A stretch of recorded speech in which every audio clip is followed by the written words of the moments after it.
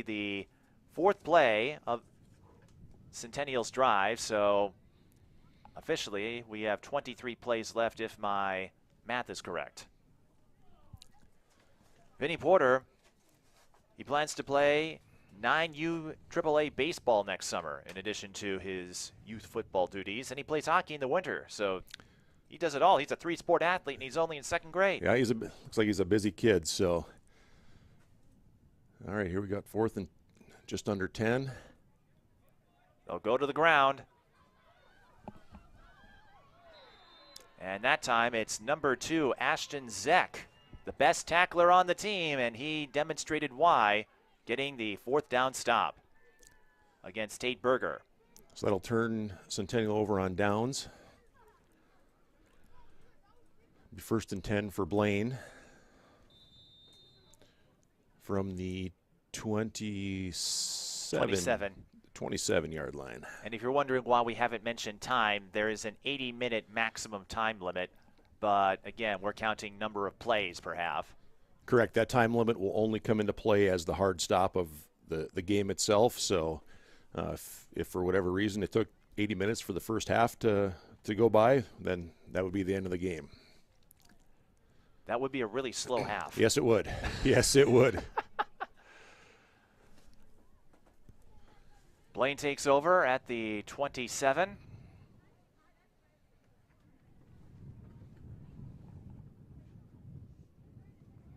And Zach playing quarterback, so handing it off to number 12, Gabe Wolf, has played all over the field for the Blaine Navy team. He picks up a yard there.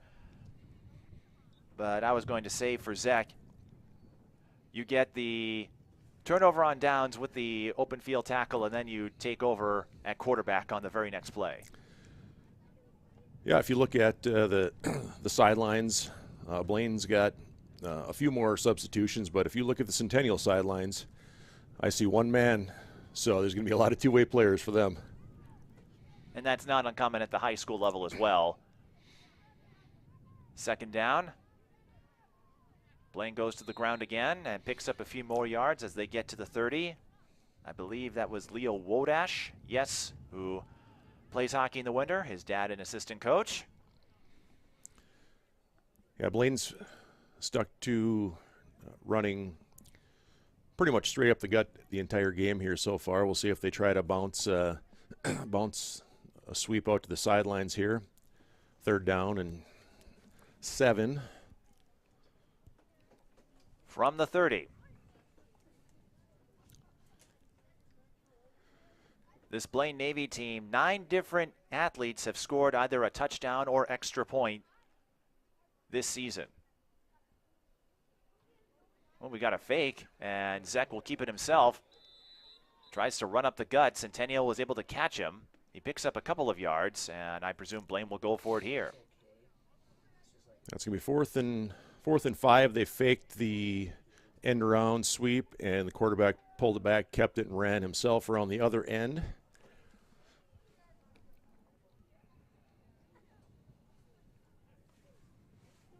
They will be going for it.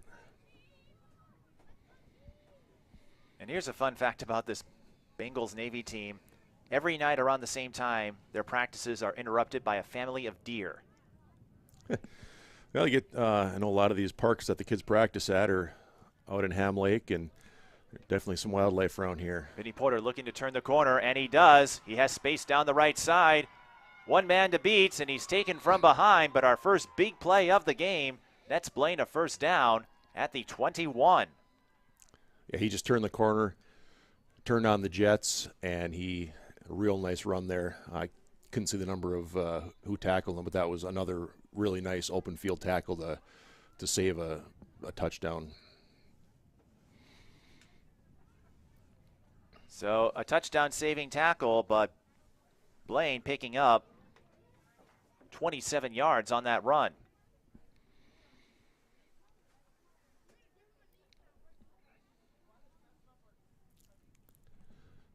Yeah, Blaine's been just chipping away, and then they finally went outside and the wide side of the field and got a big run. Almost tripped up by his own man. And eventually he is dragged from behind by number 18, Braxton Hartman. He did pick up a couple of yards, though. And we'll make it second and 8. Yeah, he ran into his own man coming out of the backfield there. I think the guy was trying to get in front to lead block for him and got tied up there, and that slowed him down a little bit. Gave the defense time to pursue and make the play.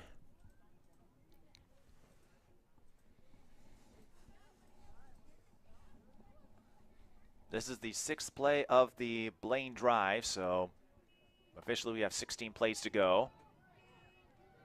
And how about that move by Vinnie Porter, finding a seam, and he brings it inside the 10, inside the 5, actually. Another first down for Bengals Navy. Yeah, that was a great run. He just kept bouncing it outside. Great cutback, good vision of the field. And it looks like we have a timeout Centennial right now. So the Chiefs call a timeout, a 15-yard gain for Porter. And remember, he had a 27-yard gain just a couple of plays ago. So that'll bring up 1st and goal. If you can see the front pylon on the 10-yard line, so the normal field 10-yard line is actually the goal line. And that will make it 1st and goal from the 4. And you look at how well Blaine is moving the ball on the ground on this drive. During their first practice in August, the coaches were saying the kids had a hard time lining up in a straight line for warm-ups. They weren't thinking championship at that moment, and now they're 4 yards away from getting the first score. I'd call that progress. Oh, no doubt. The coaches, a lot of these coaches, don't know what they have to work with. None of these kids have played real football positions before, so the first part of the season can get pretty frustrating, trying to figure out who's going to play where and do what. I get Little Giants vibes from what you described when you have a team of kids that don't fully understand the sport yet, but this is where you start. Every story has a beginning. As Blaine runs it up the gut again, and it looks like they were held for no gain. Number 12, Gabe Wolf, was the ball carrier. He got stood up at the line, and Centennial did a great job of help defense. He's a big kid. He wasn't going to go down, so the other defenders came in, helped out, and brought him down.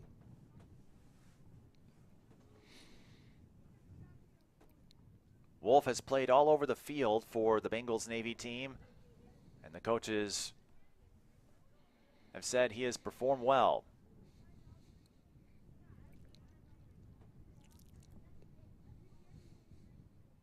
It's a consortium of kids from McKinley Elementary and Sunrise Elementary.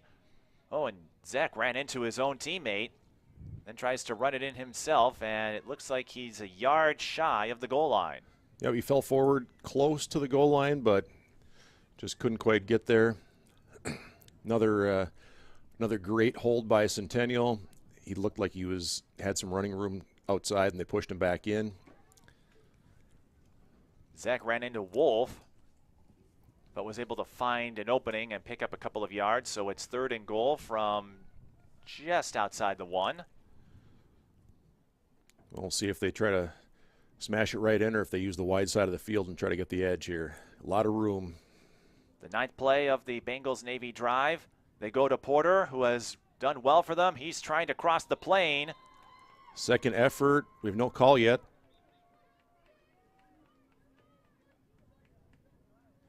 And it looks like he's short at the 1-inch line. Just shy. Great effort on his part to try to push the pile and get in the end zone, but he just fell short. Blaine will go for it here on the 10th play of the drive and the 18th play of the half.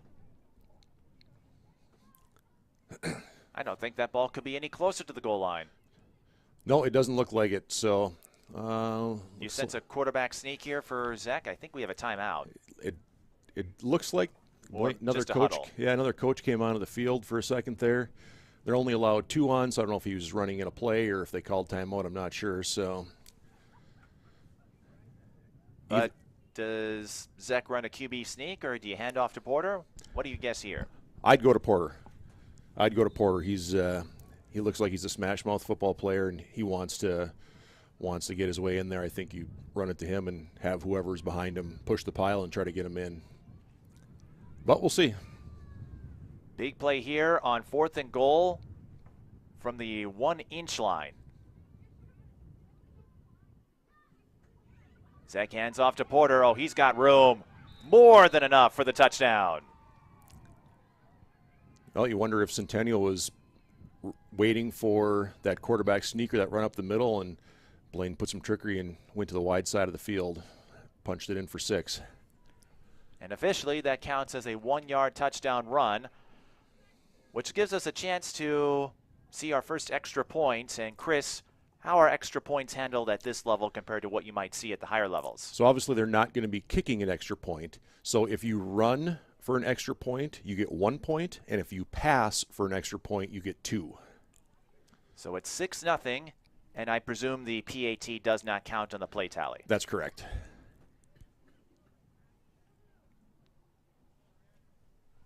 We'll see what Blaine does here. Given the strength of their running game, I wouldn't be surprised if they go for 1 here on the run. No, Zek is going to drop back and look for a passing target, and he throws a pick. Oh, no, it was incomplete, but number 14, Everett Prosser, did a great job trying to sell it. Or maybe they just played. Correct. You can't run it back. Correct. Yep. He did get the pick, but he can't run it back. Yep. It was an interception, but he cannot run that back for any points for the defense. So Prosser did his best to try. Yep. I think he would have had some room if they allowed it, but it is 6-0 for Bengals Navy on the 1-yard touchdown run by Porter. That's a good read though by Prosser. You get the interception. Yep, that's, as a coach, that's what you want. Just run until the whistle. Don't sit there and wonder if you can run or not. Just go until the refs stop you. And Prosser, another hockey football crossover athlete. He has skated as early as he could walk, and the youngest member of his family. They say he will never be caught smiling in pictures, though. All right, so we'll see Centennial's offense back on the field. And they'll start at the 20. Again, no kickoffs. And Prosser will keep it. He's got some room. Plenty of room down the left side as he gets close to midfield. What a fine first play for the Chiefs. Tackled by Ashton Zek. These quarterbacks are getting to know each other quite well here. That was a 19-yard run by Everett Prosser. You may not catch him smiling in pictures, but his coaches might be smiling after that play. I'll bet he was smiling inside his helmet on that run as well. So, well, plenty to smile about here for all the teams that made it to the championship round. You know, they take it seriously, but I hope they enjoyed this moment too, in what hopefully is the first of many. It's another run play on a fresh set of downs. Robertson tackled from behind. I think Porter got there. And number 97, Leo Wodash, also involved on that coverage. Yep, the defensive line getting in there. Another caveat to some of these grade levels is the defense can only play certain formations, and there's no blitzing by anybody other than the defensive line. So the linebackers and corners cannot blitz. They didn't need to on that last play for the Bengals. 2nd and 13 following the 3-yard loss.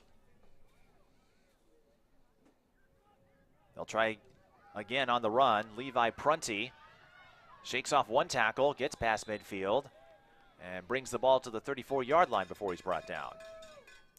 Like another tackle for Zek on the offense's left side.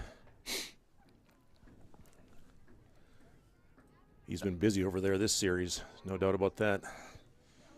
Nice job by Prunty to make it 3rd and short.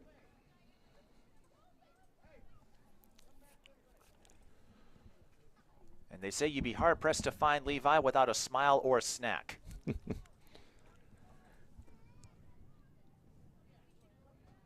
Centennial hoping to munch up another first down here on 3rd and 3. Prosser keeps it. He had a seam just open up in front of him, and he recognized it and moves the ball forward for the first down. Yeah, he dropped back almost like he was going to pass, and then waited for a little bit and took off running right up the middle. There was a great hole there. Got him the first down. A 7-yard gain. This will be the 23rd play of the first half. Again, there is a 30-play cap, and it's the 5th play of the drive for the Chiefs.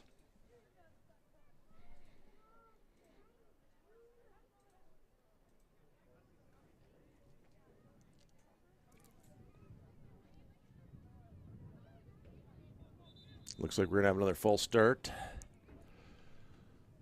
They tried a direct snap play, it looked like, for Tyler Robertson. And the call is indeed a false start. So that'll back Centennial up 5.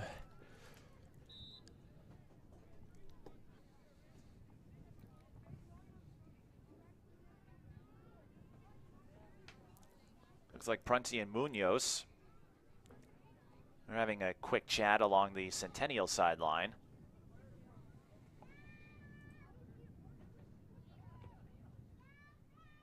Centennial comes out 1st and 15.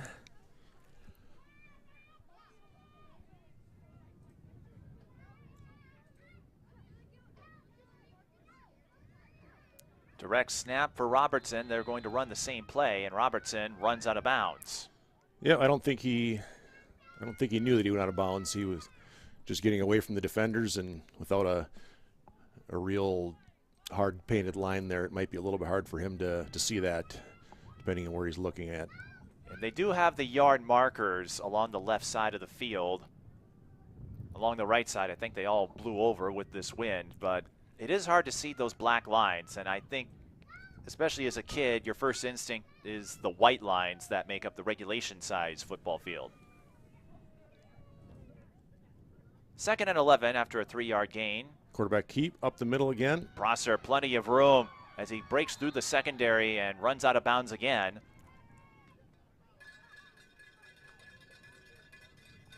But it was enough for the first down.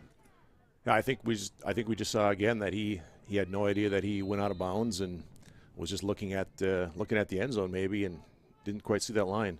Oh, there are 2 spots on the field between the regulation 30-yard line and 40-yard line where there does not appear to be a black line.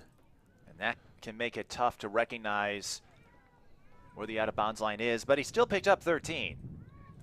Yeah, he did the same play as before, took the snap, dropped back 2 steps, and then put his head down and ran forward. So that play's had some success for him. We'll see if they run it again. All right, let's not minimize the fact that he picked up another first down after Centennial had the false start. Robertson, or I should say that's Berger on the carry, and he brings it past the goal line. Centennial scores the touchdown. He drugged the defenders with him for 5 yards. That's just heart right there, not giving up, wanting to get in the end zone. Great play. Tate Berger, he would rather stiff arm you than hug you, and I think we fully understand now. An aggressive player on both sides of the ball. Also enjoys wrestling and has placed multiple times at the Minnesota State Tournament. And just to be clear, we're talking youth level tournaments, not the actual state tournament that's held at the Xcel Energy Center. But Tate Berger, tailor-made for this sport. So Centennial will get an extra point try, and a reminder, you don't kick extra points at this level. You can run for 1 or pass for 2.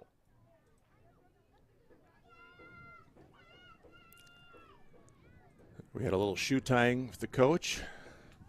Should be ready to go now. Getting them lined up. That's something you won't see at the higher levels. A stoppage in play to tie the shoe from the coaches, that is. That's correct. Prosser looking to pass. And he lost the ball. It looked like he wanted to throw, and then the ball just slipped out of his hand.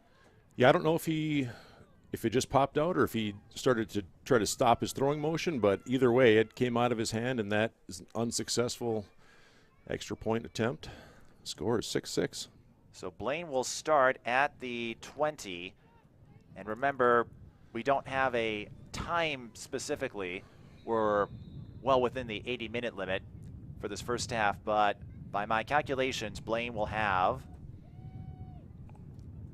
about 5 or 6 plays before the first half ends. Yeah, I've been trying to watch the referees. 5 plays. Normally they'll start throwing hands with the numbers up to the coaches, but they could just be close enough they're just telling him that we're not able to see it. But either way, we're getting close to the play limit here. I have 25 on my drive chart, so by my count, Blaine will have 5 plays to go to try to get on the board once again and take the lead. And the ball is not loose. Did Centennial fall on it? They did. That's going to be great field position for them, and this is an opportunity to turn this game around and get 2 quick scores before the half. Braxton Hartman, the smallest player on the team, but plays a lot bigger than his size would suggest. So Centennial will have 4 plays to reach the end zone again. And then one more fun fact about Hartman. He enjoys hockey, baseball, soccer, and golf in addition to football. So if it's a sport, you'll find Braxton Hartman there. He's on some field somewhere. You love to see it. Centennial, again, will have 4 plays, but they start at the 17-yard line.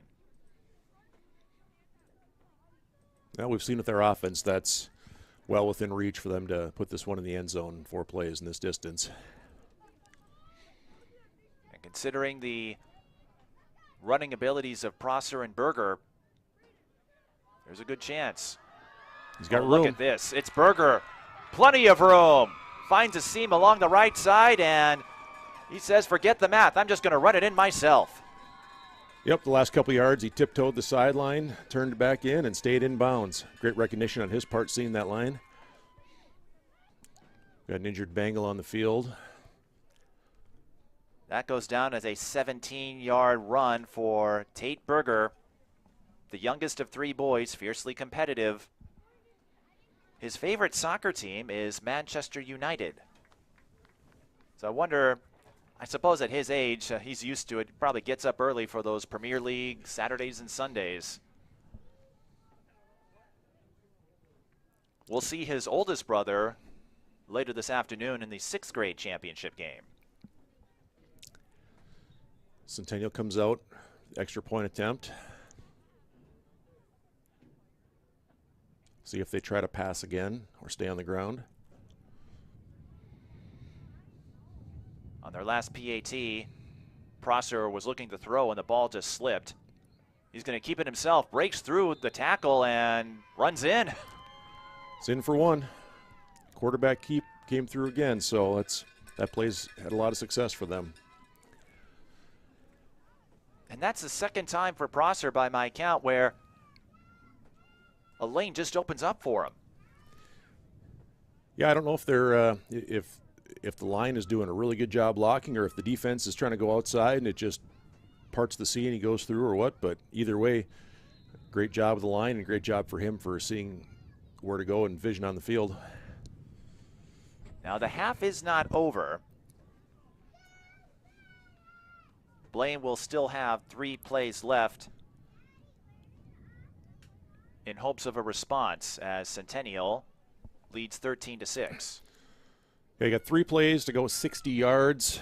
This is, something in your playbook that is gonna get you some yardage here. I'd be surprised if we see a run right up the middle, but you never know. They might want to try to catch him off guard too. Well, they've got Vinnie Porter in that backfield. I wouldn't be surprised if they give him a touch to see what he can do with it. And the official goes up to number 5, Caleb Rung, and lets him know this is where you line up. Yeah, it's great. At this level, the officials don't necessarily throw penalties on some of these. It's a learning experience for the kids as well. And they do hand it off to Porter, and he fumbles the ball. Looked like he fell back on it. Well, the referees are saying that was the last play, and it's halftime. Okay, well, apparently my official tally doesn't line up with the officials' official tally, but that's all right. Centennial leading 13-6 at halftime. A couple of fantastic runs from Tate Berger. Yeah, Blaine's going to have to come into the huddle here at halftime and have a little chat with the boys. They had 2 fumbles there in the last 2 possessions, so that cold ball's coming into play that we talked about, or maybe the hands are just getting cold now that they've been out here for 30, 40 minutes.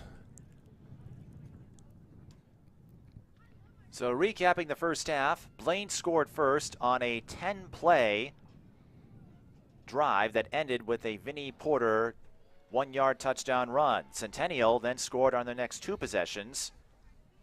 The first on a 7-play drive that ended with a Tate Berger 16-yard run, and then recovering a fumble. They need just 1 play to run it in from 17 yards out. Tate Berger again, 2 touchdown runs in the second grade championship. We'll be back in a moment.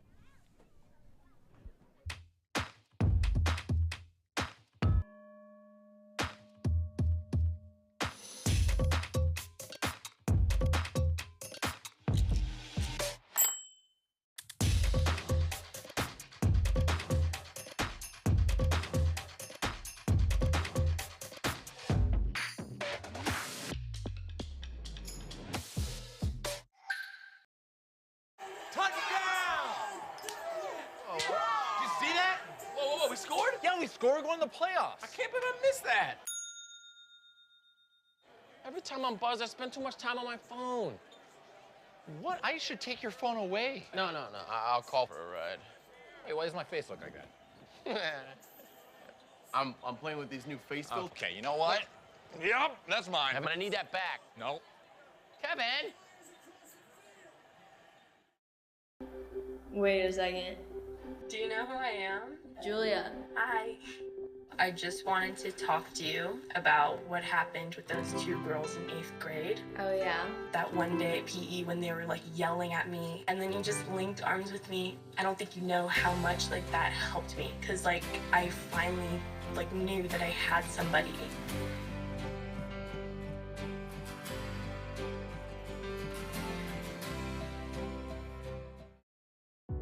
Share new perspectives with North Metro TV.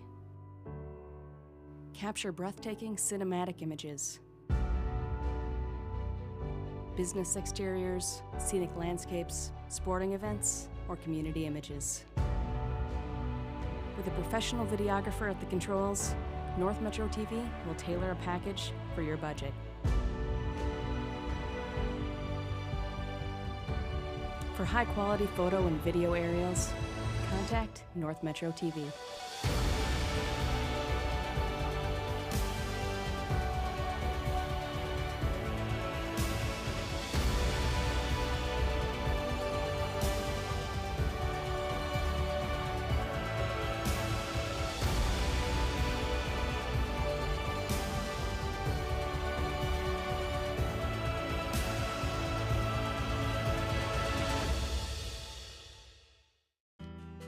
North Metro TV News is your source for local stories. Highlighting the issues in your community, we bring you the news that's closer to home. Join us as we explore the stories all around us, every day at 2:30, 6:30, and 10:30.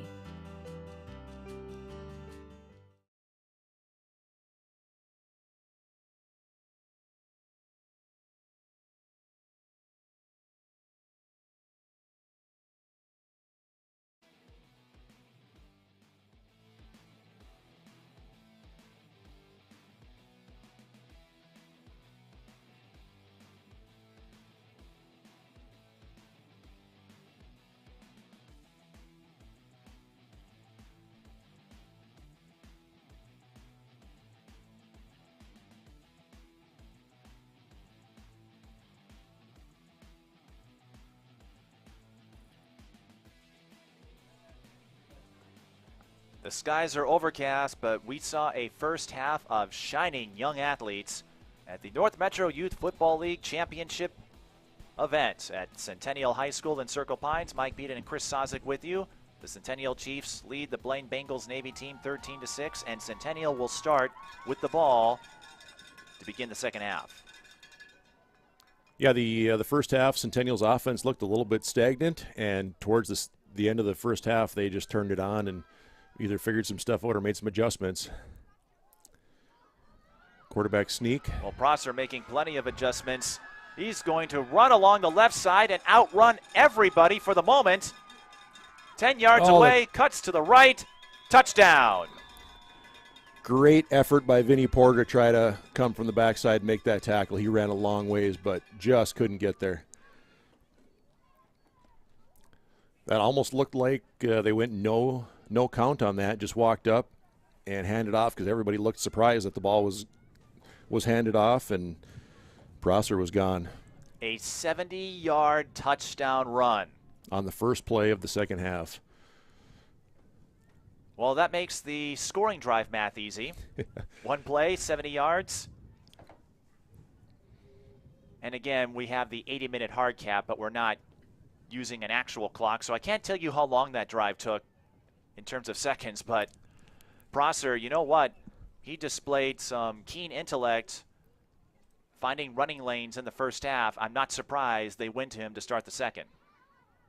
Yeah, I imagine that the coach decided to go with what's been working, and we've seen from the first half that quarterback run up the middle has had a lot of success for Centennial.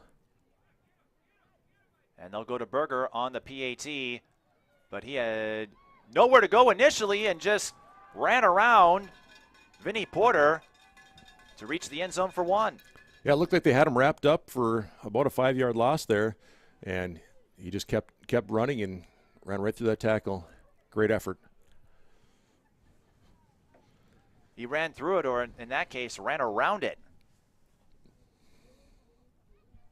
Now, there was a point you made that I wanted to follow up on, and this is a championship game, but the officials, they're calling penalties, of course, but you saw one of them go up to one of the Blaine players to let him know where to line up, and I think it's crucial that the officials, yes, they'll call penalties, but from the looks of it, they don't want to call these, I don't want to say ticky-tack, but like you said, it's a learning opportunity, and I'm glad to see the officials helping out these kids as part of that. Especially when the team's not gaining an advantage from it. If it's something like a hold and a guy scores a touchdown, sure, throw the yellow hanky out there. But something with the alignment of the players and things of that sort, I really like when the officials take the time to just educate the kids and put them where they need to be.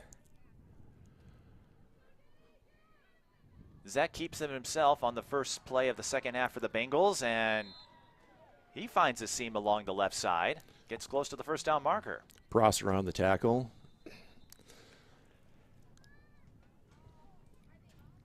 And one other thing with the alignments defensively on this is depending on which level we're at, if it's 8-man or 11-man, we have an injured Bengal down. I can't see who it is.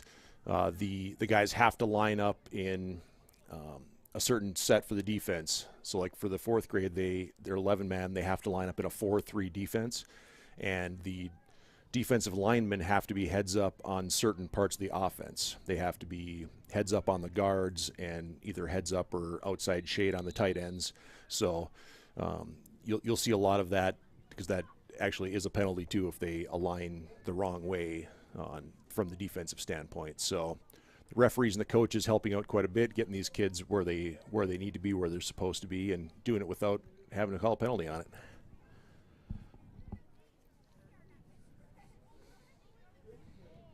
Second and about 2.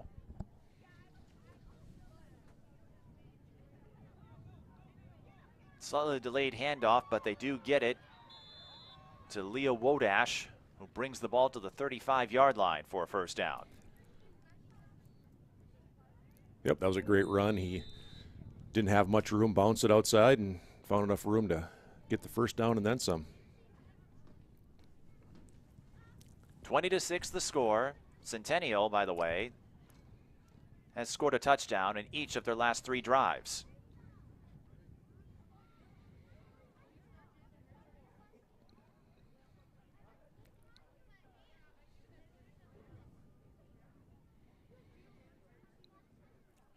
Looks like there's some discussion on the alignment maybe. Both coaches and the referee getting involved there. Looks like they're ready to roll now.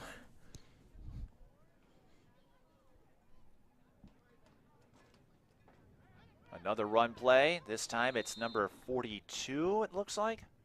Or is that 12? 12. At 12, okay. Gabe Wolf, who doesn't get much on that carry. You know, they tried running off center, and Centennial was there waiting, and great work by the defense. They stood him up, fell forward for maybe a gain of 1.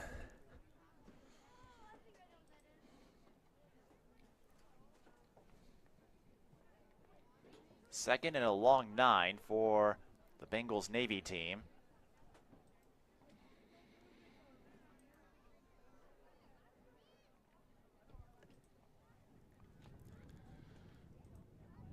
Hoping to maneuver their way forward. A couple of fumbles in the first half did them in, and that time Centennial was on top of that run play. Wodash had nowhere to go. Yeah, it looked like the quarterback and the running back got a little bit crossed up there, and it was not a clean exchange, and that slowed down all his momentum and allowed Centennial to be there for the tackle. Looks like they lost that half yard that they gained in the last one, so be 3rd and 10.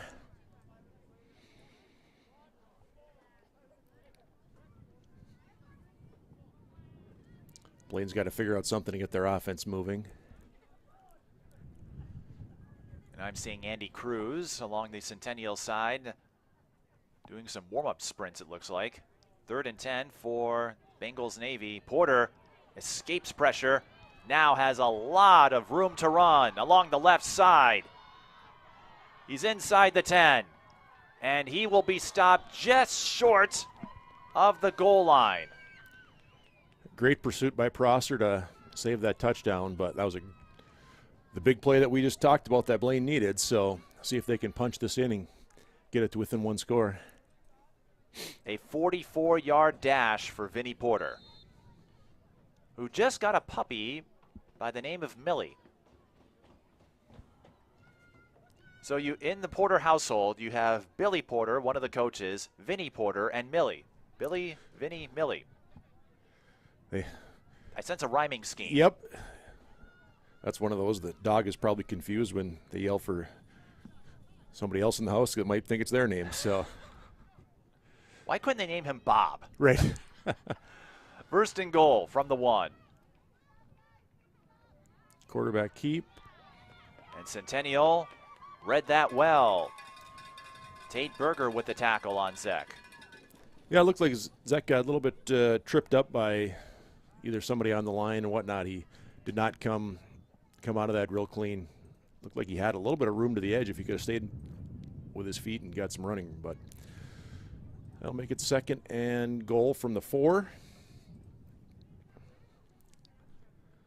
Blaine's got a lot of room to the right side of the field. We'll see if they try to use that right here.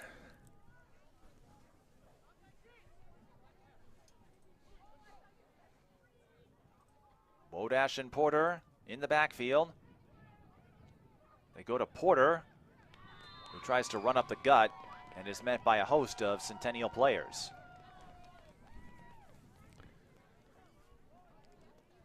Looked like Louis on the tackle there, Louis Roy.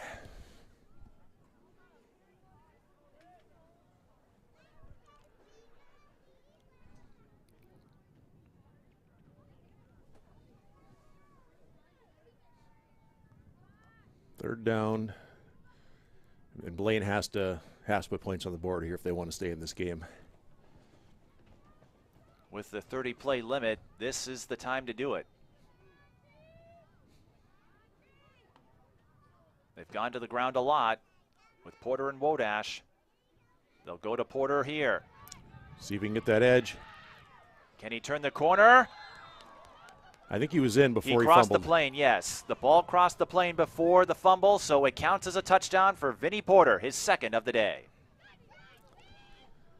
So when you got that big wide edge of the field, sometimes it just turns into a foot race to the pylon so you can get there first. And in that case, it was Porter. And remember, just like the games you watch on Saturdays and Sundays, all you have to do is have the ball cross the plane. Once it does, it doesn't matter what happens to the ball. If it gets knocked out, it counts as a touchdown. So it'll be interesting to see if they go for 1 or 2 here. little bit of strategy in that for the score. Even if they don't convert this, they could still tie the game with a touchdown and a passing play. So it's still a one-possession game regardless, but Blaine hoping to make the math a little easier with this PAT. Zach keeps it, but he did break the plane. I wasn't sure initially. He had a Centennial player in his sights. Went by him and reached the end zone. So Blaine gets 1 point on the PAT to make it 20-13. Yeah, that was a great run. He had one man lowered his shoulder, took the hit, and fell past the goal line. So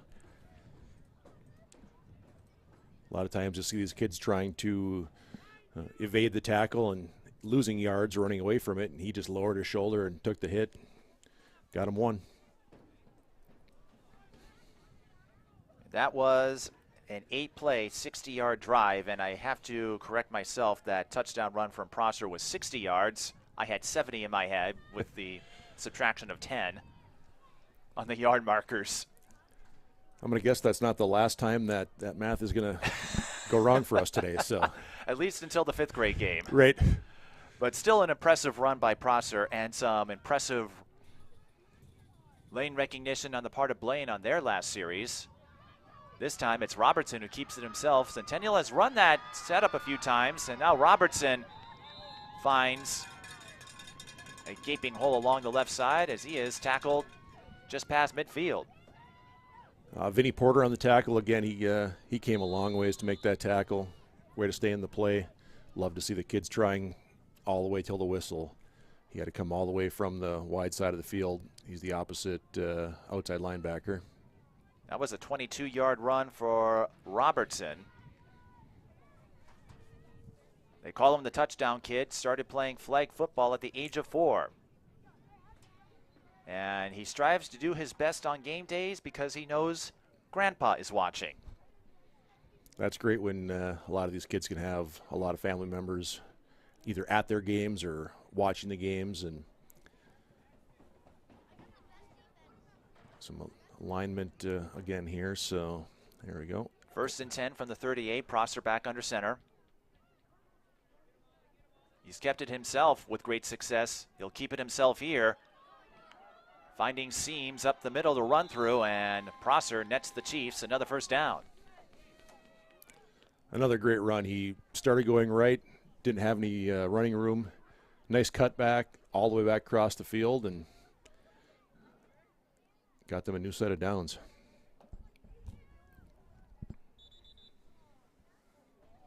Prosser gaining 13 on the play. He's having a big day both offensively and defensively.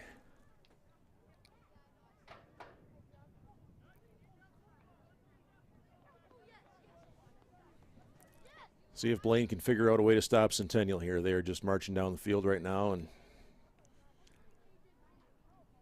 they've done that frequently. Again, their last 3 drives all went for touchdowns. Robertson lining up under center, and Blaine is able to hold him for a short gain. So we got 2 on the play. That was a stop that Blaine needed.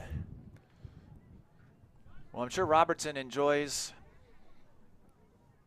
the fact that this game will be done before noon because he is a big Vikings fan. His favorite player is Justin Jefferson. Yep, he'll be back on his couch. Much warmer than he is right now, I'm assuming. So probably wishes he were in Miami. That's true as well. Where the Vikings are today. I watched a stand-up piece last night on one of the local affiliates, and the sports reporter for KARE 11 wearing a polo. 80-degree weather. Robertson under center again, hands it off to Berger, trying to find the edge along the right side, and can't quite do so because Ashton Zek got him from behind. He picks up a few more yards, though, and Centennial getting them in small chunks here. Bring up 3rd and 5. And we love seeing the big 40, 50, 60, 70-yard touchdown runs, but as a coach, if you keep telling these kids, if you can get me 3 to 5 every time, we win the battle. And that's important to remember. As much as we love those 60-yard runs we saw from Prosser, Porter with a big one that set up a 4-yard run, you can't always count on those home run plays. Sometimes that methodical approach will help you move the ball downfield. As long as you're moving the chains, that's what matters most. Yep, and in a game with that's not counted by the clock, by number of plays, keep up the middle. Looks like he's going to be short of the first down. Robertson on the carry. Nope. He got it. So in a game where you don't want to necessarily get into a shootout with the team, it would probably play into some team's strength better to burn up half the plays to score a touchdown versus just one play, one score, and giving the other team a lot of opportunities. So you can definitely grind down the defense if you were out there for a extended drive. And speaking of, by my count, this is the 15th play of the half.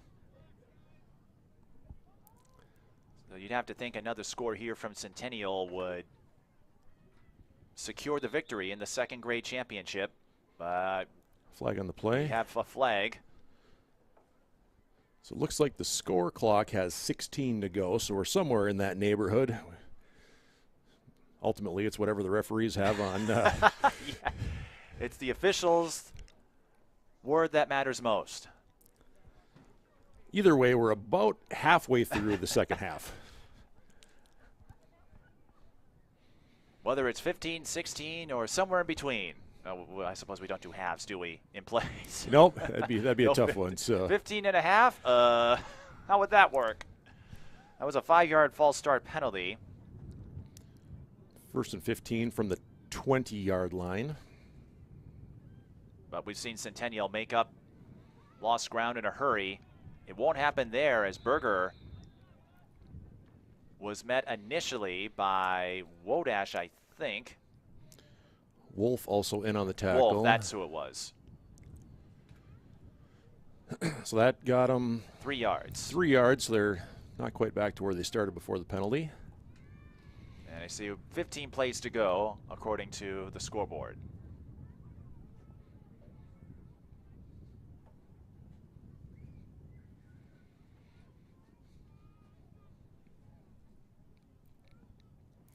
Centennial back out of the huddle. Plenty of options. You'd have to assume go ahead. you'd have to assume that they're content with burning some plays up here as well. So, and that's not a phrase you hear often. Burning plays instead of burning clock. yep. Cut back. Robertson cutting all over the place before he goes back to the middle and is met up by a host of Blaine tacklers. He tried the cut back, and great discipline on the opposite side of the line to stay disciplined, stay home, and got maybe a yard out of that. So it brings it back to 3rd and 10. The original line of scrimmage. By the way, we haven't seen a lot of him, at least we haven't called his name a whole lot, but Andy Cruz, number 3, we mentioned him earlier as he was along the sideline. His mother plays for the Minnesota Vixen, which gave him the courage to play his first year of tackle football. I guess I don't know what the Minnesota Vixen are. I'll explain in a moment. All right. 3rd and 10, it's Prosser. And a great open field tackle by Ashton Zeck, who wrapped up Prosser around the legs to force 4th down. So the Minnesota Vixen are a women's semi-professional football team. They play in the Women's Football Alliance. And in each of the last 2 years, they have reached the championship round in WFA Division I. And this year's game was broadcast on ESPN2. Excellent. Well, he probably doesn't talk back to his mom too much at home, I'm guessing. So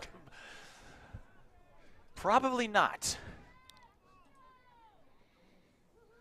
Centennial is going for it, which likely was going to be the case no matter what, since the punt would put it back into the end zone and back out to behind where they are. So they would lose a yard, right, if they opted to punt. No, at this spot in the field, you might as well go for it. 4th and 9 from the 14, and movement on the left side of the line. that will push the Chiefs back 5 yards. Looked like the tight end on the left just was excited and ready to go. Got out a little bit too early. And if you're wondering, does this change the strategy?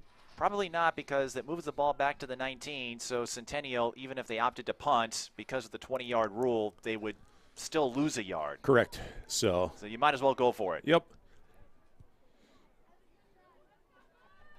They still can get a first down across the 5.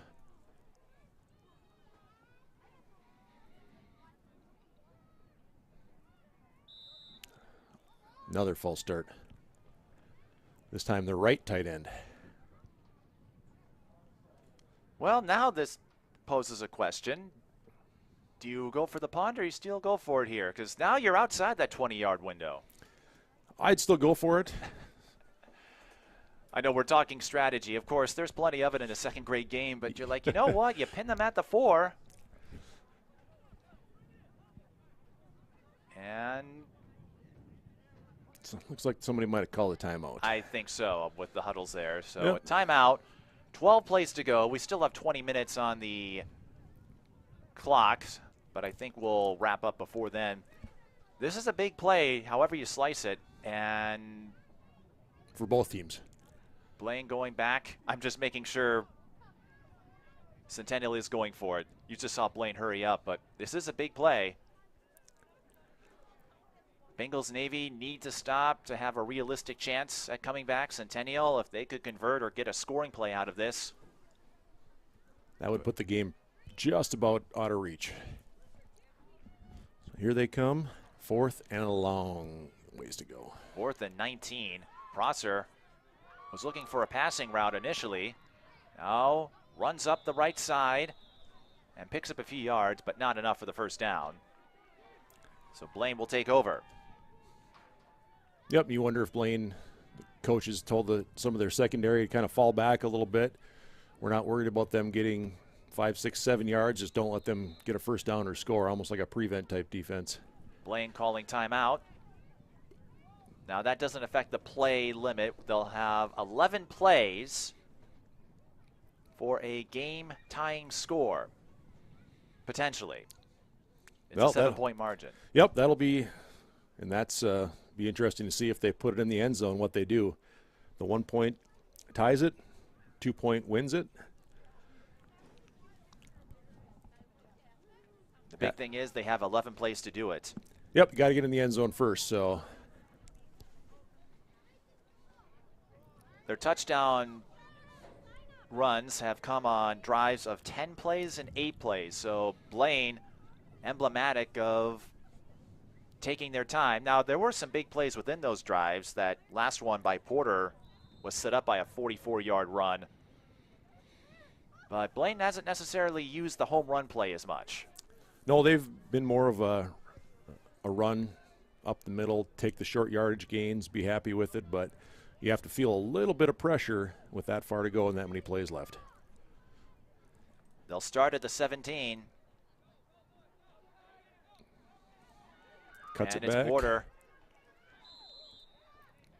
He'll gain a couple of yards. Blaine, and they're going to need some bigger plays than that if they want to give themselves a chance to tie or take the lead. It looked like they were trying to go outside, and the defensive end on the close side here made a real nice play. He got wide and forced him to cut it back to the middle. Now, I don't know how you run your practices, Chris, but Blaine has a fun motivational method they apply in their practices, and I'll explain after this play. As Wodash gets the handoff from Zek and is tackled along the left side after picking up a couple more yards. The Bengals Navy team ends every practice with each kid getting the chance to catch a punt. If they can catch 3 or more, they skip conditioning. That's quite the incentive. That's definitely quite the incentive. I guess depending on who's kicking the punts, definitely come into play as well. So if it were me, I don't think they'd be able to catch it because I can't go very far. I'm guessing the coaches have a little more kicking power within them.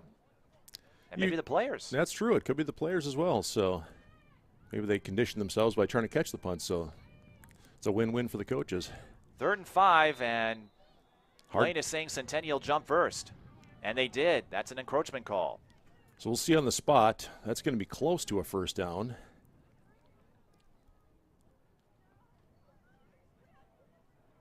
And it is.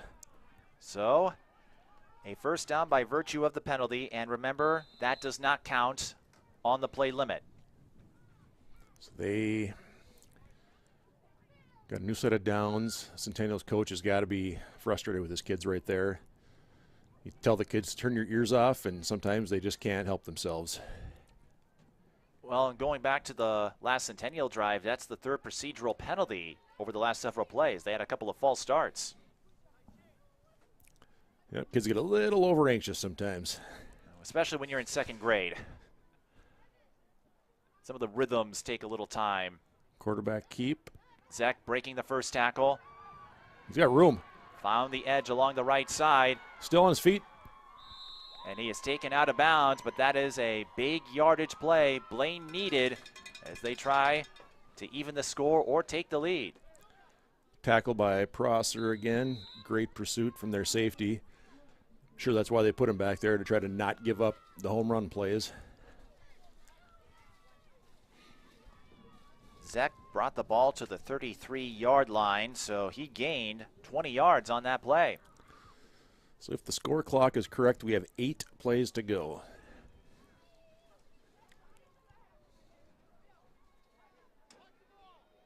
I guess if Zach is the best tackler on the team, he would know how to break them on offense. 8 plays to go. Keeper again. Zach almost dragged from behind, but no blocking to help him move forward. I think he'll get a couple of yards from forward progress, but Centennial doing a good job staying on their assignments.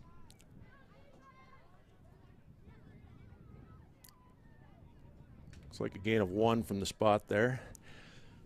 7 plays to go in this 2nd grade championship game. 7 plays, 32 yards. For what it's worth, this is 4-down territory if we do get a 4th down scenario.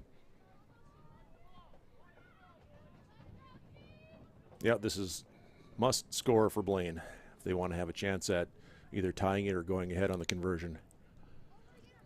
And there the official walks up again, makes sure all the players are in proper alignment. Like you said, if it doesn't affect the play or it doesn't affect the outcome, they'll go up there and say, hey. Zach handing it off to Porter. Oh, look at him run through gaps. Nice run. He cut left, then cut right, and picks up the first down. Yeah, that was a great run. He cut it back. I almost thought he was going to keep going outside and make a break for the sidelines. I suppose, I don't know if your personal experience aids you in this, but as a running back, whether you're in 2nd grade or whether you're Dalvin Cook, if you see a lane, you just go through it. Don't overthink it. Yep, whether it's along the sideline or through the middle. Yep, half of that is just vision and instinct, what you think you can do and going with it. So an 18-yard pickup for Porter. Blaine has 6 plays now, 14 yards to go. Zek keeps it, found a hole, then cuts right. Picks up a couple more yards here. Yeah, he faked the handoff, pulled it back, and took off running to the right himself. A 3-yard gain.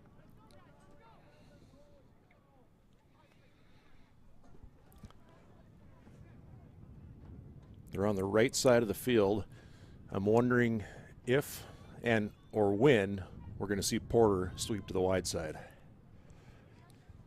You'd have to imagine that the coach has got that one dialed up at some point here.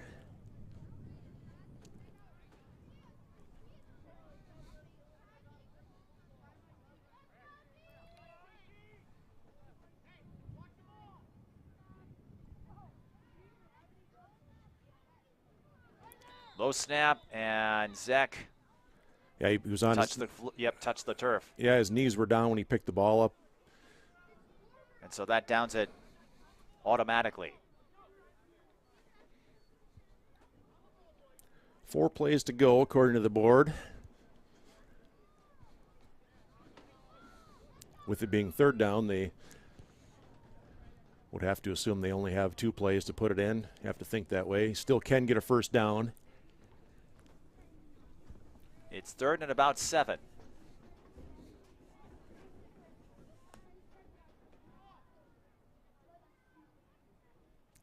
There's Porter to the outside.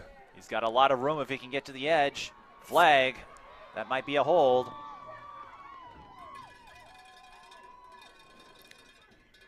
No, It's against Centennial.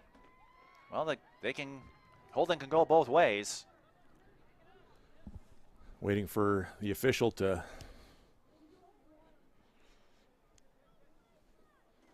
would assume he's already told the coaches, so he's not going to give us an explanation. Oh, face mask. Ooh. So that puts Blaine closer to the end zone. And remember, penalties do not count on the play limit. So I'm trying to figure. They have 4th down.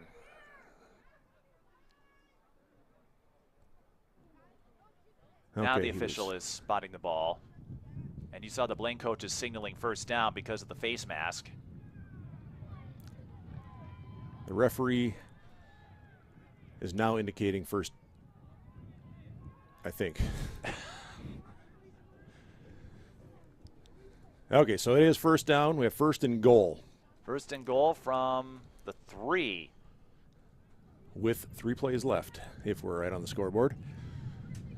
And it's half the distance at this end of the field on the face mask, and it was enough to get Blaine the 1st down. But like you said, 3 plays, downs won't be a factor now.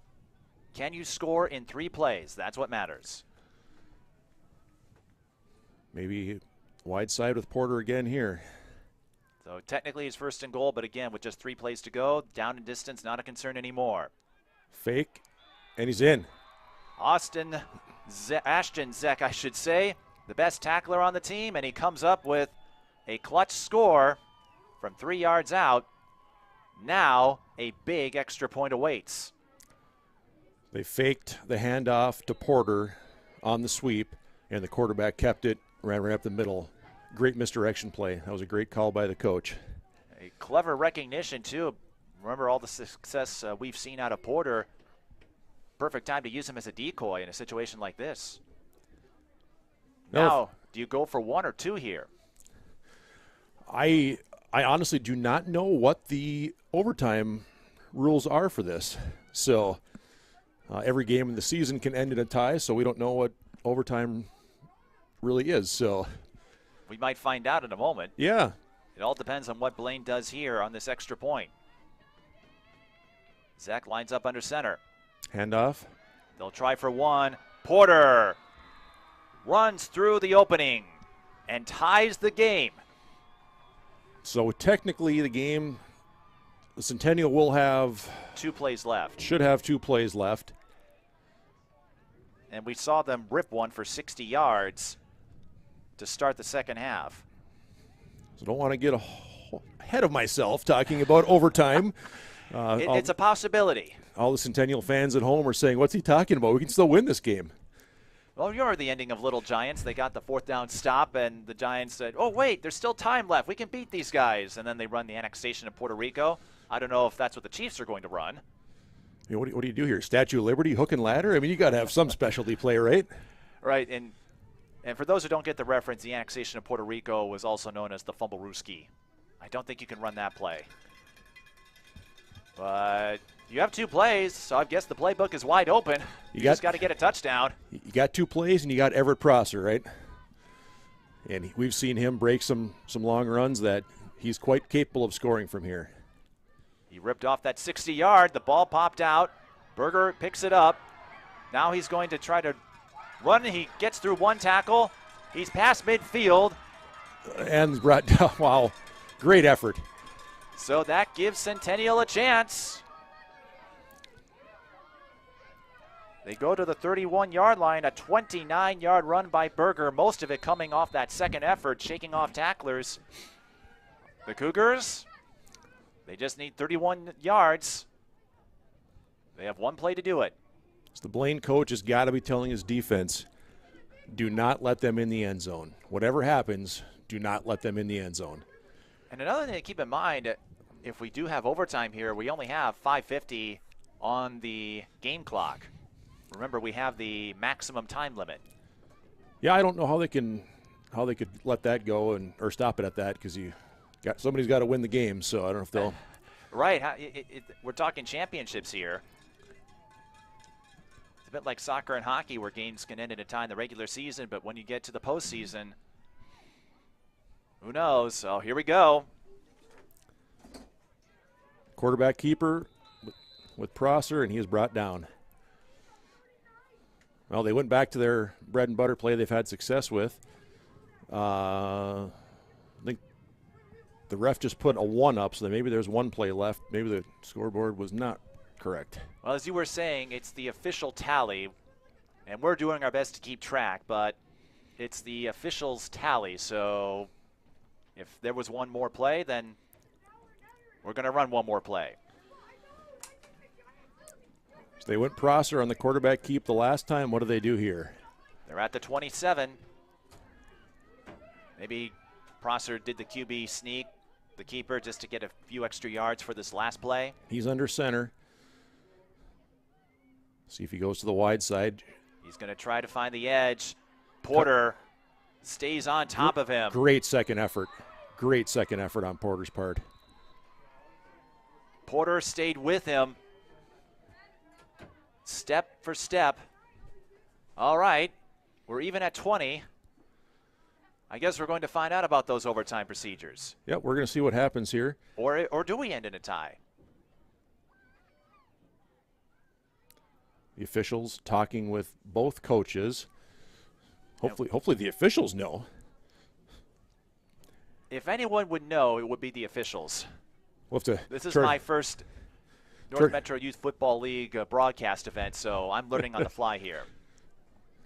I don't know where Kevin went. Our rules guru is here as well. He was walking on earlier. I don't see him, but I would assume that someone knows what's going on. Well, and Kevin, let's remind folks, Kevin, as he described it, a one-man operation, so he's doing a lot to make sure this event runs smoothly.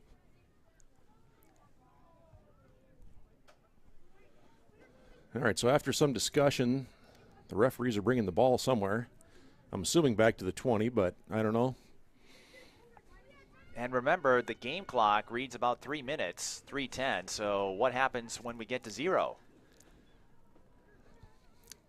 So I'm wondering if each team gets maybe a certain number of plays from somewhere to score. And do we play with like the high school or college rules? Yeah, they're spotting it at the 10.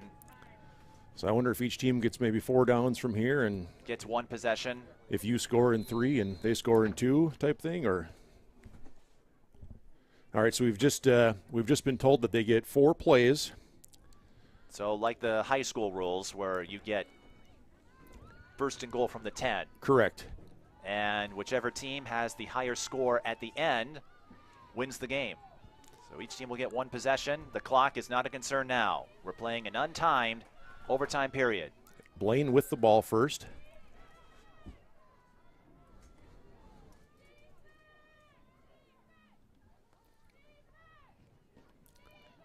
Zach keeps it himself. Dodges one defender. Brought down at about the 7-yard line. That's the same play that we saw earlier. Fake the handoff to Porter and pull it back, keep it yourself, and run. I think Louis Roy got to him. Another Justin Jefferson fan. He also scored 100% on his math test last week. That's great. Always got to be good at the books, too. And football, well, all sports in general, but there's a lot of math involved. So getting 100% is a good thing. Porter, we've seen him perform some magic. Looking for the edge. Cuts it back, falls in versus. He's in, yep. And he pulls another trick out of that helmet of his, or I should say his legs. Blaine with the go-ahead touchdown. But the game, of course, not over. Centennial will get one chance. So looks like they're going to get. Okay, they are going to get a conversion attempt. So Vinny Porter with 3 touchdown runs today. that was another great one. He went to the wide side of the field.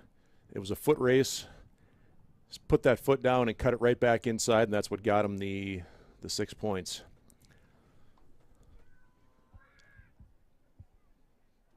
I'd have to say that Blaine's going to be content with going for 1 here, but you never know.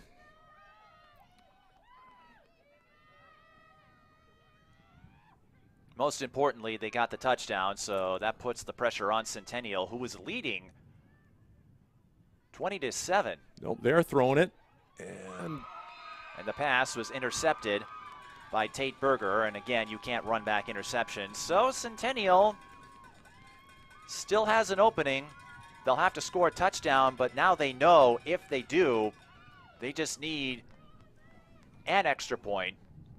Yep, doesn't matter if it's 1 or 2, whatever your whatever play coach is most confident in scoring is what they'd run for that then.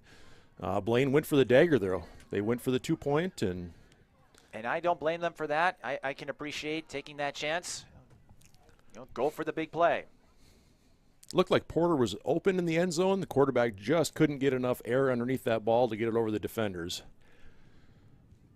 It was a well-run play, and again, you have to appreciate Blaine deciding to go for the dagger, get a little more breathing room. It didn't work out, but sometimes that happens. Centennial, though, still has to score a touchdown, and they'll have 4 chances to do it. Handoff right side, and Berger on the carry, and it looked like I thought Roy was snapping the ball there.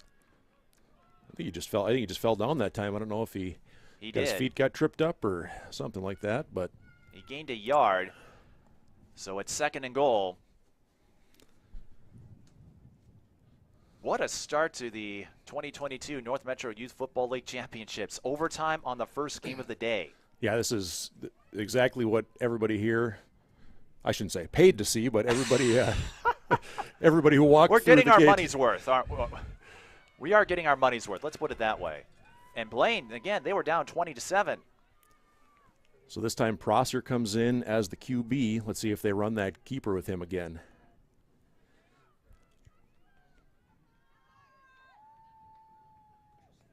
They do.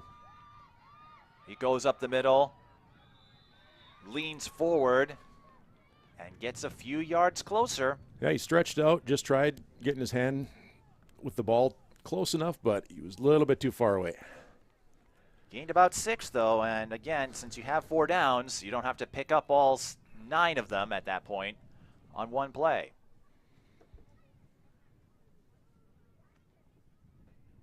So we've seen almost every time Prosser has come in from the running back to the QB spot, he's been taking that ball up the middle. We'll see if they do it again here.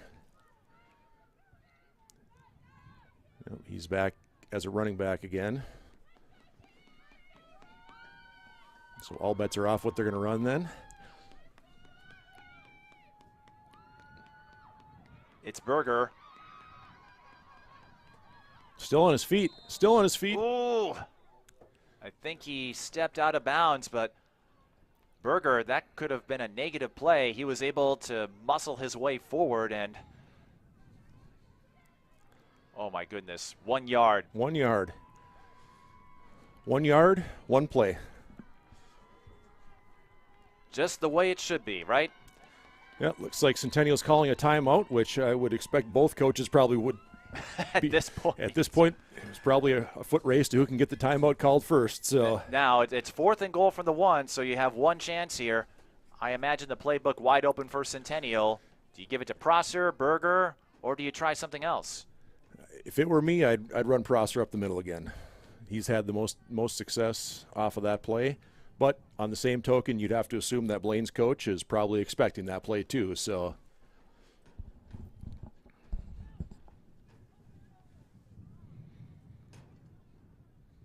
Coach is still talking it over. Down the road, we might see these kids suit up at the high school level on Centennial's turf, Blaine, or wherever. But right now, they're going to settle the second grade championship right here. 4th and goal from the 1. Prosser is under center. And if you're Centennial, no false starts. I think that's what the coaches are telling the kids. Prosser will keep it. He's in. He is in. Oh, he had lots of penetration up front, just followed his blockers, and he ties it. Now, Centennial can win this if they convert. And again, they don't have to pass here. Yep, just any score, whether it be run or pass, gets them the game. So the playbook, again, is wide open.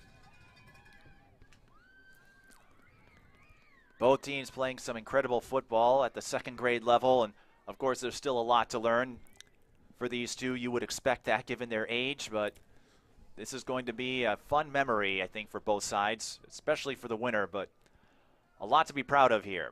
The biggest thing we haven't talked about, if they don't convert, we're going back to double OT. That's true.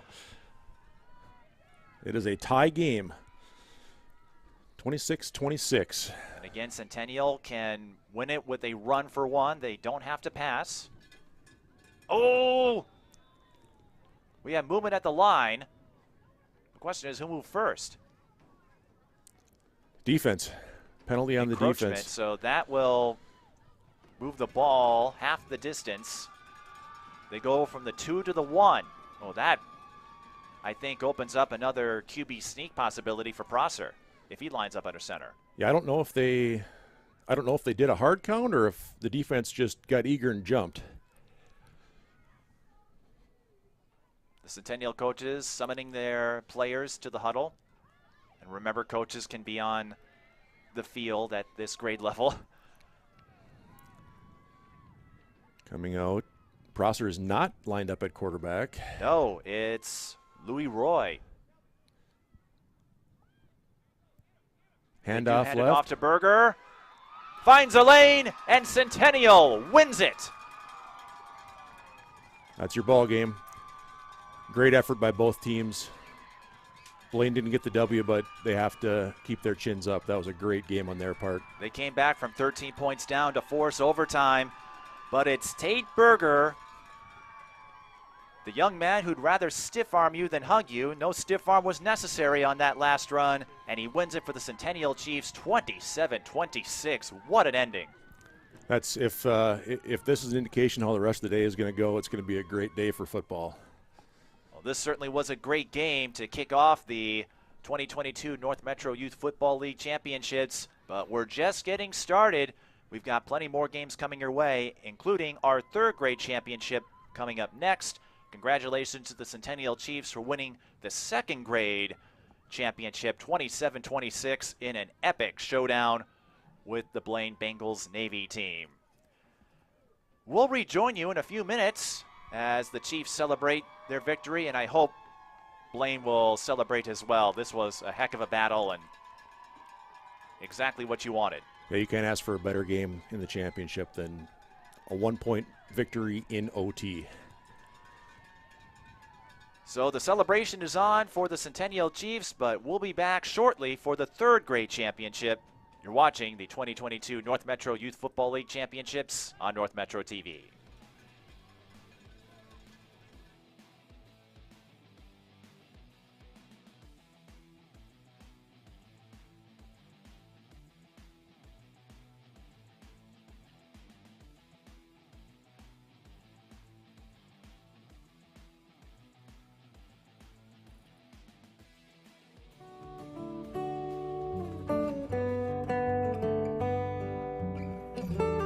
Past comes alive at North Metro TV, where we can help you transfer your old videotapes, films, cassette tapes, record albums, and even photographs and slides to DVD and digital so you can enjoy them again.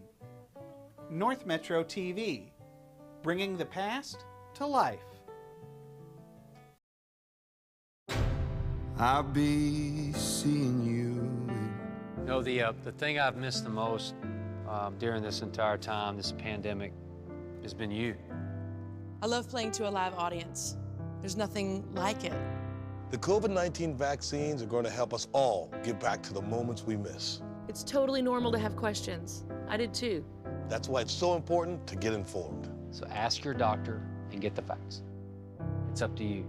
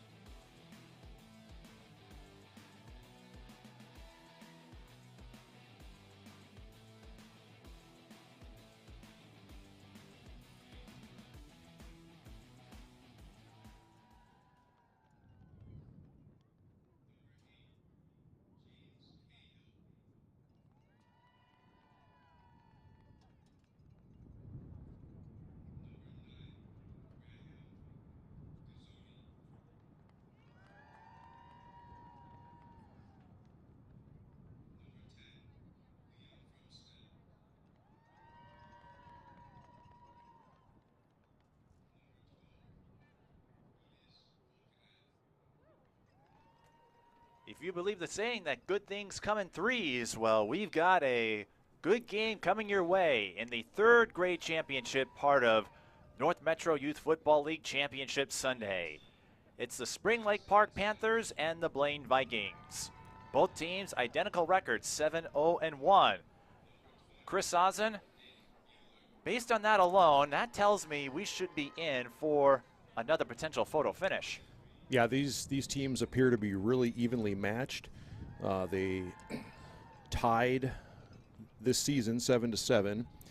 The championship game, maybe not quite 365 days ago, but last year's second grade championship game was these two teams right here. So they do have some history, and it looks like they've the game last year was 14-13. So there's not a lot of wiggle room in their scores. 14-13 last year, 7-7 this year. So in other words, expect a 35-38-7 score, right? Yeah, yeah. We'll see if it's probably not. See if it's defense or offense. I guess that happens today. It looks like Blaine has put 4 shutouts up this season, so both these teams appear to have a pretty stingy defense. Blaine's average margin of victory, 24 points, and then, of course, the 7-7 tie with Spring Lake Park. There will be no ties today. Nope. If anybody that watched our first game saw, we had overtime, and if, in fact, it is tied, we will have overtime again this game. And now the Blaine team being introduced, and a reminder, if you are just joining us or didn't watch the first game, we play with an 80-yard field and the black lines next to the numbers on the yard markers. That is the out-of-bounds line, and there also are goal signs, not quite pylons, to help the players identify where that sideline is.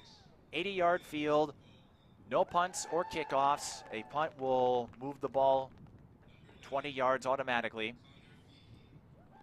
Yep, there are a little bit different rules with the smaller field, with the plays versus a normal time limit in the game. So if you have not watched a third grade football game before, there are going to be a few caveats that can be just a wee bit different. And illustrating what Chris is talking about, we have a 30-play limit for each half, or 80 minutes, whichever comes first. Yep, so each play that the teams execute ticks one off of the 30, and the half ends when the first half ends when the first 30 plays are completed, and then second half puts 30 more plays on the board, or the 80-minute time limit. And penalties do not count in that tally, and neither do extra points. Yep, there's no kicking of anything today for this age group, so they will not be kicking off. And then when the touchdowns are scored, you can either elect to go for a run play, which is 1, or a pass play, which will get you 2 points on the extra points. And we saw that come into play in our first game of the day when the Centennial Chiefs beat the Blaine Bengals Navy team 27-26. Yep, they tied Blaine tied it up, went into OT. Blaine scored first. They were not able to convert on their extra point. Centennial came back, scored, and put the extra point in for 1, giving them a 1-point margin of victory in OT. Yes, Blaine win for 2. And it didn't quite pan out for them.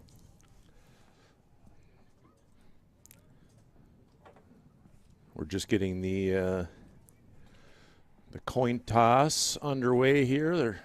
Looks like the referee's flipping it as we speak.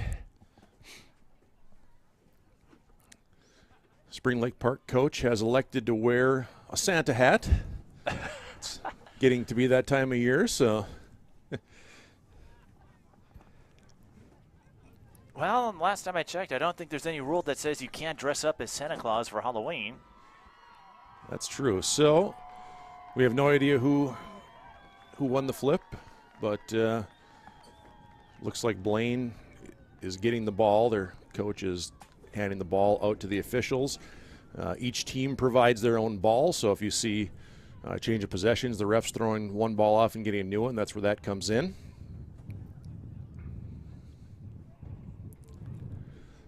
So Blaine will get the ball first.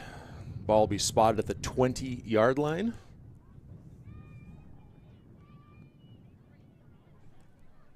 And again, anyone new watching this level of football will see that there are coaches on the field. Each team is allowed 2 coaches to be on the field with them to assist in play calls and all sorts of stuff.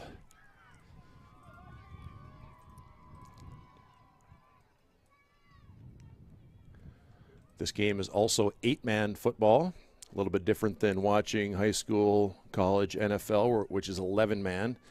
We'll see full 11-man next game for the 4th grade. And we'll get names and numbers of players as we move along. The one thing that does stand out to me, we move up a grade and I see deeper benches. Yep, both these teams have some more substitutions. The game we saw before, I think Centennial had 2 substitutions and Blaine had a handful, but not much more.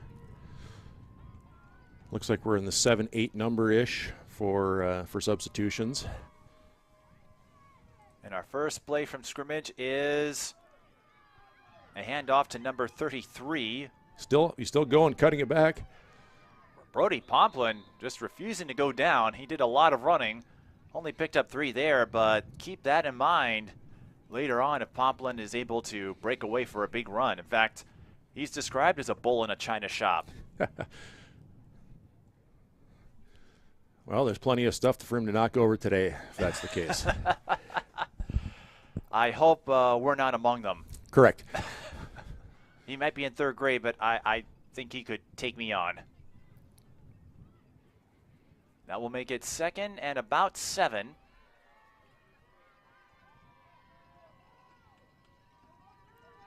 A shotgun formation. That's number 10, Caden Lewicki. Looking to move the pile forward. He gains a yard. Yeah, Lewicki on the quarterback keep there. He had 2 lead blockers out in front of him. They just couldn't get away from the defenders filling and not letting it to the outside. And Caden Lewicki will be the primary quarterback, but he can play any position.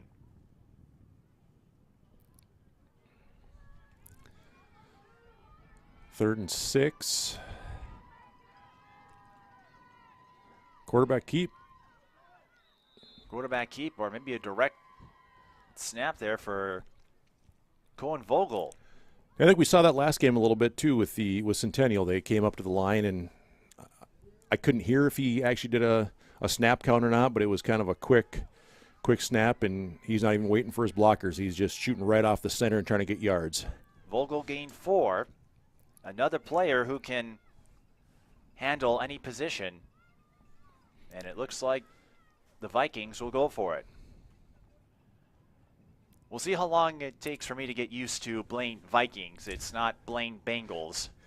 Yep. Well, you'll get you'll get that next game too, because it's both Blaine teams. So there'll be 2 different names for them as well. So, all right, big 4th down conversion for the Vikings here. And Vogel lining up under center. Try to get Spring Lake Park on the hard count. Vogel turns the corner and picks up the first down before he's met by number 10, Liam Fremstad. Yeah, it looked like they went for the hard count. One of the Spring Lake Park defenders moved, but he didn't cross the line, so that does not bring a penalty. They went with the second option, was the quarterback keep. They have Vogel listed as the running back, but as you noted, Chris, in our last game and this one, they sometimes alternate between quarterback and running back under center. Fresh set of downs for the Vikings. At the 31. Some movement, no flag. Number 15, Jens Heidi, gets to the 35-yard line and will be stopped at the 36 for a gain of 5.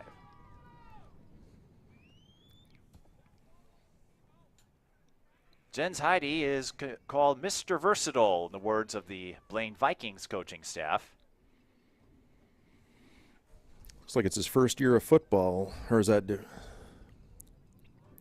No, I was looking at the wrong person on my list here. So never mind that. We got some kids that maybe came on for the first year this time.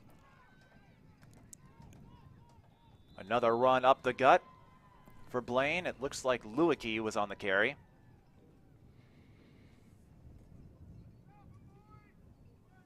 Just a couple yards shy of midfield. It will be 3rd and 3.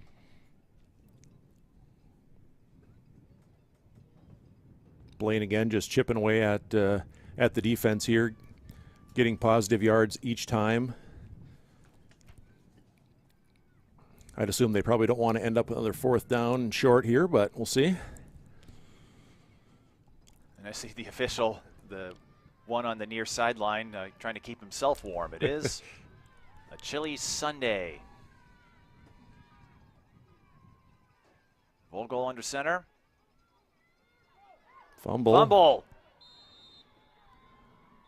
Blaine falls on it, retains the ball. Heide does pick up on it. You saw Blaine run a little fake there to the fullback before going to the running back. So now they're going to, it appears they are punting now. Yes, well, I think that fumble and lost yardage doesn't give you a high percentage opportunity, so that is actually our first punt today. We didn't have one in the first game. So as you saw, the official spots the ball and moves it 20 yards. And so Spring Lake Park will get their first offensive series. And if anybody at home was wondering, the back judge or the official behind the offense was waving his arm that last one. That's the last 10 seconds of the play clock. We don't actually have a play clock that's ticking like we see in the games. The official is counting it off in his head. Jonah D. Point will be the primary quarterback for Spring Lake Park. And the first play from scrimmage is a run. Number 32 did his best, Isaac Thomas, to avoid Blaine's legion of tacklers, but ultimately he is dropped for a loss. A loss of about 5. Tyler Marjama on the tackle. That was just a great job by Blaine of pursuing. The running back cut it all the way back, and the defense held their grounds just like they're supposed to.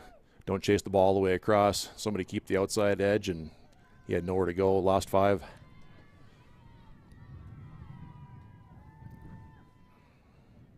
Second and 15 for the Panthers. And D. Point keeps it himself, picks up a few of those yards as he brings the ball to the 27-yard line. So back to the original line of scrimmage. And I send my apologies now if I need a moment to pick up the yard marker, because we're playing with the shorter field, 80 yards as opposed to 100. So you just have to subtract 10 on each half. Yeah, it's a little bit confusing just because the big, huge numbers on the field are the first thing we see, and those are not accurate. So at least not in this game. It will be for the 5th grade game, and 6, but not right now. So 3rd and 10 for Spring Lake Park.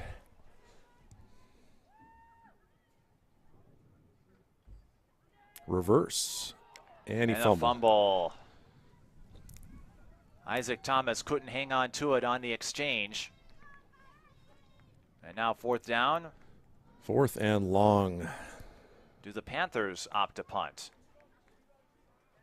The coach is thinking, he's thinking about it long and hard. I would have to assume they're going to punt, and looks like they are.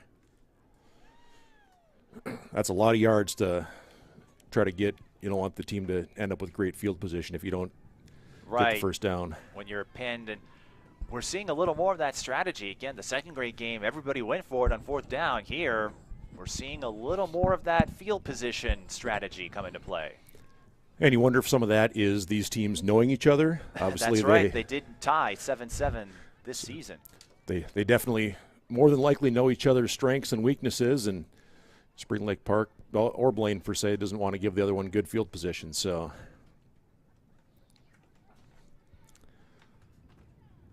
So Blaine will have it near midfield.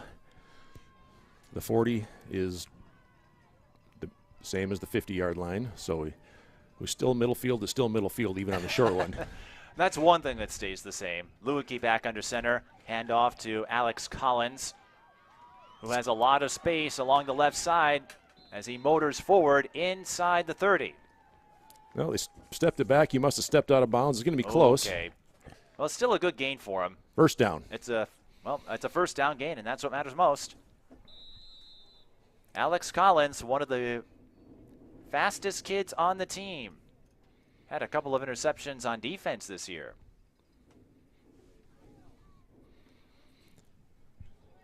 Coach says they can put him anywhere on the field, and he's going to excel at wherever he's at. So it's nice to have a versatile player like that. He's not handcuffed to one position or another. And Collins picked up 11 yards, even though he ran out of bounds. And we saw that in the first game. The players not used to those black lines. This time it's Heidi. Cuts it back, falls forward for about a yard. Maybe 2.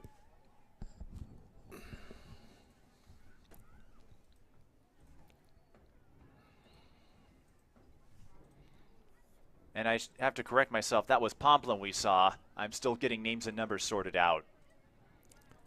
But I'm sure Isaac Thomas doesn't mind the plug. Nope, not at all. So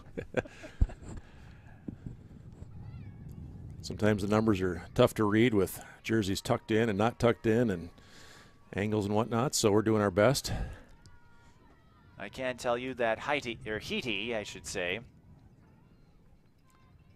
picked up a couple of yards on that play. Out of the shotgun again. That's Vogel. He's going to be close to a first down. I think he's got it. First down. And he does at the 20. An 8-yard pickup. So that was out of the shotgun. He stepped back like he was going to pass and then just put his head down and ran right up the middle. We've seen that play a bunch already today as well. Not out of the shotgun, though. Well, the Blaine coaches did say he plays everywhere and is a great athlete. If at this age level you have a team that has a center that can send the shotgun snap to you every time, that gets that quarterback a little bit more breathing room and have some more options from back there. Right, it expands the playbook. If you can get that shotgun, the pistol formations, get those snaps in cleanly, fresh set of downs at the 20. Shotgun again. Vogel fakes the throw, keeps it himself. We do have a flag on the play. This one looks like it might be a hold. And remember, penalties do not count in the play tally.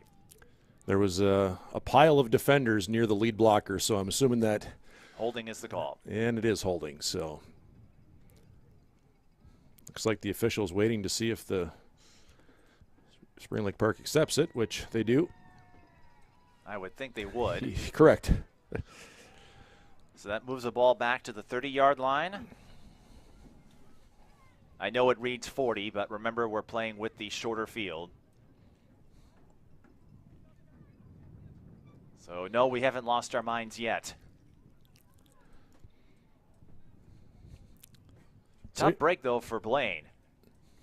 Yeah, they had some positive yards on that run, but I'm guessing the Spring Lake Park fans are going to say that the only reason he got that was because of the hold. Okay, now the referees.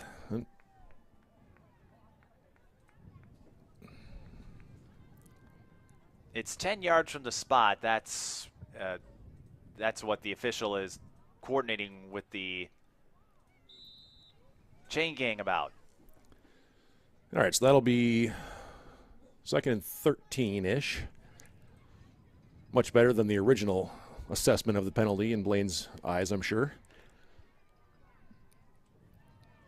And remember, it's 10 yards from the spot on a holding call. Shotgun again. Keaty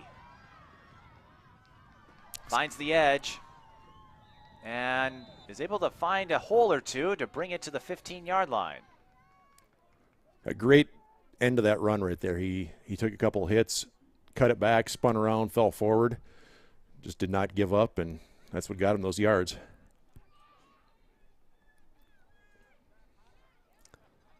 Bring up 3rd and 4. And we are halfway through the play limit in the first half. Again, we'll reach halftime when 30 plays are made.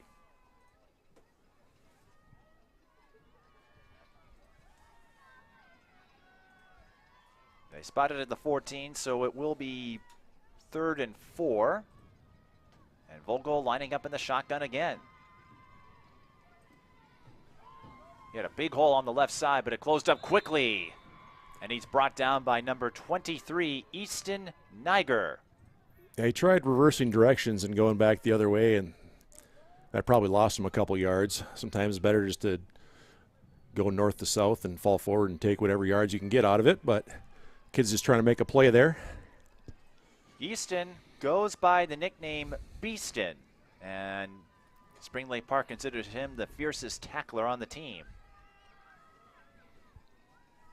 Officially no gain on the play as the Vikings line up to go for it. And they take a timeout. Timeout Blaine. They want to talk this 4th down over, make sure they get the right play in there.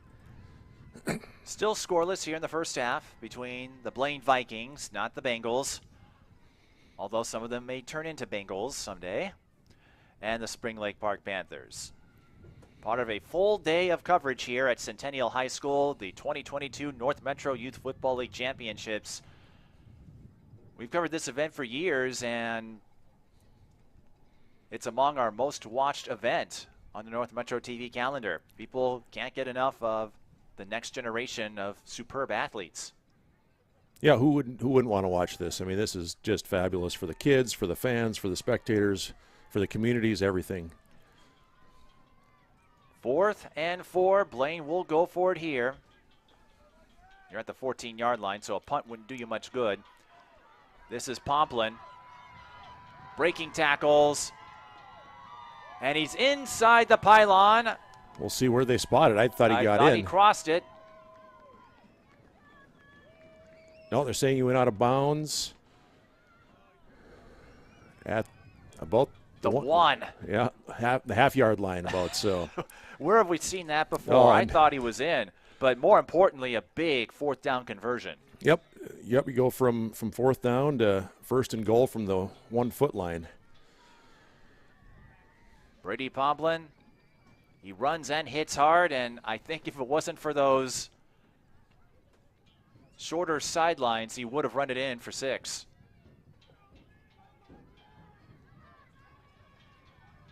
But a big conversion nonetheless. And Vogel will keep it himself and finish the job for the touchdown. Yep, just the same thing, just quarterback keeper, run right off the center's butt, and blasted that in there. See what, as we talked about before, the conversion is either 1 point if they run it in or 2 points if they pass. So we'll see what Blaine opts to do here. And remember, point afters do not count on the play tally.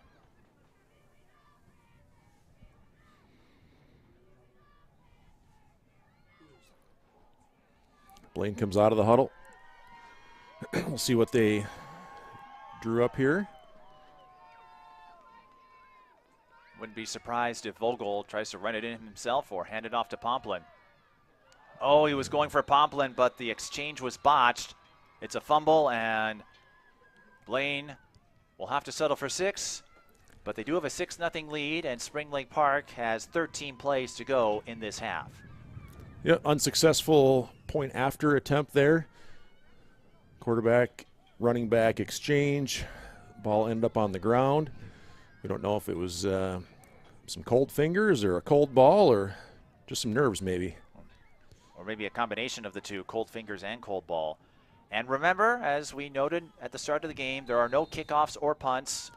So Spring Lake Park automatically starts their next series at the 20. See if Spring Lake Park can come out and answer Blaine's score. So far, pretty evenly matched.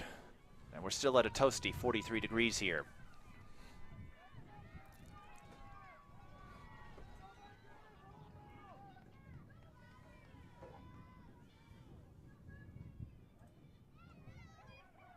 Number 14.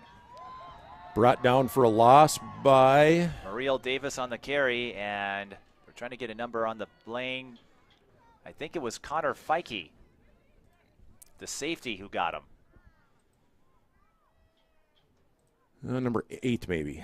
8. Lou Khalifka. That's what it looked like, but either way, a great tackle. Loss of 5 on the play. Spring Lake Park, I believe this is their second time with the ball. They haven't run nearly as many plays. Blaine has been just chewing up the play count. Well, thus far, Spring Lake Park officially is at minus 10 yards on offense.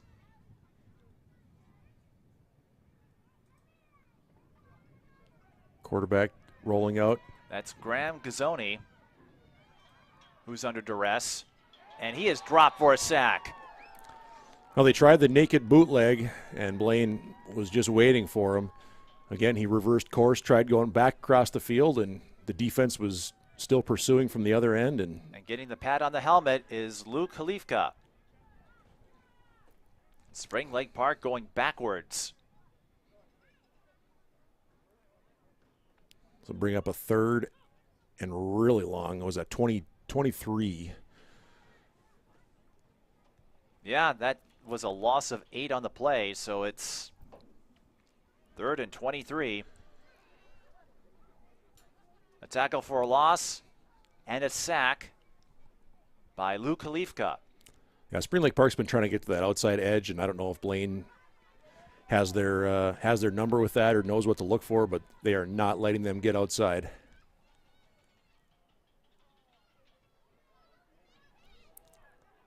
And then a fumbled snap. Recovered by Blaine. Wow. Who made the fumble recovery? It looks like it was Heedy. And Blaine will have 1st and goal from about the 4-yard line.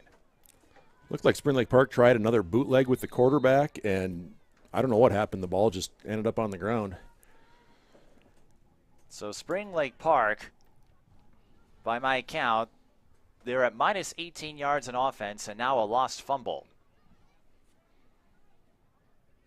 The Vikings with a major opportunity to go up big. Yeah, their coach has to be happy with not only the defense, but the defense getting them the ball with that field position. That is 1st and goal inside the 5. There's not much more you can ask for from your defense there. This is a Blaine team that scored roughly 29 points per game.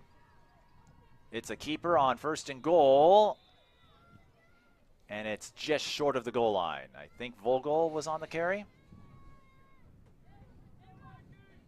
It looks like you got about to the – well, we're back at the we're back at the half-inch line again. How many times have we said that? That ball's been just finding its home there the entire morning so far. Blaine was in this position last score, ran a quarterback keeper up the middle. See if they try that again. Vogel under center. Wouldn't be surprised if he tries to run it up himself. He will, and he's in. Touchdown.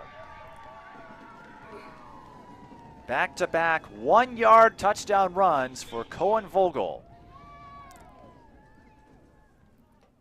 Yep, they had great success with it the last time. No reason to get away from what's working, so they went right back to the quarterback keep and 6 more out of it.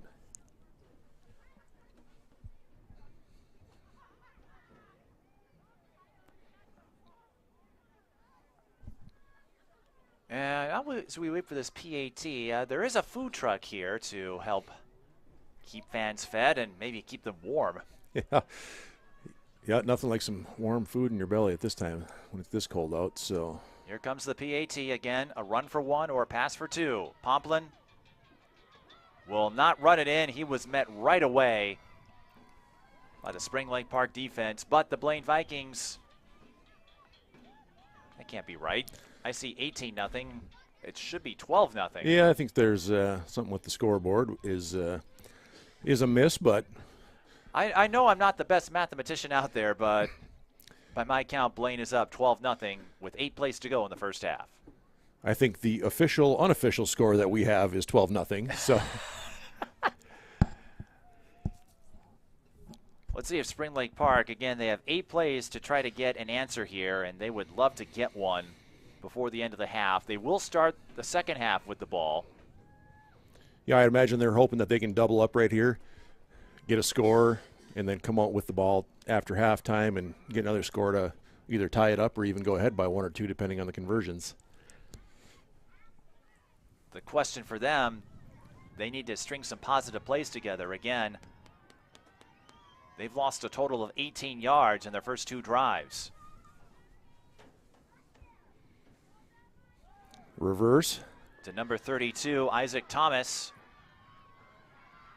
Well, this is the positive play Spring Lake Park was looking for as Thomas runs out of bounds at the 33-yard line. That'll be their first down of the day. It's got to be a welcome sign for their coach to get some positive yards and get something going on the offensive end. Obviously, by how closely matched these teams are, the Spring Lake Park has a very strong offense by the number of points they've put up this year. So they already have 12 in this game. They're averaging 30 points a game on the season, so they definitely got some kids that can put it in the end zone.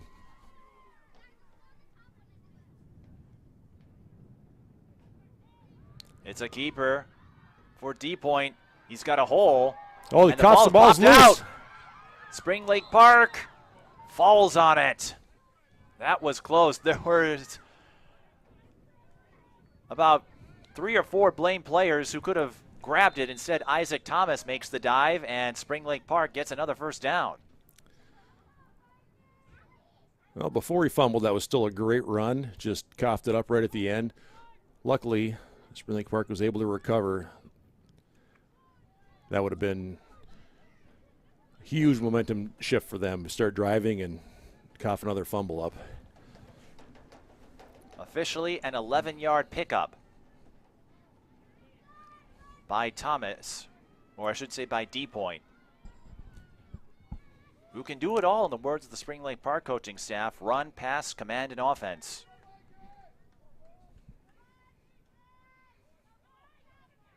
A run play for the Panthers. And Thomas didn't have anywhere to go. There was a Blaine player who grabbed him by the leg and wouldn't let go. So we're down to about 5 plays left, and that might come into play here for Spring Lake Park. They got just over 30 yards to go and 5 plays to get there.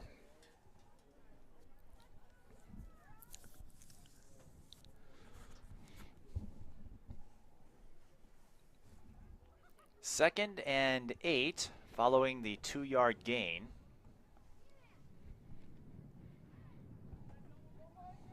And remember, players have 45 seconds to snap the ball.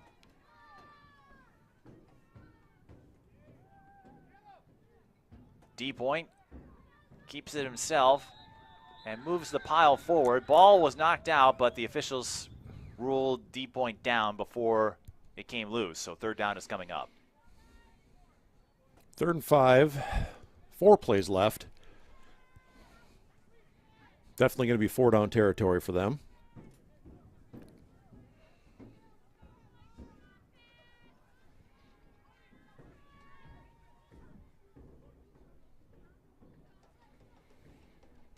Blaine making a substitution.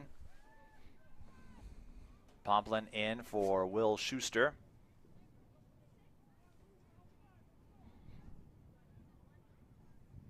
Who makes the trot to his water bottle.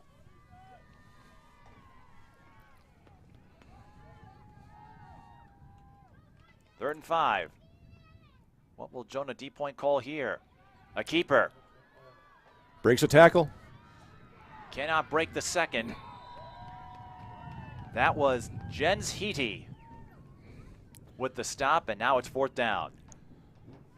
He got by the first defender and ran into a wall of Vikings coming at him.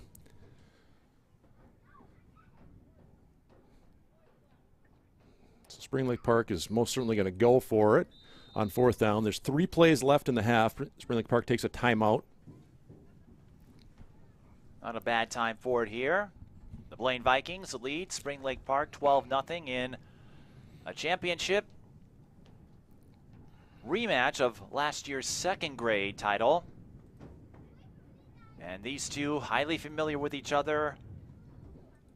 Undefeated teams, 7-0-1, and that one tie came against each other.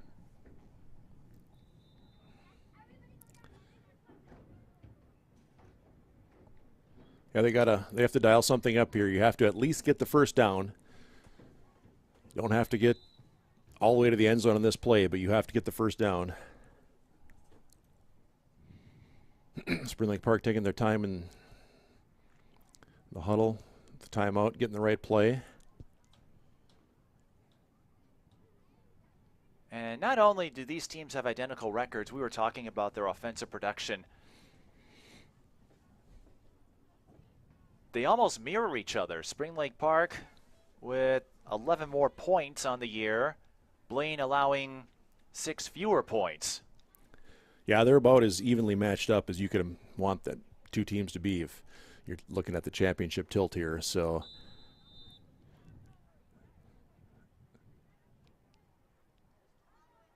referee is trying to call them out of the huddle. That's a long time out.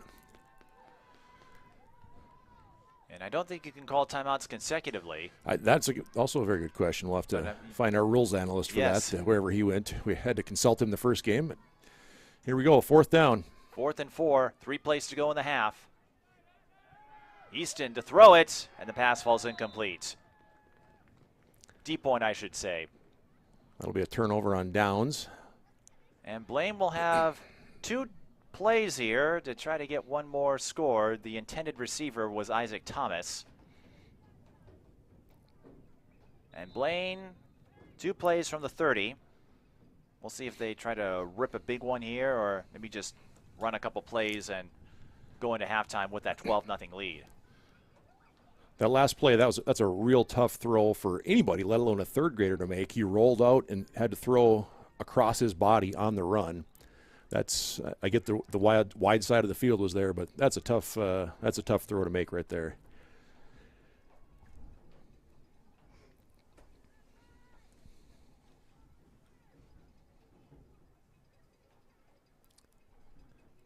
I'd have to assume Blaine would be just happy running 2 conservative plays here and taking a 12-0 lead into halftime.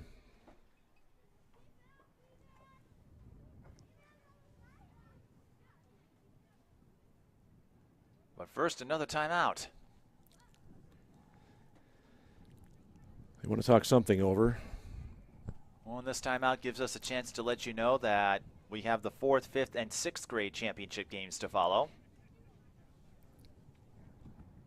4th grade is 2 Blaine teams facing off against each other.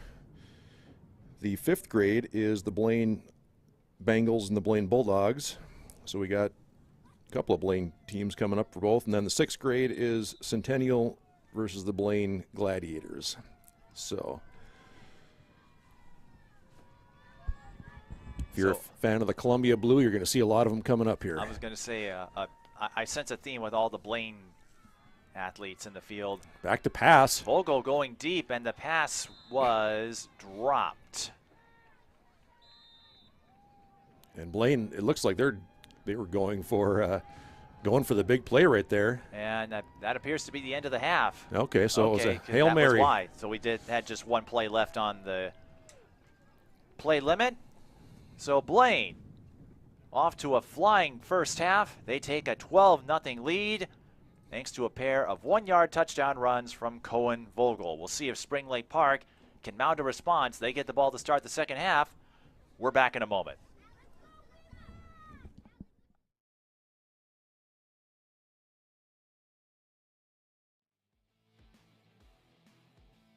When times get dark, we can't see the help that's all around us. Let 211 be your guiding light for help with food, healthcare, and other resources. 211, how can I help you? Call 211 or visit 211.org. 211, get connected, get help.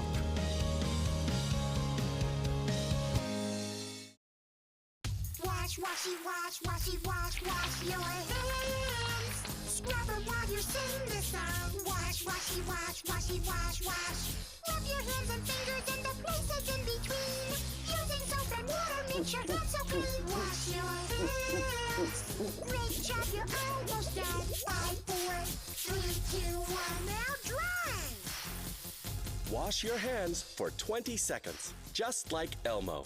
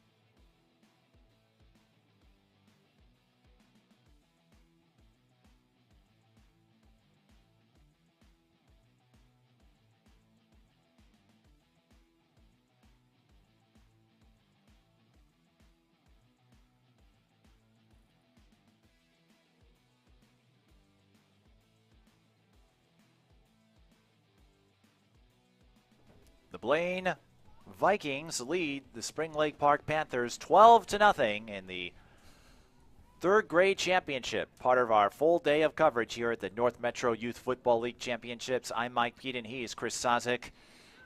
Chris, Cohen Vogel, the architect of Blaine's superb offense in the first half, including a pair of one-yard touchdown runs. Yeah, he's just been playing some smash mouth football. Blaine grinds it down to essentially the 1-inch line, and Vogel does the rest from there.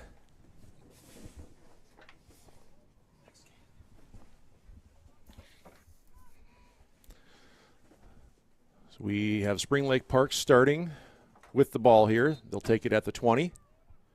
And again, a 30-play limit. We also have 41 minutes left on the game clock. Whichever comes first, that will mark the end of the game. unless we have a tie.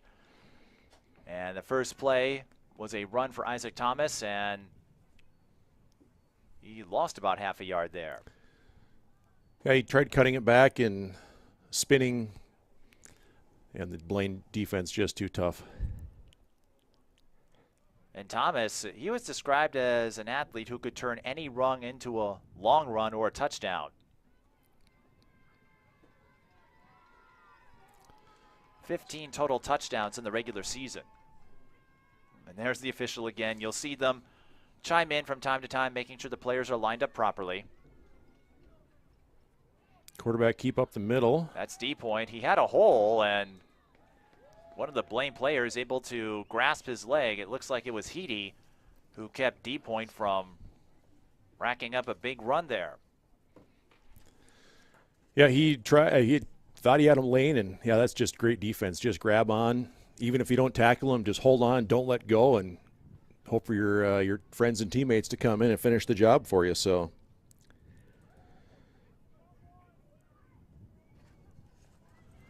it's third and 7. Third and 7. It looks like. Maybe 3rd and 6. But Blaine would love if they could force a 3 and out. Another fumble. Thomas falls on it, but when your knee's down, that's it. Spring Lake Park just having all sorts of trouble with these handoffs. Yeah, it looked like the quarterback was reaching out, trying to get the ball to him. And the Panthers will punt, it appears.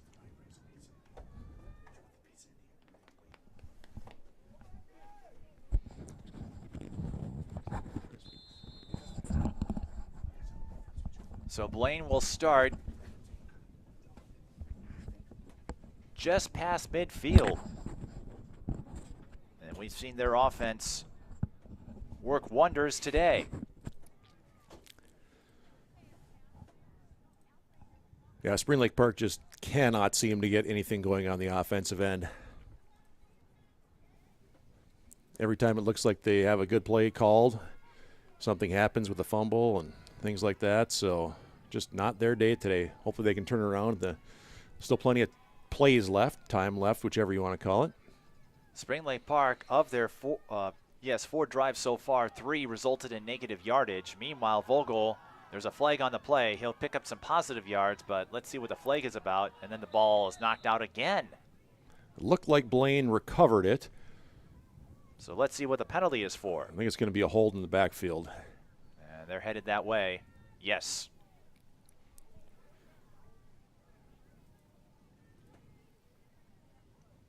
Yeah, the defender tried curling in, and the blocker just couldn't keep his hands on the inside, kind of hooked him a little bit, so brought out the yellow hanky.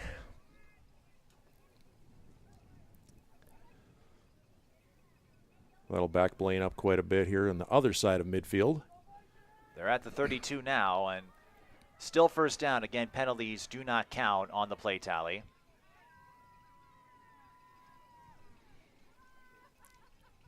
Vogel will try to get those yards back. He's got some blockers out in front of him. He moves up on the right side and gets back past the line of scrimmage, the original line of scrimmage, that is. So a solid pickup for Cohen Vogel. Yeah, he had 2 blockers out leading the way for him, so if you can get those guys out there, have some running room behind them. He gained 11 yards on that play. Go ahead. Brought the second down to a much, much more manageable 8 or 9. And that was the point I was going to make. If you have 1st and 20, that's a perfect time to get an 11-yard gain. As the Blaine sideline does what they can to stay warm. Number 13, Will Schuster,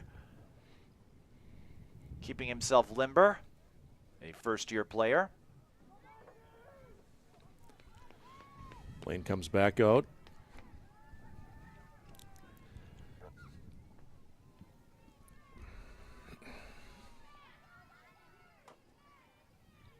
Vogel hands it off. That's Heedy on the carry, and he's tackled inside the 35. That was a great tackle by, I think that's Easton Niger on that one. Great tackle on the outside. If he didn't make that tackle, that would have been a big gain. So it's 3rd and about 4 here. See if we see another hard count.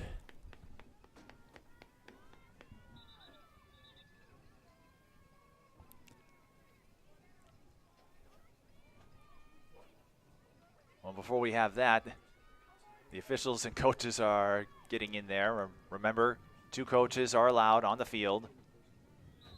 Quarterback keep. He looks like he's going to be short. Vogel got it to the 30.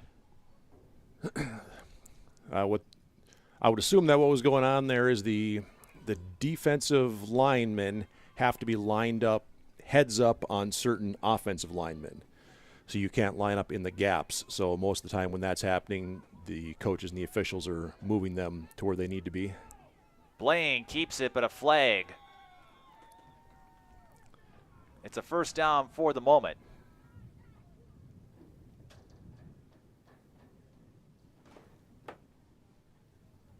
Waiting on the call here. There's a lot of movement on the line. Spring Lake Park was trying to get some players.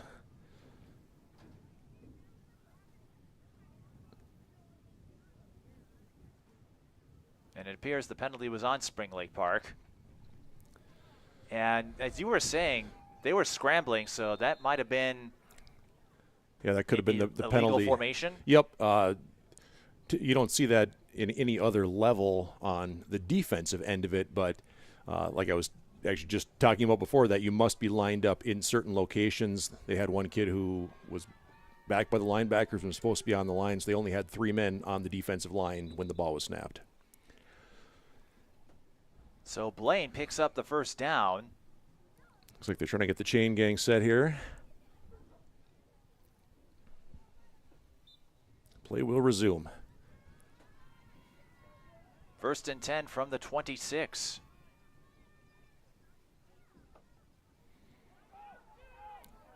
Handoff left side. One man to beat. Almost broke through the hole, but he does get another first down at the 10. Easton Niger on the tackle again. His coach has him listed as the fiercest tackler on the team, and he showed it right there. That was touchdown saving tackle.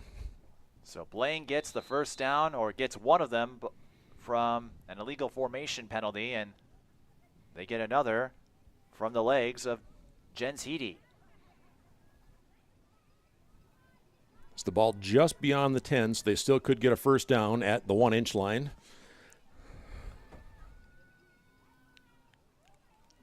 Vogel. Ball's loose. Ball was knocked out from behind, and Spring Lake Park recovers. That was a stop they sorely needed, and the Panthers still have life here with 20 plays to go in the second half. Yeah, anytime you can get a stop in the red zone, or at this point at the 10-yard line, let alone force a turnover, that's huge for them. They've been playing from behind, and they need to put something on the board. The question is, can their offense generate some fluidity? They have lost yardage in 3 of their 4 drives so far. Yeah, Blaine's had their number for whatever plays they've ran. Blaine just has the defenders in the right spots. I don't know if they know some of the did some scouting or what exactly it is, but they definitely have Spring Lake Park's number today. Well, remember, these two teams familiar with each other going back to last year's championship and the regular season game this year.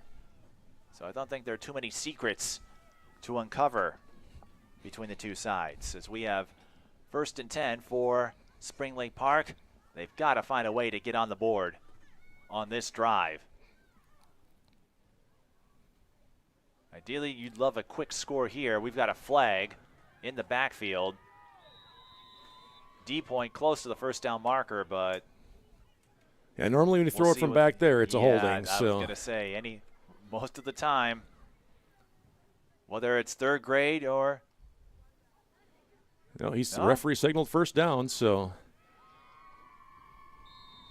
must have been on the defense, and they declined it. That's all I can tell. He did not signal what the penalty was for. And it makes sense. If you got the first down, or does it get added?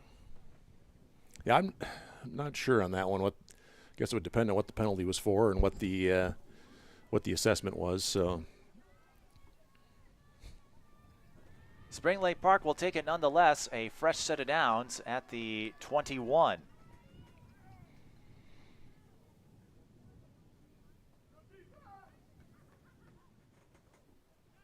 inside handoff. That is number 14. He's got some room. Muriel Davis straddles the right sideline and picks up another first down for the Panthers, past midfield. Got an injured Bengal on the play. Yeah, he stepped out of bounds just before he got tackled, but it was enough for a first down either way. I think we saw again right there the runner did not see that line and was unsure of where he actually was on the field. A 22-yard pickup nonetheless for Muriel Davis. Yep, that gets Spring Lake Park across midfield, and they're driving right now. Spring Lake Park's coaching staff called him the newcomer of the year. Fast, strong, and coachable.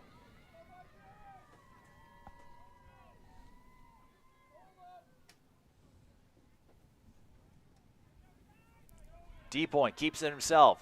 Lots of room on the left side. Plenty of blocking. See you later. Touchdown, Spring Lake Park. That was a great run. He finally found an edge. I think that's what they've been trying to do the entire game, is to get him some room on the outside, and it showed what happened when he turns that corner right there. A 37-yard run to pay dirt for Jonah D-Point, and now Blaine. Running into some turbulence, Spring Lake Park. If they get the extra point here. Yeah, there's a lot of game left. There's still, I was going to say, still 18 plays. Well, that was the perfect drive you wanted for Spring Lake Park. A fumble recovery that turns into points. And by my count, it was just a 2-play drive, because the first play was negated by the defensive penalty on Blaine. In any event, you got a quick score. Keeps and it on D-Point follows it with the 1-yard extra point. Yeah, he kept another, or 2 yards. Another bootleg to the outside, and just a lot of room that time. And obviously he's pretty quick to the pylon. Outran all the Blaine defenders and got them within a very manageable deficit here. 12-7 with 18 plays to go. Jonah D-Point, they say he's quick off the edge defensively. I think you can say the same thing offensively. Oh, without a doubt. They've ran enough bootleg plays today that they're not they know where he's going to be at. If he can get that edge, he's going to put some points up for him, which he just showed in this last drive. Well, he gave the Blaine defense the boot there, and with that, I'll show myself out. 12-7, and now Spring Lake Park has a chance, but they're going to need another stop. 18 plays left on the play tally. And Poplin, we've seen him run up the field well. First play from scrimmage, and reminder, there are no kickoffs at this level. Got about 5 on that play. That was a nice outside run. Had one blocker that got him the edge, and I'm sure that Blaine's coach is saying, take 5 yards every time, boys. If you can help it, if you're Blaine, you want a long, exhausting drive that eats up the play limit. Well, that's been the case so far for Blaine, with the exception of the fumble drive. Every one of their drives has been pretty well sustained. Well, don't forget they had a 2-play drive when they started at the 4. Poplin. Maybe a yard. That was a good stop initially from number 21, it looks like. Or was it 20? Oh, it's so tough. It was 20. It's tough to read the numbers sometimes. That was Nick Mueller who made the initial stop. And Blaine will have 3rd and 3. Yep, you got he made the initial stop, and then Big Nick, his nickname for Nick Gonzalez, came in, finished the playoff. He's the biggest kid in their team. Said it's hard to move on defense, and showed right there. A coach's dream type player. 3rd and 3. And that run up the middle maybe got a yard. This is going to be a tough decision for Blaine right here, what they do on 4th down. If you go for it and miss, you give Spring Lake Park a short field. But if you punt it, we just saw Jonah DePoint rattle off a 37-yard run for a score. So we know the Panthers can move the ball and score in a hurry. Whoever in the Blaine sideline with the playbook just pointed at the coach and said go for it, and that's what they're doing. I don't blame them. If you get it, you can eat up more plays off the play limit. And remember, it's only a 5-point lead for the Bengals, so if Spring Lake Park scores another touchdown, they take the lead, and they're going to have a timeout to discuss this. Yeah, Blaine came out of the huddle. I don't know if they didn't like what they saw, but he called the timeout, and we're going to talk about it. And I think, those missed extra points on the part of Blaine, now they're coming into play here. Yep, they have to take that into consideration. With it's only a 1-score game, but the touchdown itself is going to put Spring Lake Park on top. So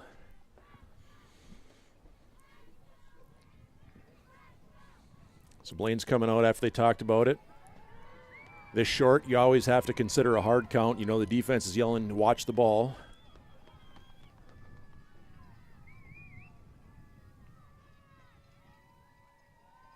Here we go. Big 4th down, and Spring Lake Park stands tall. Number 23, Easton Niger, the fiercest tackler on the team, gets a fierce 4th down stop, and Spring Lake Park is in business. That was a huge stop. They needed that. Looked like Blaine went for a hard count at first. One of the defenders gave a little bit of a nod, didn't flinch, didn't cross the line, and the rest of the defense did the rest once they snapped the ball. Now the Panthers have a lot of time here, 14 plays left on the play limit, and they're at the 25-yard line. Yeah, Blaine's got hope that their defense can come up huge again. They've had some big stops in the first half, but Spring Lake Park's been getting some traction here in the second. Their last drive resulted in a score from Jonah DePoint. Had a hole, but it closed quickly thanks to number 26, Cohen Vogel. But it's okay if you're Spring Lake Park. It's 4-down territory at this stage. Yep, gain of 6-ish on the play. Not a bad 1st down run. It doesn't always have to go for those 30, 40-yard plays. If you pick up 6, you'll take it.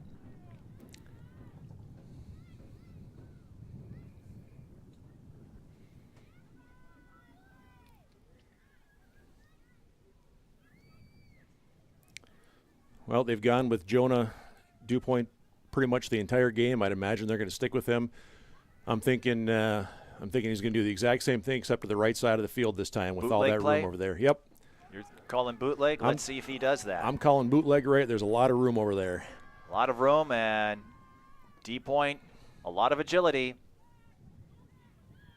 Nope, it's a handoff and a sweep to the right for Thomas.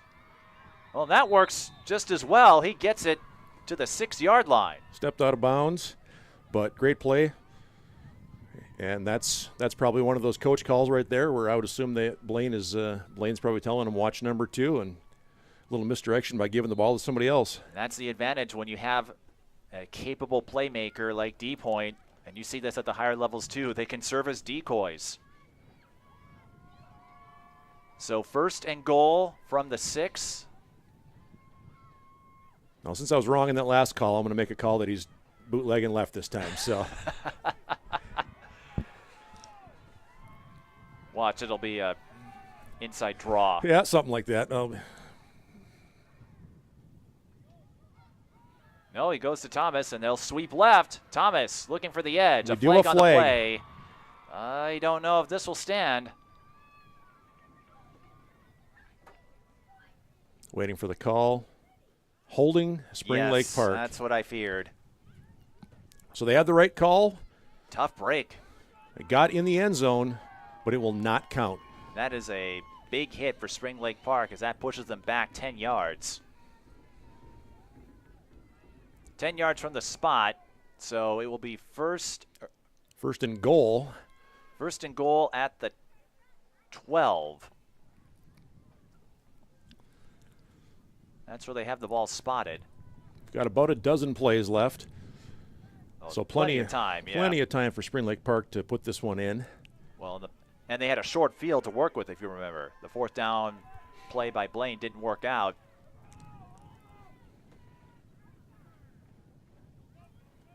Quarterback keep inside this time. D-Point gets it inside the 10. That'll bring up second down. Well, you got to put the ball in the end zone if you're Spring Lake Park, but I would imagine they don't want to give Blaine 10-plus plays with the ball back, even if they score here. At this stage, I think it's first goal, first things first. You find a way to get the go-ahead score, but since you know you have 4 plays to do it, you don't have to get every single yard in one play. You'll take it, but Spring Lake Park knows they have a few chances here.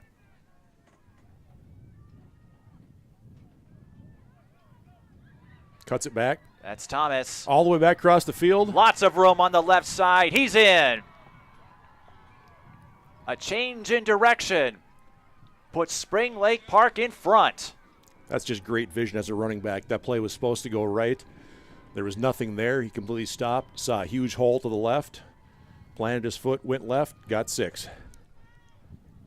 I know you were talking about not giving Blaine too many plays to respond, but first things first, you've got to get the go-ahead score.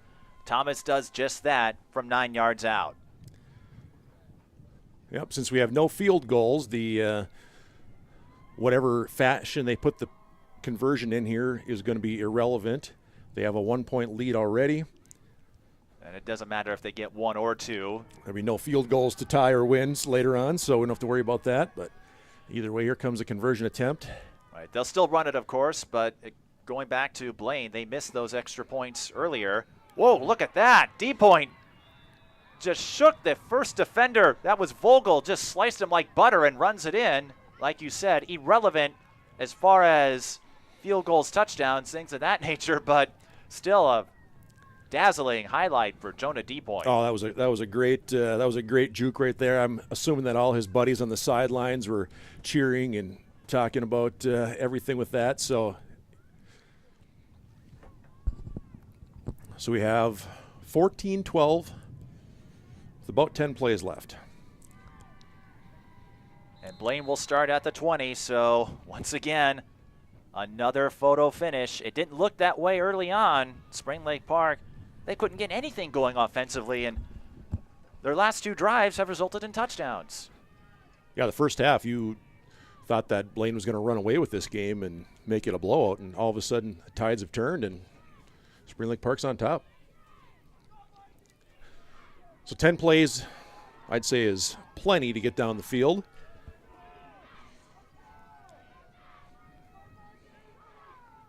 Certainly. Misdirection. 60 yards and 10 plays to do it.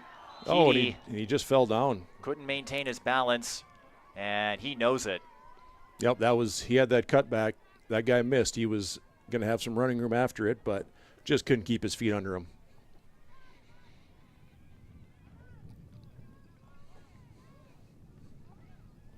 And I don't know how many yards he would have picked up had that not happened, but as a player, no one likes it when they feel a big one slipped away like that. Oh, I guarantee you asked him he was going to score on that one, so in his mind, he was scoring. Right. In my mind, I don't know, but he would have picked up more than 1 yard. That's correct. But it happens. Just got to shake it off. It's 2nd and 9. Blaine just needs Same first play. downs. It's Heedy again, and making the tackle for the Panthers. Heedy shook up a little bit on that tackle. Hopefully he's okay. Everybody's taking a knee for him. I think Graham Gazzoni made the tackle for the Panthers. Gazzoni, by the way, scored the lone touchdown against Blaine in the regular season. So that's going to bring up a 3rd and 6. Blaine's in 4-down territory, but we'll see what they try to run to the wide side of the field now because the ball's going to be spotted on this close hash. Heady's up. He's going to have to sit a play out, but he's up in Watkins. That's a good sign. Well, Blaine does have some backups. The Vikings led 12-0. It looked like they were going to run away with this, but a sensational second half from Spring Lake Park, forcing a fumble when Blaine was driving. Remember, Blaine got it all the way down to the 10. Spring Lake Park got the fumble recovery and then runs it for 69 yards on a 2-play drive. Spring Lake Park's D has had the fumble recovery and that 4th down stop. They've had 2 huge stops, so see if they can make another one here or not. This time we see Lewicki under center. Vogel on the carry, tackled from behind by Easton Niger, and this is Blaine's last gasp. 4th down. Yeah, they tried running up to the outside of the wide side, and Spring Lake Park's defense is just fired up right now. The momentum's rolling their way. These kids are in the backfield. There's a whole host of them in on each tackle. They are fired up. Now, if Blaine doesn't convert, the game won't end, but there only would be 6 plays left. Yeah, that's you either have You're to asking a lot. Yeah, you either have to do a 4 and out, or hopefully somebody can strip the ball. Right. So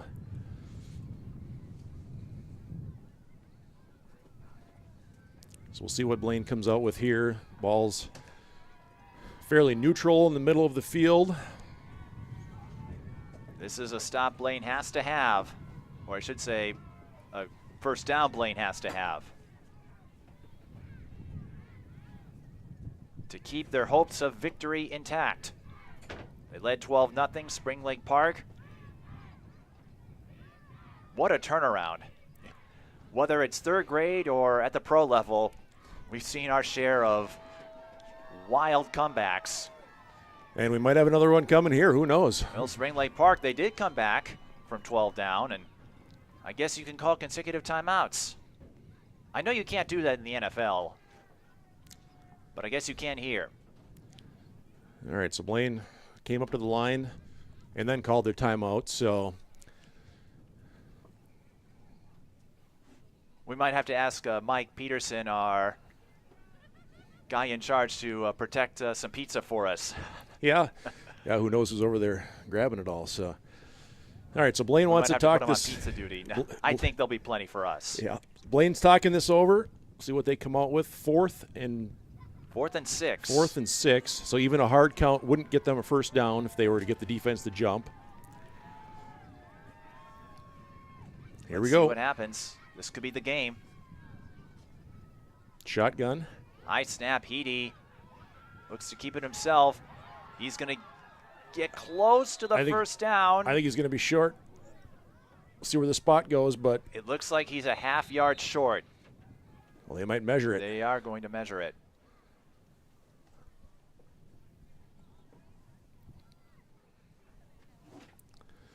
From where the ball is spotted, I think that Blaine is a half yard short.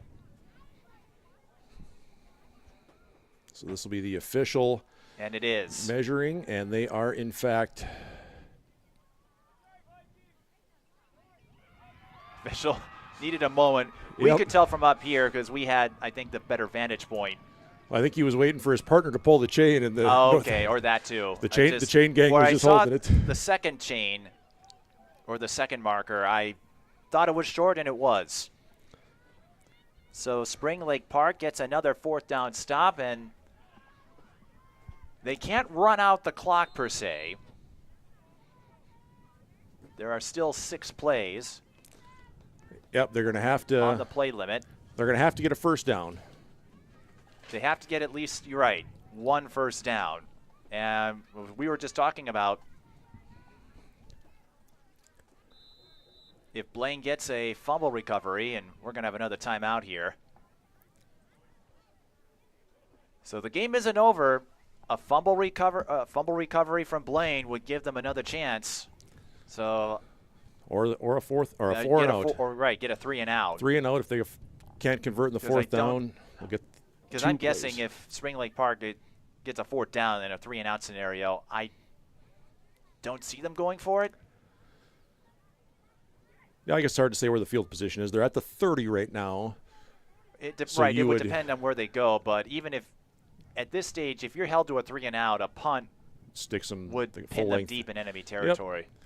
80 yards in 2 or 3 plays. Look at us. We're breaking down strategy for a 3rd-grade game. But as you were telling me, these kids, they're out here to win. I imagine they're having a lot of fun getting to play in the high school field and getting the first taste of what they hope will be a lengthy and illustrious football career. But here we go. Spring Lake Park. They can get a 1st down. They're taking a knee? Takes a knee. Okay. So they might be, we'll see what happens. They may just take the knees and punt. They might just, if they take the knees and punt, and if they're feeling their defense right now, give Blaine only 2 chances from deep in their territory. They're lined up like they're going to take another knee here. This reminds me, I don't know if you've seen the film The Waterboy, but when they momentarily tried to neutralize Bobby Boucher, I forget which team it was, the stereotypical favorites. They took knees on offense to keep him from contributing or from coming up with anything. Defensive scores. So I'm getting that vibe right here. Now, we're not saying they're doing this because Blaine's offense isn't productive, but when you're working with a play limit and not a time limit, I suppose this is I think they're just going to strategy. I think they're just going to put the ball in. They just take knees and punt because they know Blaine's going to have to run. That's close to 70 yards. That's confidence in your D is what that is right there. So we're on. So it's 4th. Oh, so this is strange now. They're not going to punt? I don't know why unless the play count isn't wrong up there. Right, or unless a punt doesn't count. Well, that was the last play. That was it. Well, folks, we apologize. We were going by the play clock on the play count on the scoreboard, which was not accurate. It was not accurate. It was the official play count. Well, still, that was the world's greatest offense right there to close it out. Yep. And Spring Lake Park, amusingly, wins it 14-12. Well, amusing for us because we had the wrong play number. I guess that's one of the quirks when you run with a play limit and not a time limit, but what a comeback by Spring Lake Park to win the 3rd-grade championship. Yeah, that game was just a tale of 2 halves. The first half and the second half were completely different, and in Spring Lake Park's favor, the second half was just a little bit better than Blaine's. So that's the 3rd-grade game for you. You just never know what we're going to see at this is North true. Metro Youth Football League Championship. We had overtime in the first game and 4 kneel downs to win it for Spring Lake Park. Jonah D. Point and Isaac Thomas, they hooked up nicely in the second half. What an effort from them, and what a comeback. I mean, this is only 3rd grade, but I think it's going to give those kids a little more confidence as they move on to 4th grade next year. Yep, you can see as Spring Lake Park's over there jumping and hooting and hollering on their sideline, and rightfully so for them for pulling the come-from-behind victory. So the come-from-behind victory gets Spring Lake Park the 3rd-grade championship in the 2022 North Metro Youth Football League Championship Sunday event. The 4th-grade game is coming up next, and that will feature a pair of Blaine teams. In fact, the next 2 games will have 2 sets of Blaine squads, so we'll bring you those games as we move along. But we'd like to thank you for watching the 3rd-grade championship on North Metro TV. Spring Lake Park beats Blaine 14-12.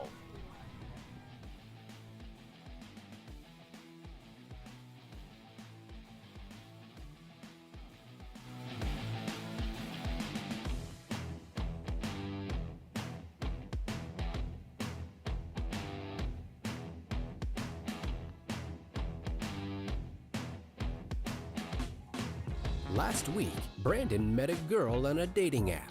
One day after work, he finally found the courage to ask her out. No answer. He started to panic. Was he being too pushy? Maybe it was too... Hey, sorry I didn't respond. I was driving. I would love to go on a date. How does tonight sound? Brandon tried to play it cool, but inside he knew a girl so smart, so responsible, she must be a keeper.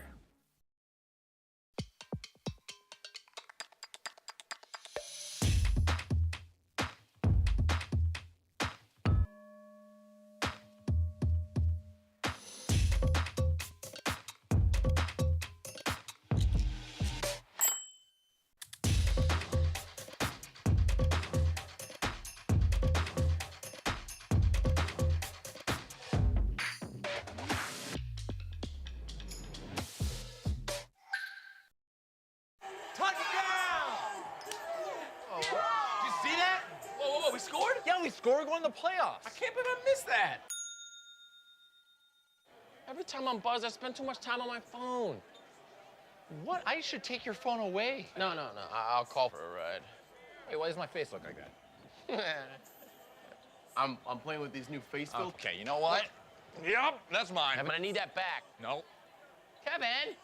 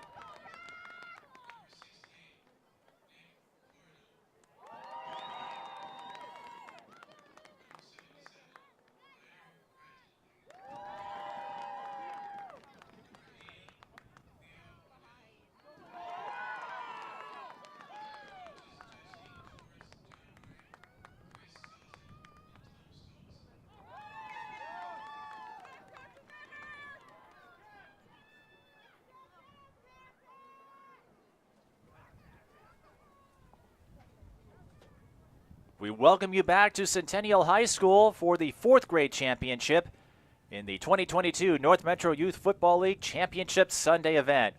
I'm Mike Peden, and I'll be all by myself talking to myself. That's chaos theory for this game. That's because Chris Sazik is going to be coaching in this all Blaine battle between the Blaine Bengals and the Blaine Bearcats.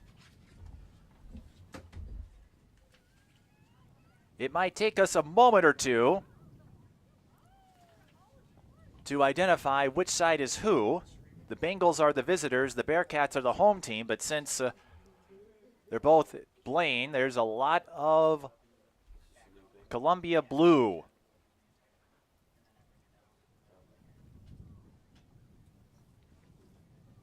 But it looks like the Blaine Bengals will have the Bengals striped helmets that might look familiar if you're a Cincinnati Bengals fan, as we have the coin toss. And the Vikings will wear the Columbia blue jerseys. The 4th grade game is played with the same timing procedures as the earlier games, so we'll have 2 halves of 30 plays, or 80 minutes, whichever comes first. We play with an 80-yard field, and there are no punts or kickoffs. If a punt is chosen, the ball will automatically be spotted 20 yards from the line of scrimmage. And any touchdown scored, you can go for 1 or 2 on the extra point. A run for 1 or a pass for 2. There are no field goals.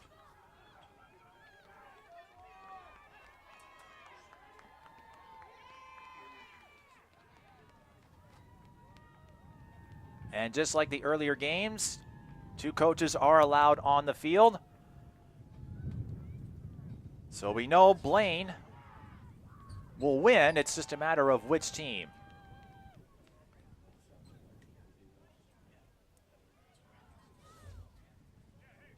And again, we're guessing here as to which team is who, but with both Blaine teams wearing the same colors, it's going to make for an interesting identification. The Blaine Bearcats scored nearly 300 points in the regular season, 7 shutout victories, and only 12 points allowed.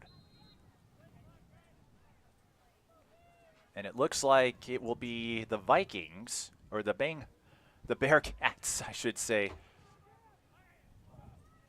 who start on offense. And again, 30 play limit for each half. And they start in the shotgun. We'll get names and numbers as we move along. This is Colt Sawson, number 13. Lots of room down the right side. 1 man to beat. See you later. Touchdown. The first play from scrimmage. And as you just spotted, the first 2 games we had smaller sidelines. For this one, it's still 80 yards, but we use the normal sidelines. And Colt Sawson, a 3-sport athlete, knew exactly where to run it. The Blaine Bearcats on the first play from scrimmage take the lead on a 60-yard run for Sawson.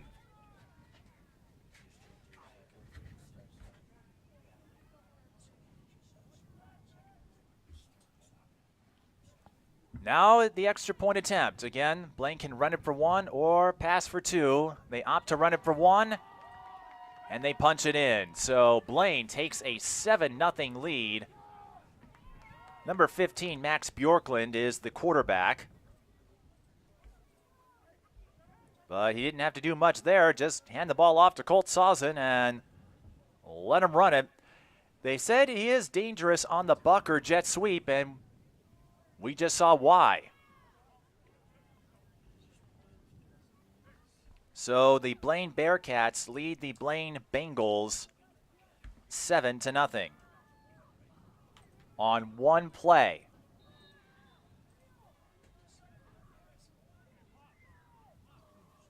Now the Bengals will take over. Again, no kickoffs, so they automatically start at the 20. Well, let's see what they can do. Player in motion, that's number 24. It's going to be a keeper for number 13, John Burgard. And Burgard runs it to the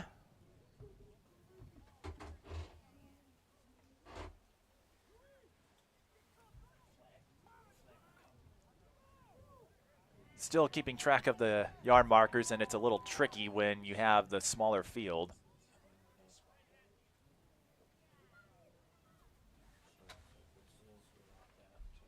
But Burgard brought it to the 26-yard line.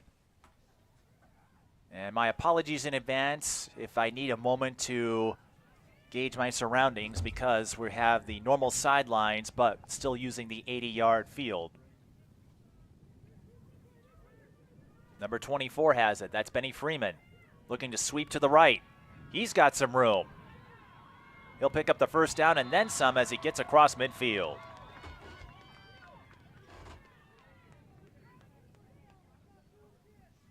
A 14-yard pickup for Benny Freeman, a dual threat player. Benny the Jet is what they call him.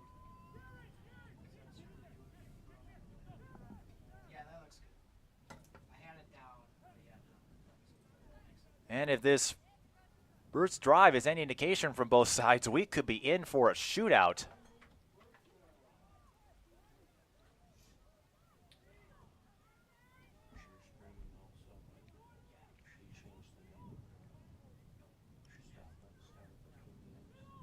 Burgard keeps it himself, runs through holes up the middle, and picks up 6 yards on the carry. Burgard is known as the Swiss Army knife of the team, also known as JB Island. Do not go that way, is what the coaches say, and I don't entirely know what that means, but I'll take their word.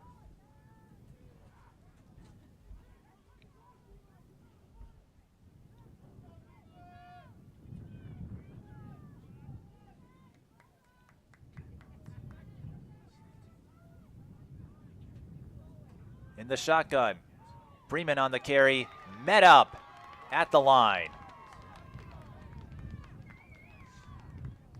One of the first players to get to him was number 57 of the Bearcats, Paxton Maring. And they say look out for him blowing kids up at the left guard and defensive tackle position. Extremely strong and can shut down anything up the middle. He did there. And now the Bengals have 3rd and 5.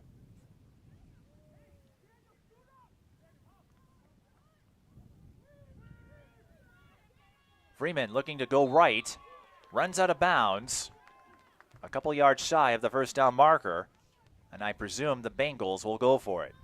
Again, 2 Blaine teams. The Bengals wearing the white jerseys with the Bengal helmets. The Bearcats wearing the Columbia blue jerseys and the striped B helmets.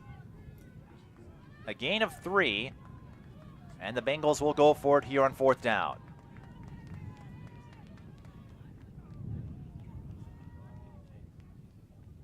Number 11 in motion, that's Eli Murray. Burgard keeps it himself, lunges forward. I think he has enough. The official is signaling to move the chains, so yes, he does. They needed 2 yards, and Burgard got them exactly 2 yards. John Burgard, the Swiss Army knife, cuts up a 4th down conversion to keep the Bengals' drive intact.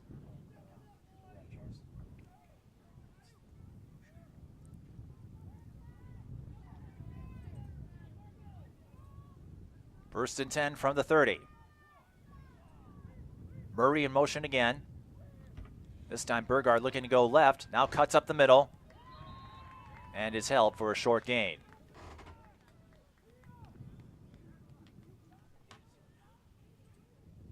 Picks up 2 yards on the play.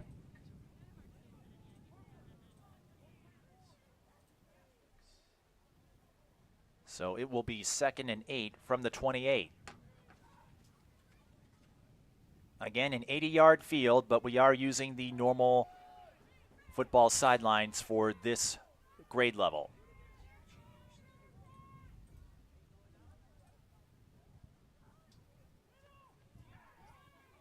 Burgard keeps it himself, had a hole up the middle. And he'll add another solid chunk. A pickup of 6. That will make it 3rd and 2 from the 22.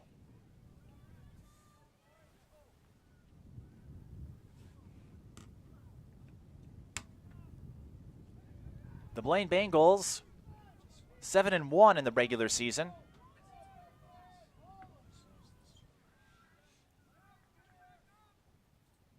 And what this championship tells me is that the Blaine pipeline is dense. Flag before the snap. This may be, I signaled. I thought it was a false start. Instead, the Bearcats jumped the line. It will be encroachment. And the Bengals will pick up the first down by virtue of the penalty.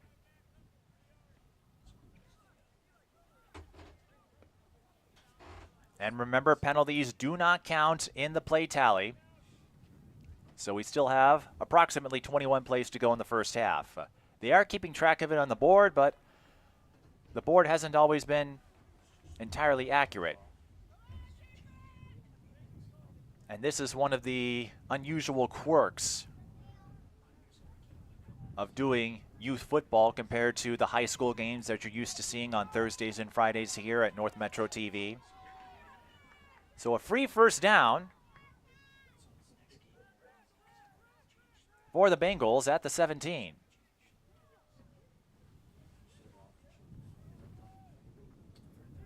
Burgard keeps it, escapes the first defender, trots down the left sideline, stays in bounds.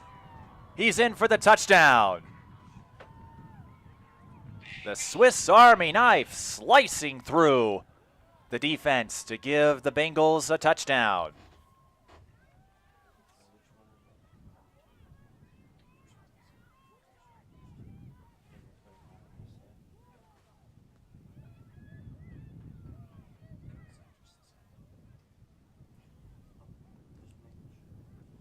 We'll see how the Bengals approach this extra point. Again, no kickoffs, no field goals, so you can run for 1 or pass for 2.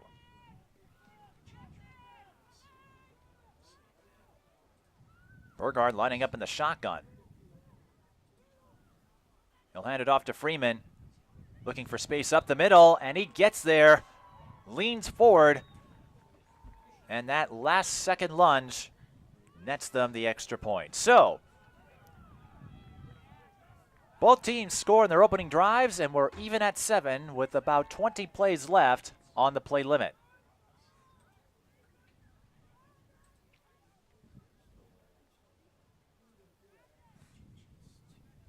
And at the very least, I have a firm understanding of who the Bengals are and who the Bearcats are. As the Bearcats take over, if you just joined us, they scored on the first play from scrimmage. Colt Sawson from 60 yards down the right side. He plays football, basketball, and baseball. Hits hard and can flat out fly. We'll see if he gets the carry here. He does. Nope, that's number 33, Daniel Gibson, who picks up a first down. The pulse of the team, in the words of the Bearcats coaching staff. Gains 10 on the play. Arguably the fastest kid in 4th grade football. They say he has the same skill set of Barry Sanders. I may not be so bold in my proclamation. You want to give these kids a little bit of space, but they speak highly of him.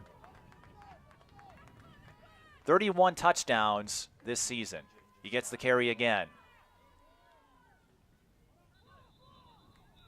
And adds another 5 before he is stopped, so Daniel Gibson maybe doesn't have the explosive play yet that Sawson does, but he's picking up solid yardage with his first couple of carries. It's 2nd and 5.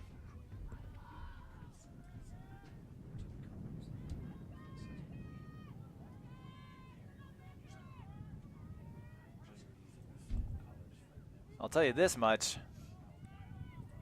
This tandem of running backs is making Max Bjorklund's job quite easy. He hasn't had to throw yet, trying to get the Bengals on the hard count. Can't do so. He's going to keep it himself and run forward another 5 yards. As soon as he got the ball on the snap, no, he handed it off to Gibson instead.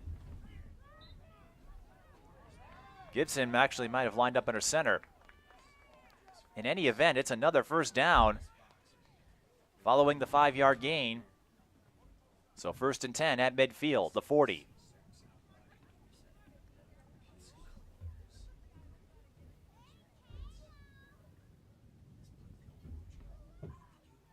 This time Bjorklund lines up in the shotgun.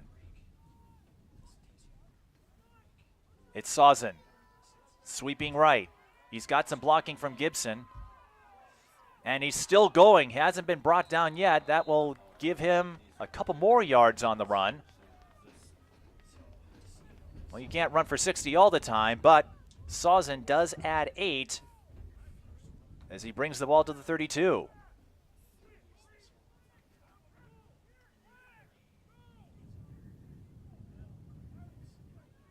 And we're seeing the Bearcats put together a sustained drive after the Bengals went 60 yards in 9 plays.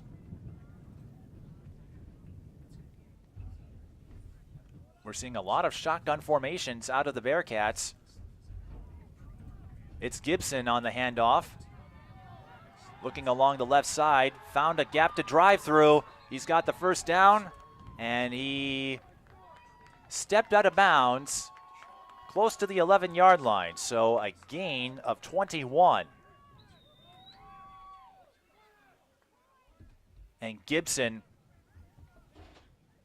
is piling up yards here on this drive.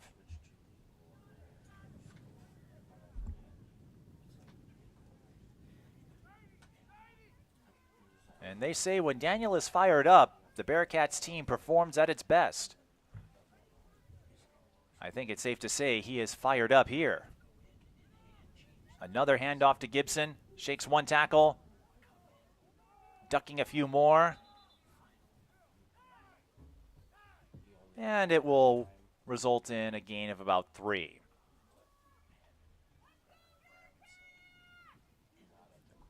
If you're wondering, the Bearcats could get another first down without scoring.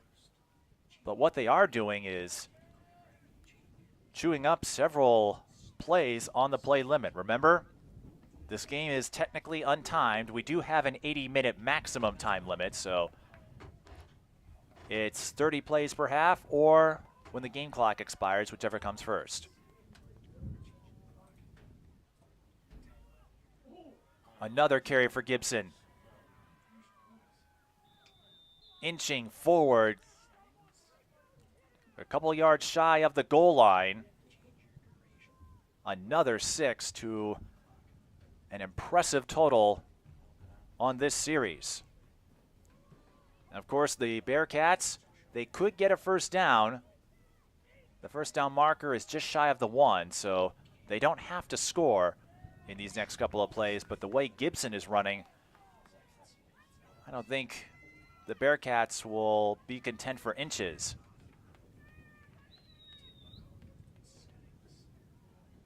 Bjorklund in the shotgun. Hands it off to number 52. The big man, Jackson Parker. The nickname is Diesel, but that Diesel was stopped for a loss of 1, and that will make it 4th down. Again, the Bearcats could get a first down without scoring.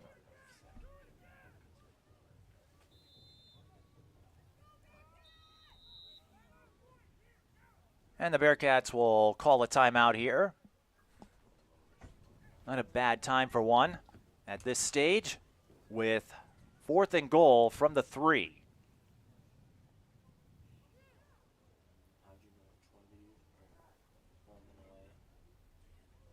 And from the looks of it, the first down marker is along the 2.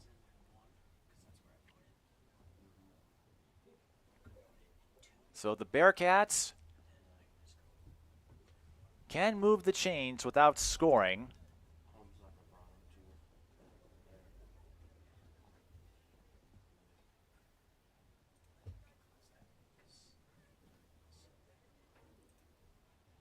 And a reminder that if you're watching this, don't forget every Monday night you can catch up on the week's news and notes on Sports Den every Monday night live at North Metro TV. So here we go. A big fourth down coming up. 4th and about 1. Bjorklund will keep it himself, getting a push from Gibson. The Bearcats think they have it across the plane.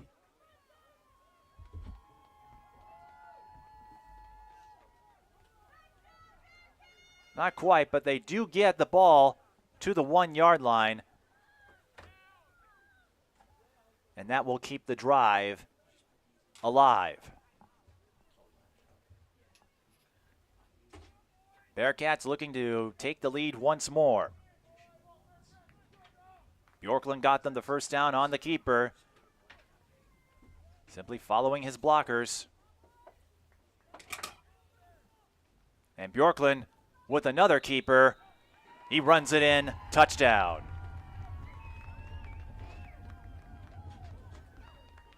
A 3-sport athlete who plays football, hockey, and baseball. He won't overwhelm you with his speed, but he can run the offense perfectly. I'd say he's done that.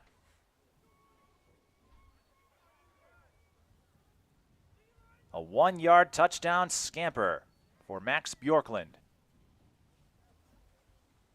And remember, no field goals on extra points, so the Bearcats can run for 1 or pass for 2.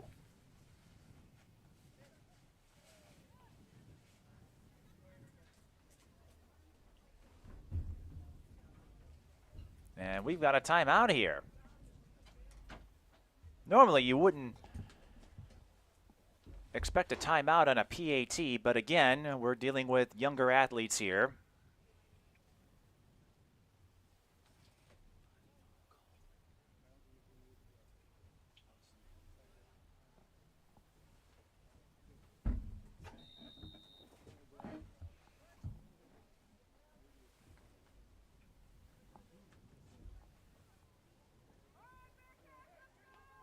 And a quick reminder that PATs do not count on the play limit.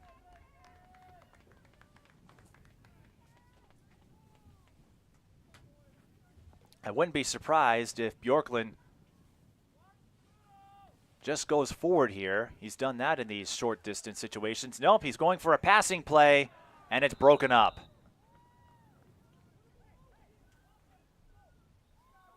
Benny Freeman with the deflection. So no point after, but the Bearcats do lead 13-7. We have approximately 11 plays to go in the first half.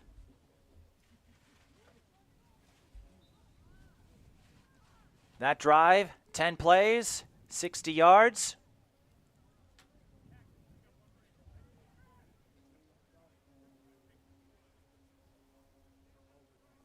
A welcome result if you're the Bearcats. It may not be a big deal at this point, but now they know they can march down the field and eat up a lot of plays on the play tally.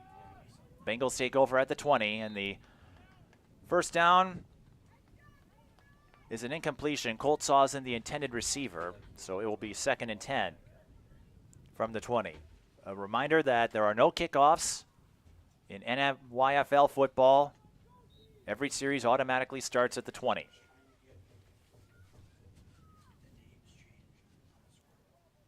And as you can see in this game, this wasn't the case from the first 2 games. They don't allow coaches on the field for 4th grade and up, so they'll be along the sidelines. But given the fluidity and the fluency we've seen out of these 2 offenses, I don't think you need them on the sidelines. These 2 know what they're doing. Freeman breaks through 1 tackle and turns what could have been a negative play into a pickup of 5. So that will make it 3rd and a more manageable 5 yards.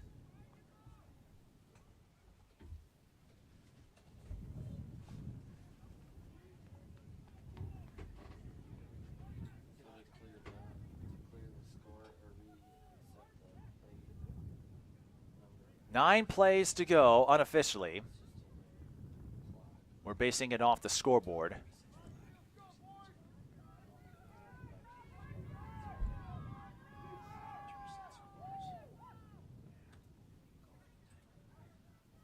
Freeman on the direct snap. Couldn't find a seam. He does get a couple, though, as he reaches forward. We'll see what the Bearcats, or I should say the Bengals, decide to do.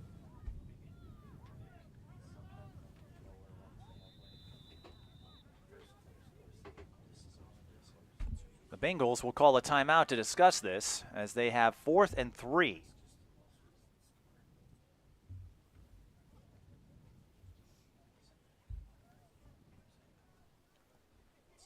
And here's the scenario. This is possibly why the timeout was called.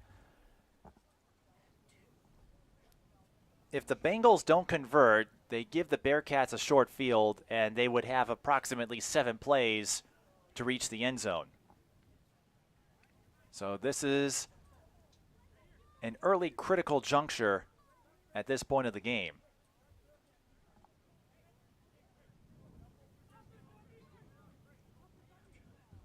And following the timeout, the Bengals elect to punt. And remember, we have no official punts, so the Bearcats will start their next series at the 33-yard line.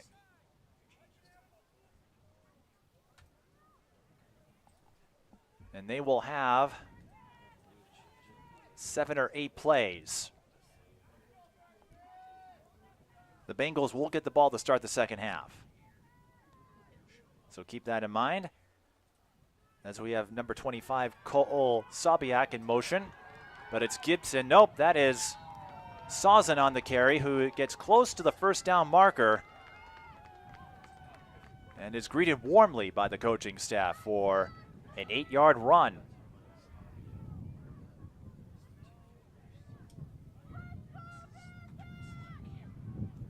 We should note that this is the last game with a play limit. Our final 2 games will be timed.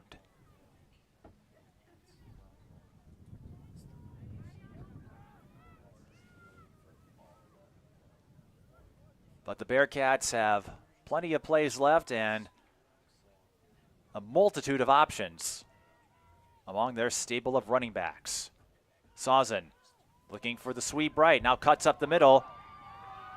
Good recognition of where the spaces were, and he picks up the first down. Taking it to the 32-yard line for a gain of 7. If you just joined us, Sawson on the first play from scrimmage swept right, and that allowed him to swipe right into the end zone. And with that, I'll show myself out. 60 yards on the first play from scrimmage. 1st and 10. From the 32. And approximately 6 plays to go.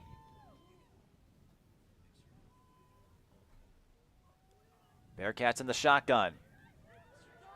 Running a reverse for Gibson.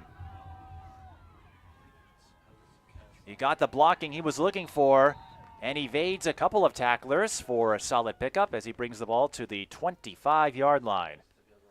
Those end arounds can be tricky. They take more time to develop, so it puts an impetus on your linemen to make sure the blocking is solid.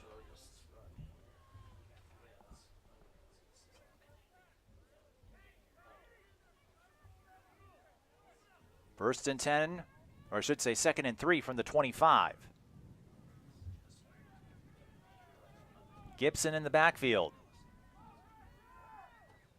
A direct snap to Gibson.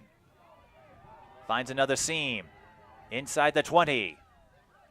And he's stopped at the 16-yard line. A 9-yard gain.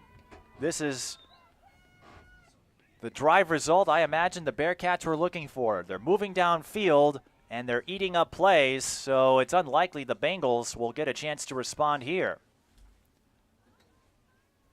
However, because of the play limit, the Bearcats can't be too cautious or lackadaisical. They have to find their way in the end zone within the next 4 plays or so. And the Bengals will call another timeout. The Bearcats driving 13-7 is the score in favor of the Bearcats.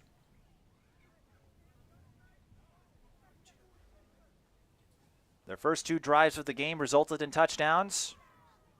They're hoping to make it 3 for 3. Remember, we don't have field goals.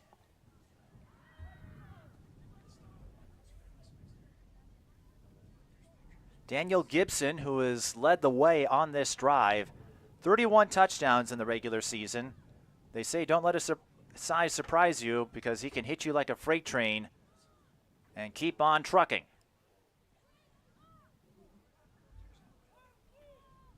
In fact, they borrowed a quote from Friday Night Lights saying he could block, tackle, score, snap the ball, hold it, and kick the extra point, even fill up the Gatorade cooler.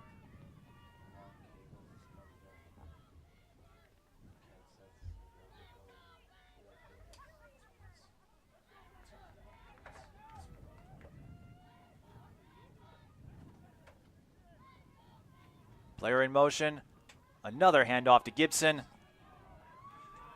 The patience and agility he exhibits on every play will allow him to score the touchdown. That was all set up by Gibson. There is a Bengals player down. But Gibson picks up his first touchdown of the day from 16 yards out.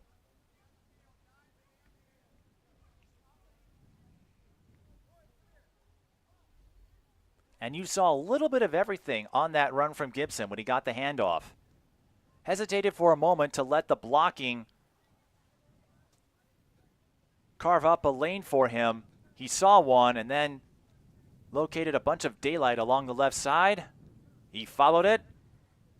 And that patience and agility resulted in a touchdown. Right now, though, the concern is on the field. One of the Bengals players went down and is still being looked at by the coaching staff.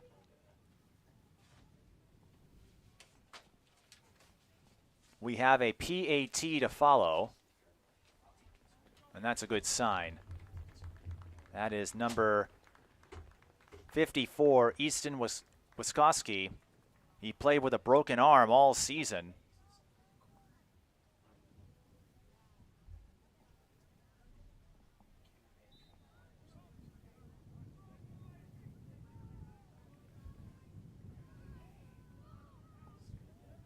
But he walks back, appears to be okay.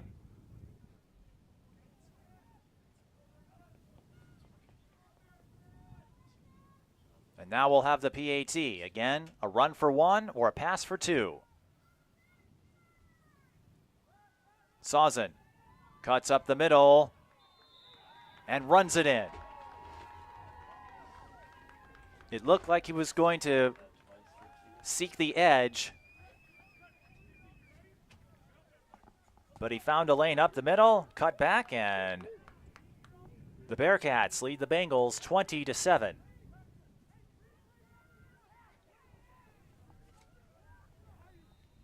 Now the half is not over. The Bengals still have 3 plays based on the scoreboard. They could have more or less based on whatever the official tally is. But the Bengals do have a chance to pick up a score if they can reel some big plays here.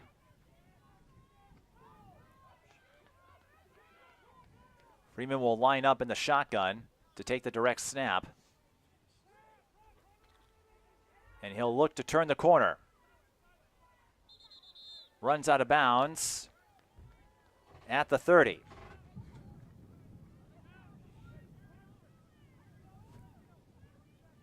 And there aren't enough plays left to make a first down meaningful at this stage.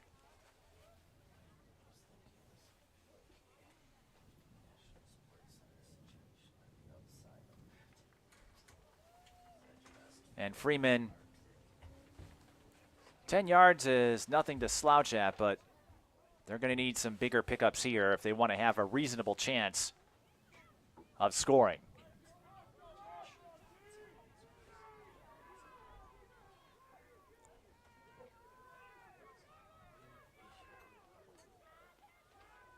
Freeman handing it off to number 29. We'll get his name in a moment. He's wrapped up in the backfield, though.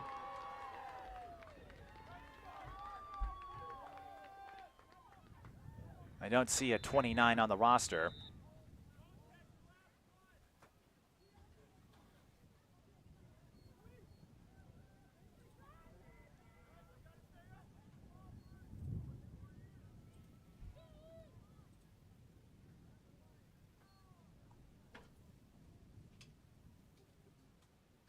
And I believe that was the end of the half. Or was it a timeout? I see 0 on the scoreboard. Okay, it was a timeout. Okay, they're huddling up one more time. Given the discrepancies we've had on the play tally, it's one of those situations where you can't be too sure until you know for sure, if you know what I mean. So this will be the final play, barring a defensive penalty.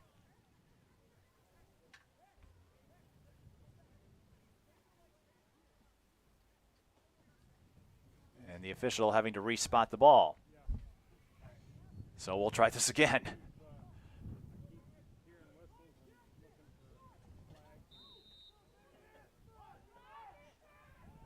Freeman looking to go deep, I think. Now he'll take it himself. And he'll be tackled at the 35-yard line, and that will mark the end of the first half. An incredibly successful one for the Bearcats, who scored on all 3 drives in the first half. They lead 20-7 in the 4th grade championship, part of the North Metro Youth Football League Championship Sunday event. The Bearcats well on their way to hoisting the trophy. We'll see if they can do so, or if the Bengals have a comeback bid within them when we return. You're watching NMYFL football on North Metro TV.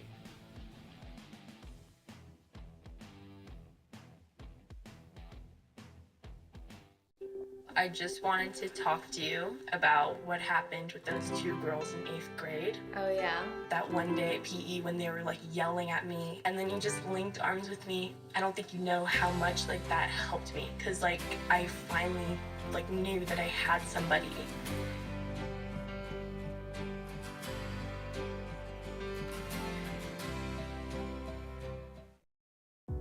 Share new perspectives with North Metro TV. Capture breathtaking cinematic images. Business exteriors, scenic landscapes, sporting events, or community images. With a professional videographer at the controls, North Metro TV will tailor a package for your budget.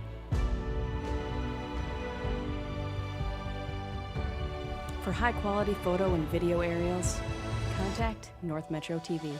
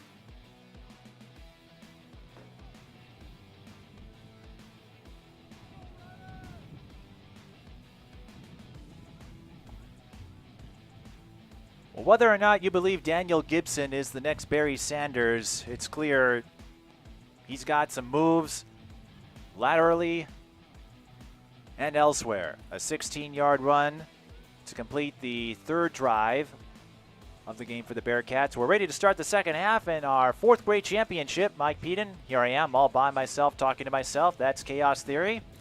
But nothing chaotic about the Bearcats offense. 3 drives, 3 touchdowns. They lead 20-7 over the Blaine Bengals. The Bengals will start the second half with the ball. Again, no kickoffs. And we expect to have Chris Sausen return for our final 2 games later today. So the Bengals have their work cut out for them. They've got some things to do if they want to work their way back. And remember, we play with a play limit, not a time limit. And the first play from scrimmage, that was Murray to John Burgard, or Freeman to John Burgard, I should say. They do swap between running back and quarterback, but Burgard ended up losing a yard on that play. So it will be 2nd and 11. That's not the start the Bengals were seeking. Ideally, you'd love to get a quick score here to give yourself a reasonable chance of forcing a stop and then getting the ball back. That's what the play limit does for game strategy.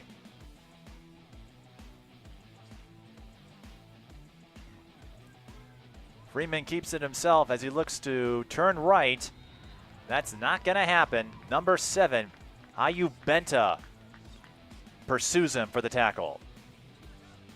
Benta, the most improved on the team, a lockdown cornerback, 6 interceptions on the year, including a pick 6. As the sun starts to peek out here at Circle Pines in Centennial, no gain on the play officially. And it's 3rd and 11.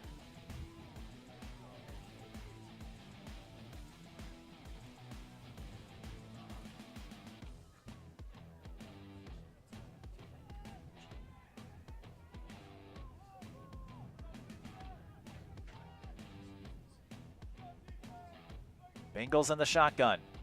It's Freeman looking for a passing target. Scrambles. Still scrambling. Now he's dropped.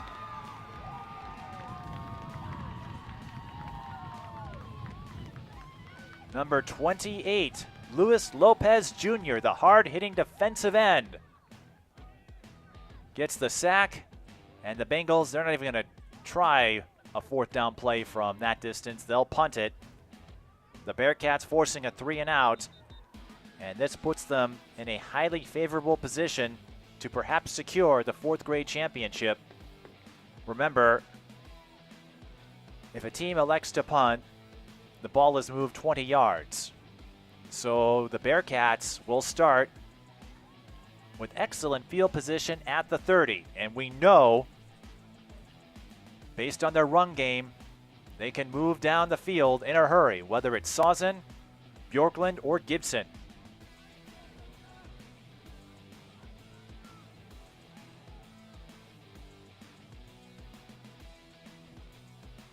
From the shotgun, it's Sausen, who found himself a decent hole along the right side of the line. And he'll pick up 7 yards. Sausen started the game with a brilliant 60-yard scamper on the first play from scrimmage.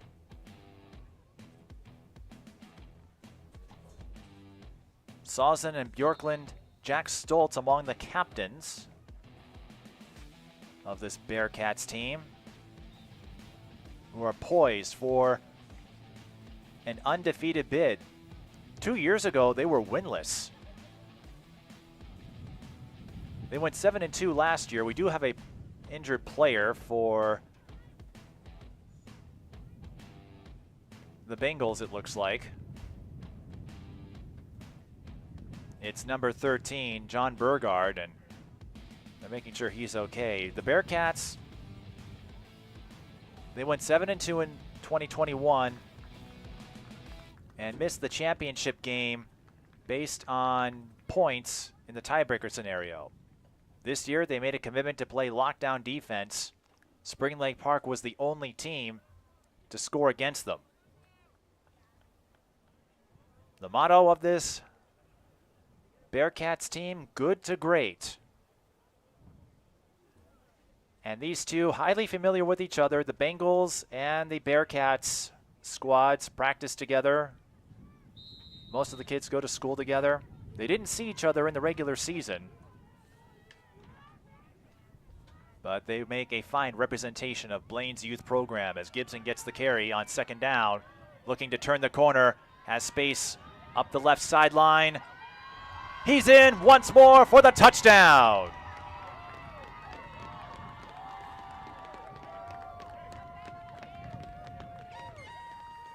Daniel Gibson with his second touchdown run, this time from 23 yards out.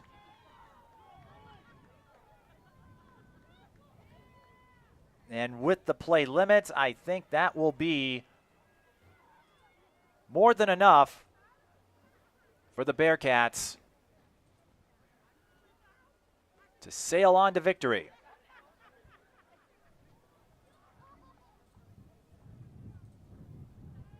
One of our crewmen was saying if Gibson stays in football, he could turn into a monstrous weapon on offense.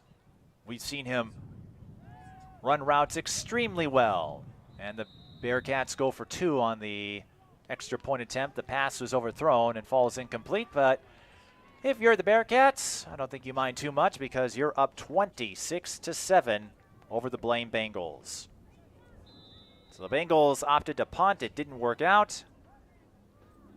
And again, given the play limit at the 4th grade level, there's still several plays to go, but I just don't know if there's going to be enough time.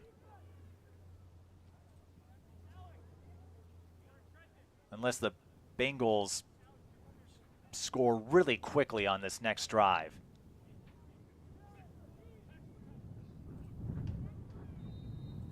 It appears a timeout was called.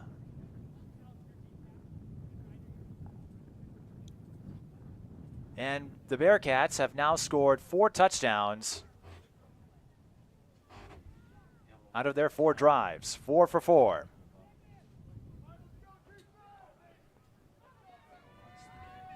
I think any coaching staff would welcome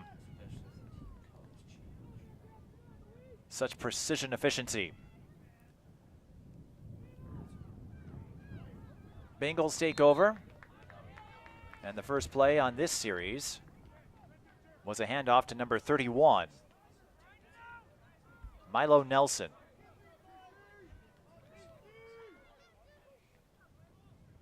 Nelson running up the middle for a couple there.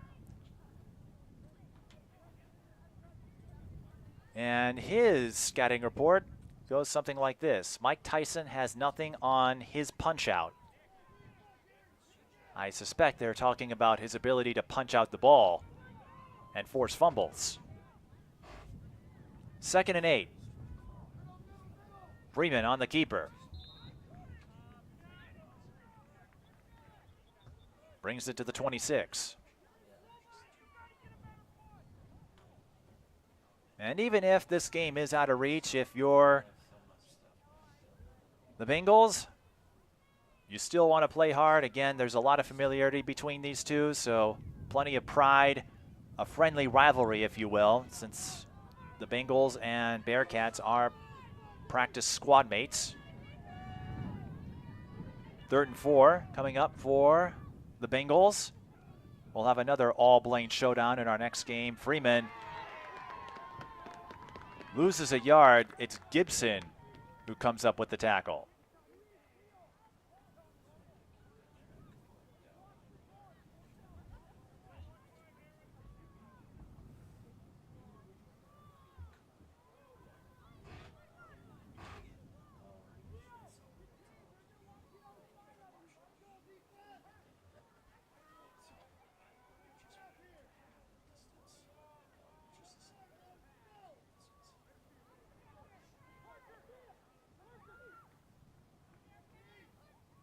Freeman drops back on 4th and 5. Under duress, has to get rid of it. Able to get the pass off, but the Bengals will be short of the first down marker. Nelson with the catch, but he's a yard shy.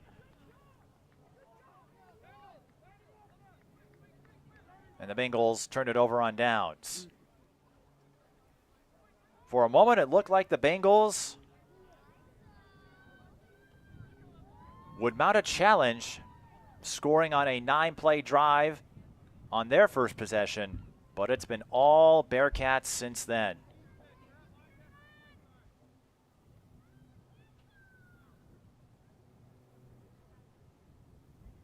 As the Bearcats take over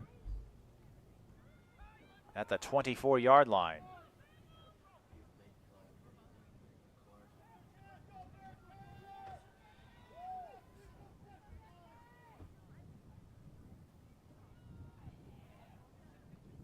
Low snap, but Bjorklund is able to field it and give the ball to number 35.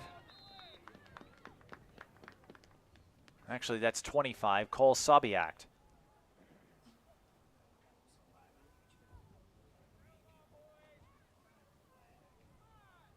And Sabiak, with an excellent run, picking up 8 yards on first down. That will make it 2nd and 2 from the 16. Sabiak in his first year playing football. He also plays hockey and baseball. Tremendous speed, his strongest asset.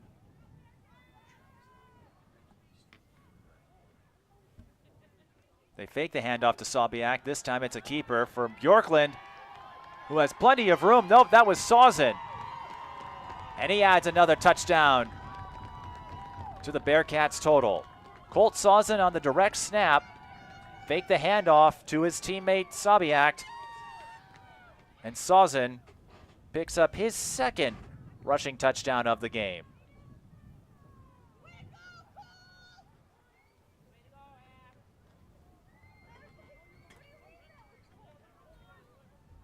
When you have a plethora of running options like the Bearcats do,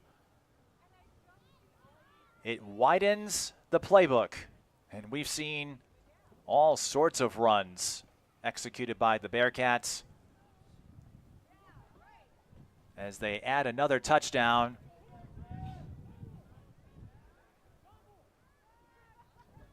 To an impressive performance in the championship.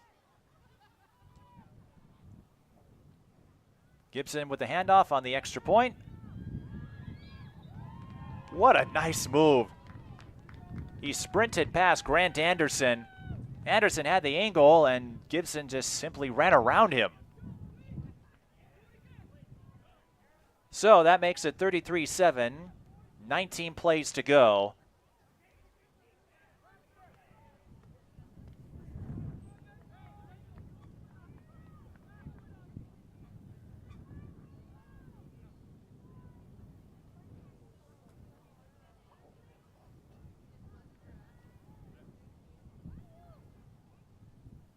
And barring something weird, the Bearcats effectively on their victory lap here as we enter stat padding time. But that defense continues to clamp down on run plays from the Bengals as Nelson is held for no gain.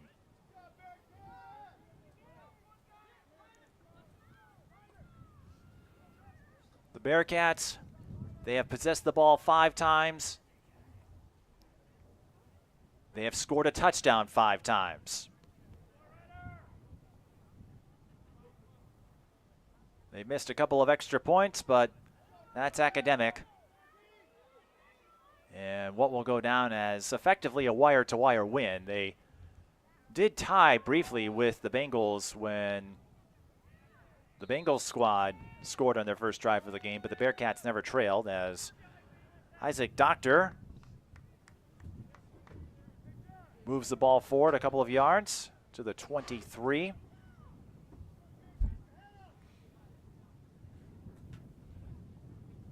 They say Doctor is the definition of hands and that if you're not careful, he will moss you. Although these days you could say he would Jefferson you, but Jefferson might be too many syllables to fit in a tagline. They like his potential, though. 3rd and 7. Freeman looking for the edge along the right side. He's got it. And then a flag just as he runs out of bounds. And the flag is for a face mask, so Freeman will get the first down. And the Bengals will get some extra yards tacked on.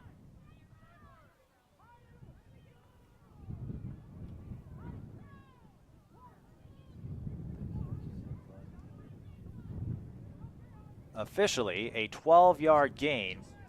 Okay, so they don't add the face mask penalty on. It's just a 12-yard gain, but still a first down. Or I should say a 9-yard gain. In any event, it was enough for the first as Freeman brings the ball to the 35-yard line.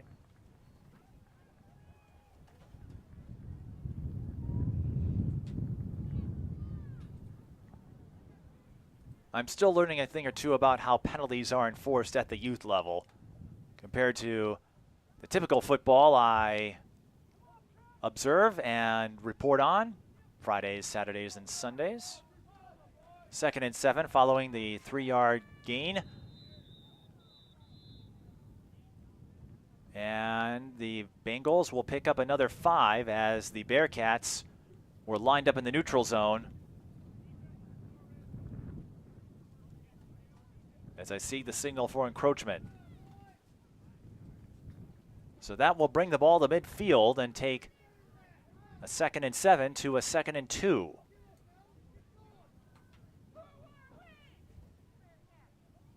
And then if you're the Bengals, I think you'll take this.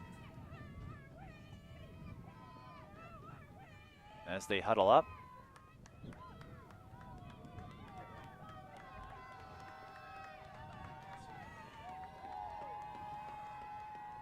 At this point, you're looking for a positive play, something to hang your hat on. As Freeman moves the pile forward a couple of yards to pick up the first down.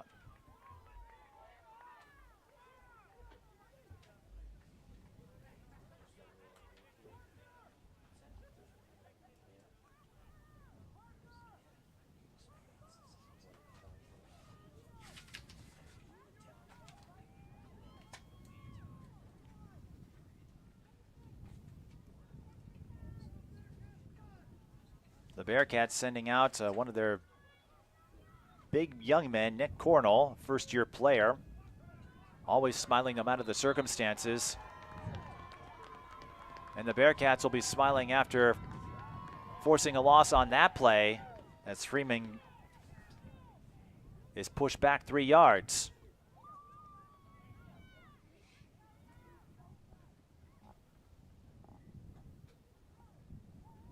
And what the Bengals are experiencing, it's a situation that some of them may be familiar with already at the youth level, but they'll experience it at some point in their youth and potential prep careers in sports. How do you handle circumstances when you're on the receiving end of a beatdown as we get another run up the middle on 2nd down? That's going to make it 3rd and long from the 40. 3rd and 12 to be precise.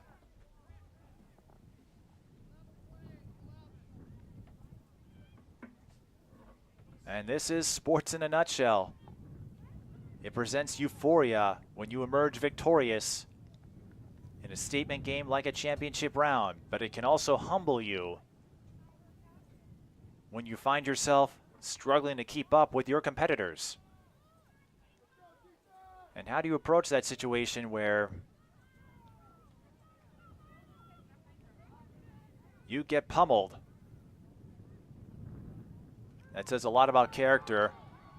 A bad snap. Freeman breaking through 2 tacklers and just throws it away, but that wasn't anywhere close to the line of scrimmage.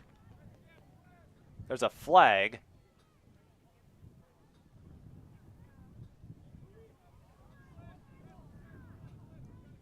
There may be one for intentional grounding, and depending on who the other flag is on, they could offset. We shall see. Freeman made no attempt to get the ball back to the line of scrimmage, even though he escaped the pocket.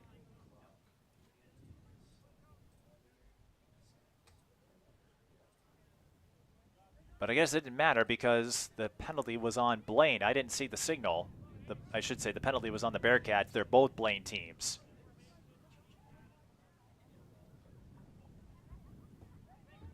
So that was a free play. I'm guessing they were offside, and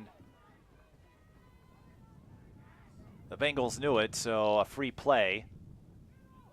Another struggle on the snap. Freeman is able to turn it into 3 yards of positive gain. And that'll bring up 4th down. With 10 plays to go on the play tally. 9.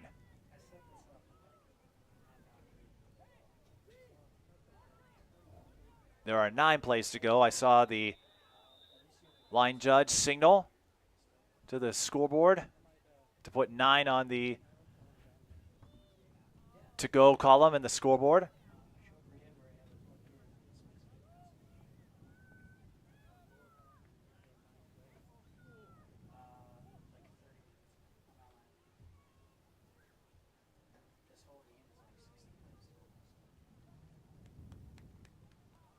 And Freeman looks like he got shaken up.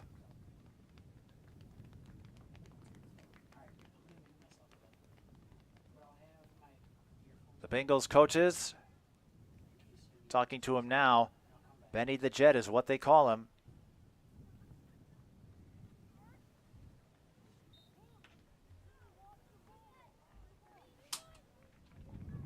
Likely a reference to one of the many immortalized songs from Sir Elton John. So Freeman will be examined. And the Bengals have 4th down. This is Nelson, who carries it, runs into the pile, and had nowhere to go. The Bearcats will take over on downs. And with 8 plays left on the play limit, the Bearcats can't take 4 kneel downs like we saw Spring Lake Park do to close out the 3rd grade championship. The Bearcats will have to run at least a few plays, but it will be a victory lap for the Bearcats, who have thoroughly dominated this game. 5 drives, all resulting in touchdowns. And they set the tone early when Colt Sawson sprinted down the right side on a sweep to score from 60 yards out. Timeout is called. And a reminder that we have 2 more games coming your way. The 5th and 6th grade championships. Those games will be timed.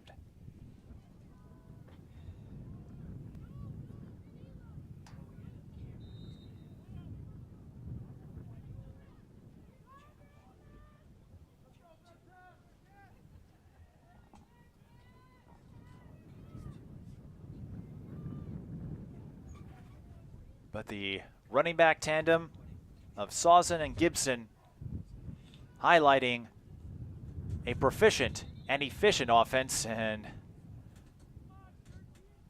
I guess if you're going to be hit with a false start penalty, this will be the time to do it when you're in stat padding time, and it won't hurt you all that much. So that'll push the Bearcats back 5 yards. And we should get our color commentator back for the final 2 games of the day.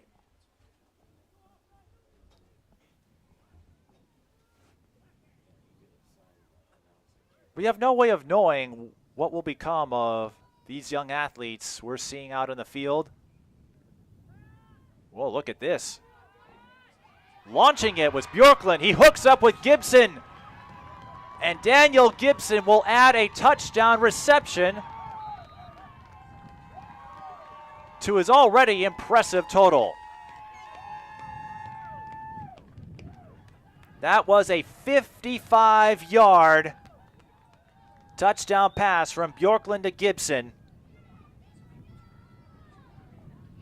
They did say, the Bearcats did, watch for the deep ball when he goes to wide receiver. Didn't have a reason to. And that is the second time the Bearcats have scored in one play on a drive.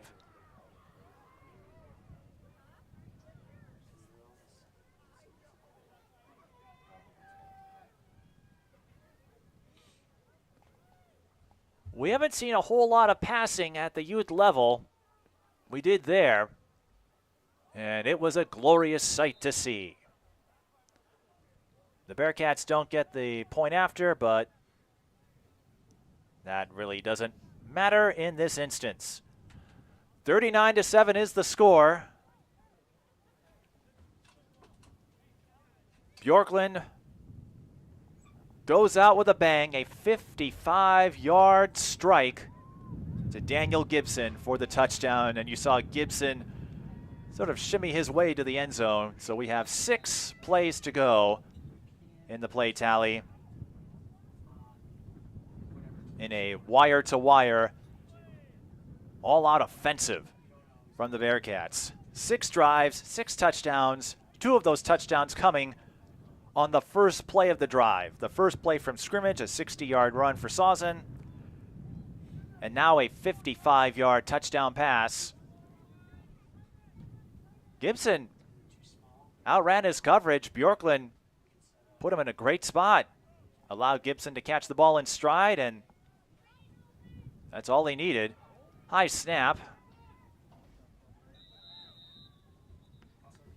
We have number 60, Wraith Simming, taking snaps under center. Again, Freeman was hurt on the last series for the Bengals. We're just trying to coax their way to the finish.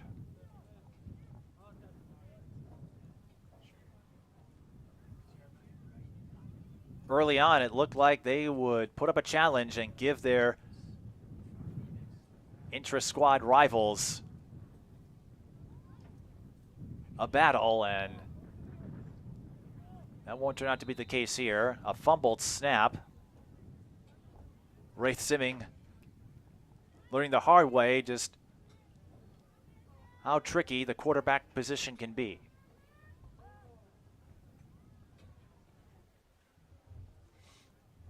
But these kids have plenty of learning, development, and growth ahead of them, whether you're on the winning end of a blowout or on the receiving end of one.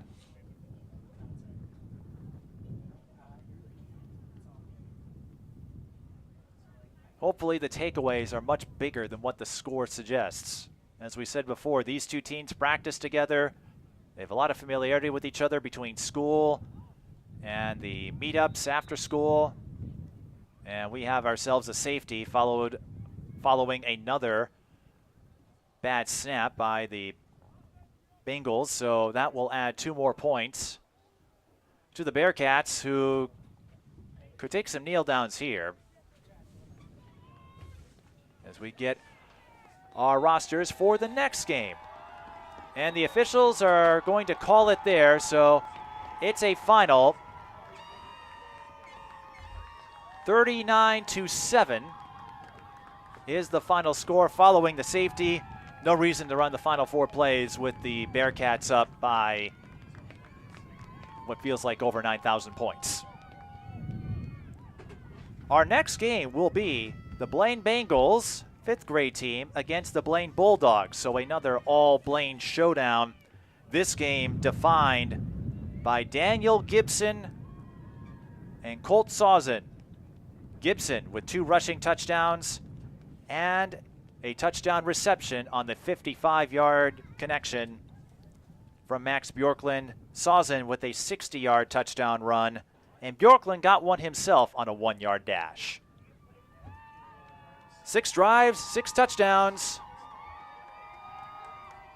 And the Bearcats win 39-7 in the 4th grade championship. What a performance from the Bearcats and for the Bengals. Hopefully they've learned a lot and will apply those lessons for next year.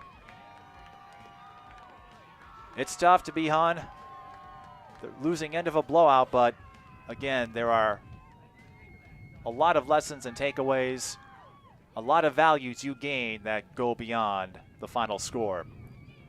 So that does it for our 4th grade championship. We'll rejoin you in a few minutes for the 5th grade championship match between the Blaine Bengals and the Blaine Bulldogs. For the rest of our North Metro TV crew, I'm Mike Peden. Thank you for watching the 4th grade championship in the 2022 NMYFL championship event.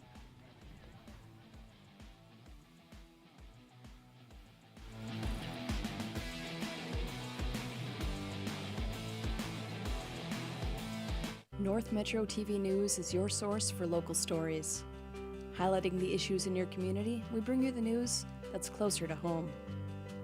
Join us as we explore the stories all around us, every day at 2:30, 6:30, and 10:30.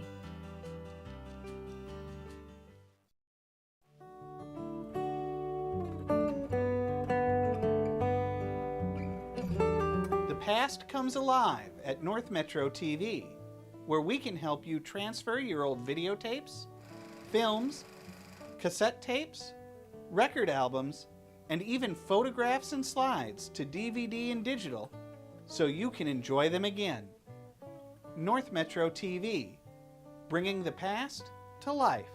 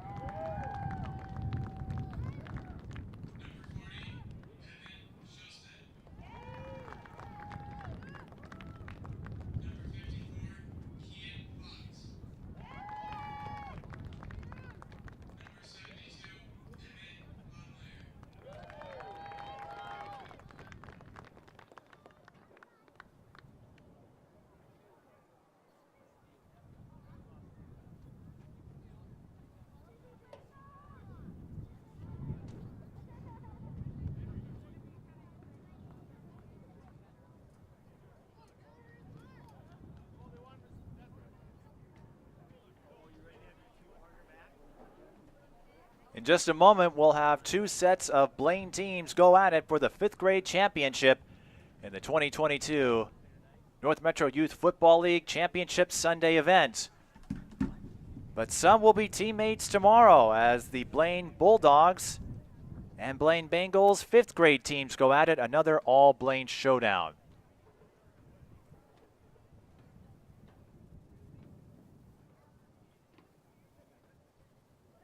Mike Peden with you. And we're ready to start this 5th grade showdown. Another battle of white and Columbia blue. The Bulldogs will be wearing the white. The Bengals will wear the Columbia blue.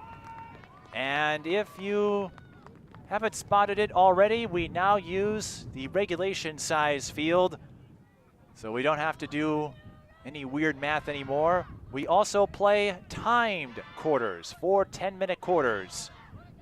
So no more worries about play limits or smaller fields. We play the full 100 yards. We'll get names and numbers as we move along in this game.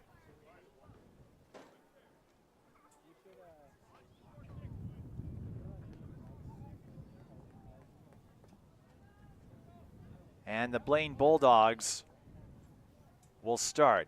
And as you can see, we do have kickoffs now. So this feels like just a normal game, except the kids are younger. And we're underway. Number 32 of the Bulldogs falls on it. That's Messiah Shaw, his first year of football. And again, we'll get names and numbers as we make our way through. But the Bulldogs will start with possession. They are wearing the white jerseys, the Bengals wearing the Columbia blue.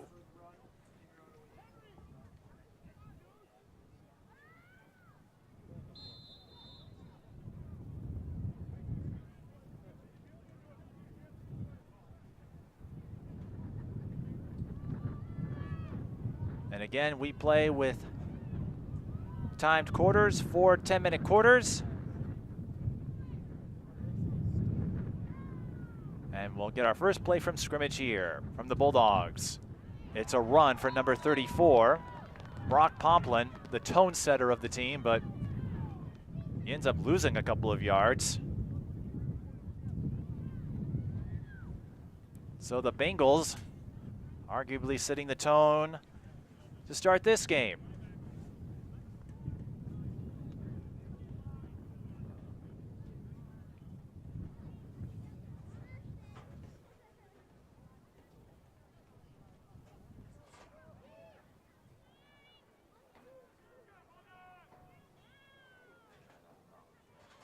Second and 12, another run play for the Bulldogs, and that goes nowhere. Number 15 on the carry, Hunter Casons. He was met up by Alex Reed.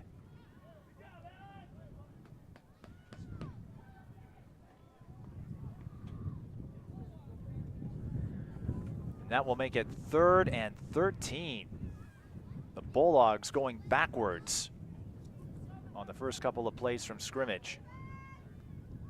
Alex Reed, the hard-hitting safety, his nickname, Bobby Boucher, because he plays like the water boy. Wonder if he has that takedown move from Captain Insano. 3rd and long, not a whole lot of plays here. 3rd and 13 to be precise. They'll run it again. Number 34 has it. And he is tackled at about the 24-yard line. That is Brock Pomplin. And we'll see what the Bulldogs do here on 4th down. Again, in the earlier grade levels, there were no kickoffs or punts. Any punt would just simply move the ball 20 yards, but now as we get to the older divisions, that can change. And it looks like they are lining up for a punt.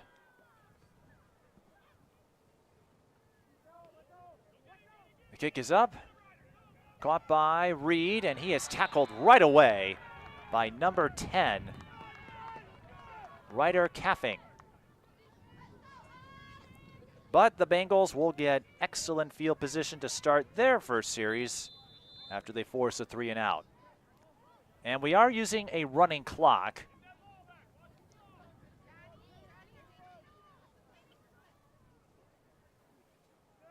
So the Bengals waste little time as they start their first drive at the 40. And they go on a run. A sweep to the right. Plenty of daylight. See you later. Touchdown. Or is it? It is a touchdown. I thought it was. So a 40-yard dash for Finnegan Maxey.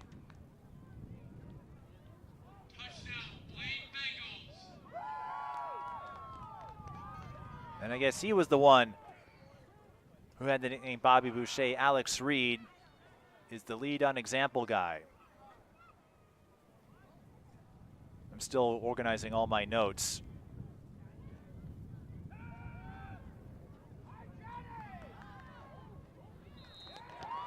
And the extra point is good. So Reed is the Bobby Boucher guy. Finnegan Maxey, the most versatile player. He runs it in from 40, and Blaine scores 2 on the 2-point conversion. So 6:54 on the clock.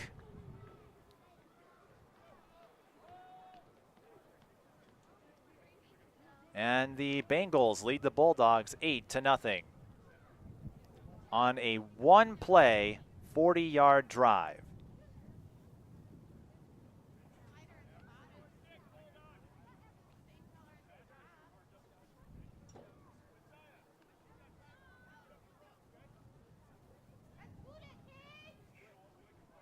And with the running clock, hard to say exactly how much drive time was elapsed, but we're seeing some efficient drives here. And an onside kick, I don't think that went the full 10. No, it did not. Not a bad idea for the Bengals, but onside kicks, or any kickoff technically, the ball has to go 10 yards before the kicking team can recover. It did not. So the Bulldogs will start on the front side of midfield.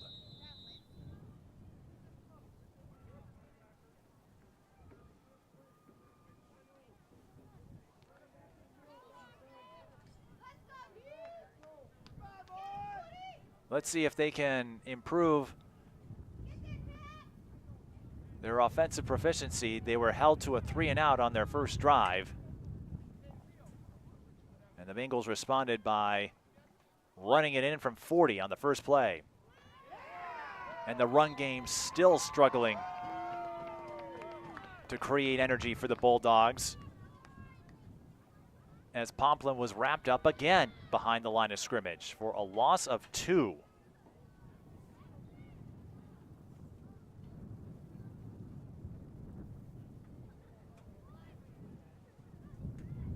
Again, considered the tone setter of the team, but right now it's the Bengals who are undefeated at 9-0.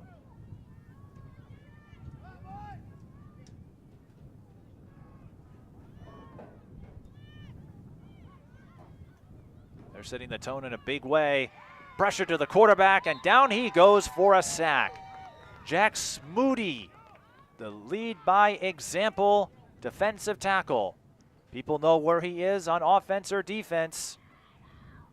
All teams scheme for him and try to run away from him, but that time there was no running away from Smoody as he brings down Evan Mansell for the sack.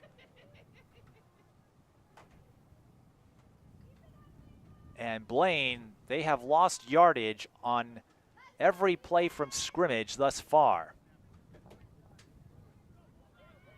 except for one. Mansell lines up in the shotgun. Low snap, gets the handoff. And this Blaine drive, the Bulldogs drive I should say, on the run by Hunter Casons, mirroring the first drive where the first 2 plays resulted in negative yardage, and then the final play they pick up a few of those yards back. But this is a brutal beginning for the Bulldogs.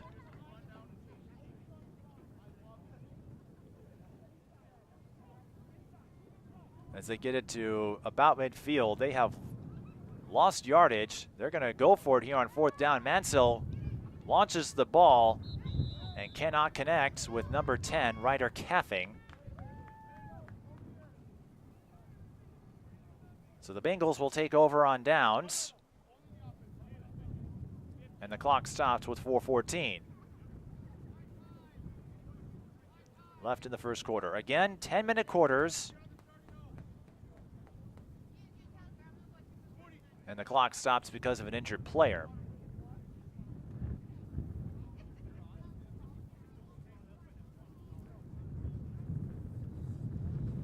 Defensively, the Blaine Bengals have given up just 6 points all season, and you'll see stickers on helmets, start stickers for anyone who forces or gets a turnover, and each one represents something exceptional that the athletes have completed, whether it's exceeding expectations or pulling off a spectacular play as they start their next drive at midfield. Their first drive was a 40-yard run from Maxey for 6, high snap. And now the Bengals are going deep. The pass intended for Will Robidoux, and it falls incomplete.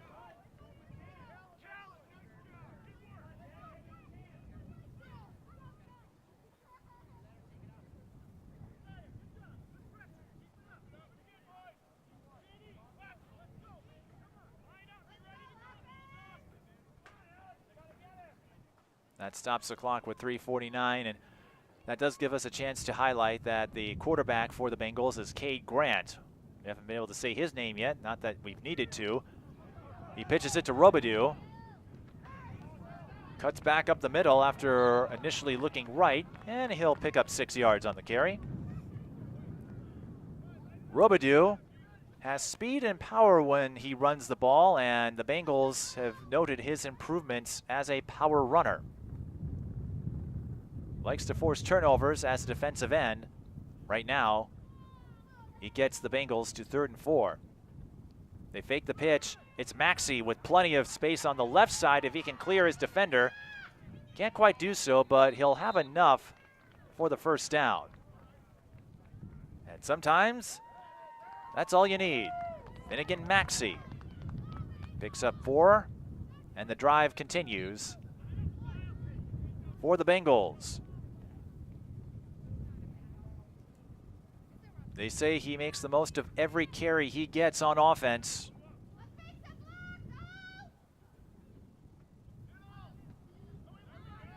That time, the Bulldogs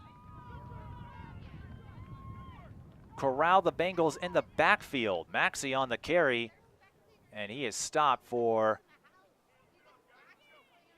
a big loss of 3 yards. That will make it 2nd and 13.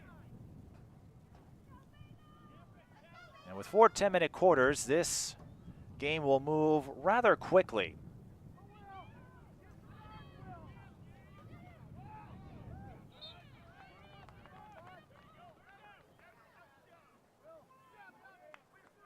Bengals get it back to the 40-yard line, and they go no huddle most of the time, so you're going to see them snap the ball in a hurry after a play from scrimmage. As Cade Grant lines up in the shotgun on 3rd and 11. Robidoux in motion. Screen to Maxey. Looking for space. And he finds some. He's close to the first down marker. They will spot the ball at the 32-yard line, and I'm going to guess the Bengals will go for it, as we have 1:25 to go in the first.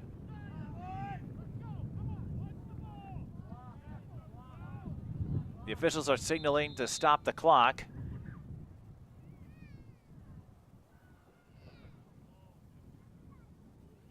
.116 to go. Grant lines up under center on 4th and 3. Maxey in motion. They got it to Robidoux after faking the handoff to Maxey. The ball knocked loose, but it rolls out of bounds, so No consequence for the Bengals there. Maxey gets them a first down at the 20-yard line. A gain of 12. They only needed 3. Or I should say Robidoux displaying a taste of his power there. The Bengals in the red zone on 1st and 10 from the 20. Grant escapes pressure from the pocket. And he has a lot of room to run up the left side and is still going.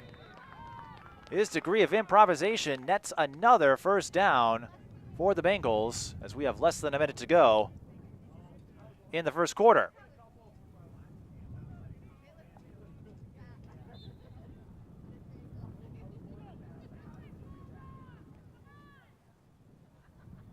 They do say Cade is the young man who makes the offense go. Well, that time he used his own power to pull off that move. Robidoux on the carry, attempting to press from the inside on 1st and goal.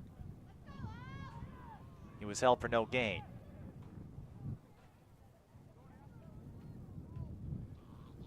This could be the last play of the quarter on the 10th play of the drive for the Bengals, which includes a 4th down conversion.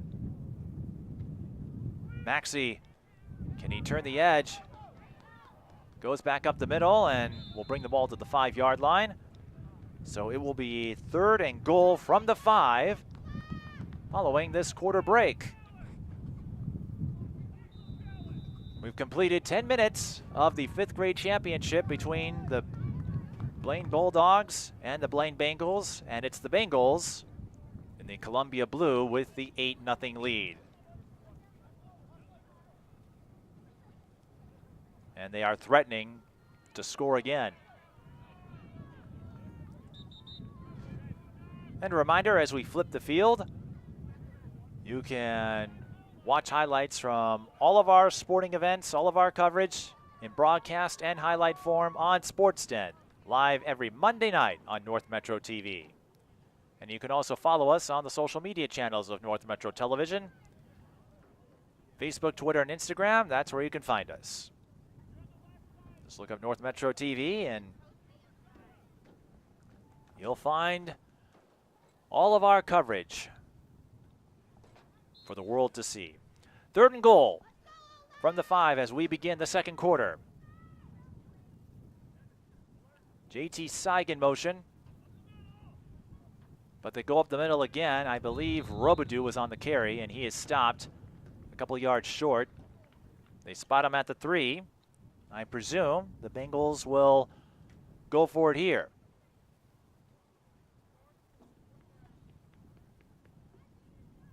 They already converted 1 4th down.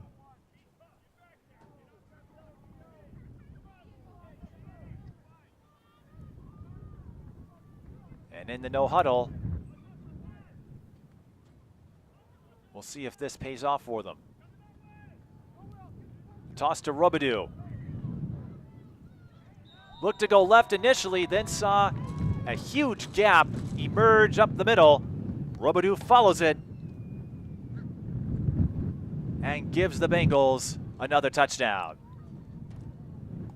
Robidoux. Very shifty.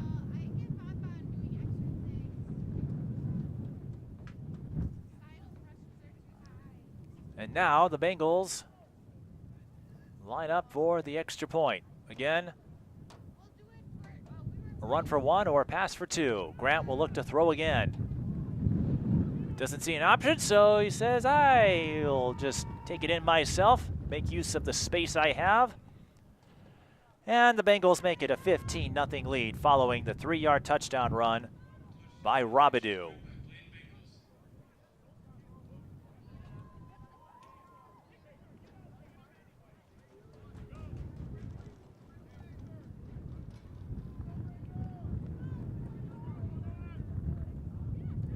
So officially, that was a 12-play, 50-yard drive taking up about 5 minutes of clock, ending on the 3-yard touchdown run for Will Robidoux.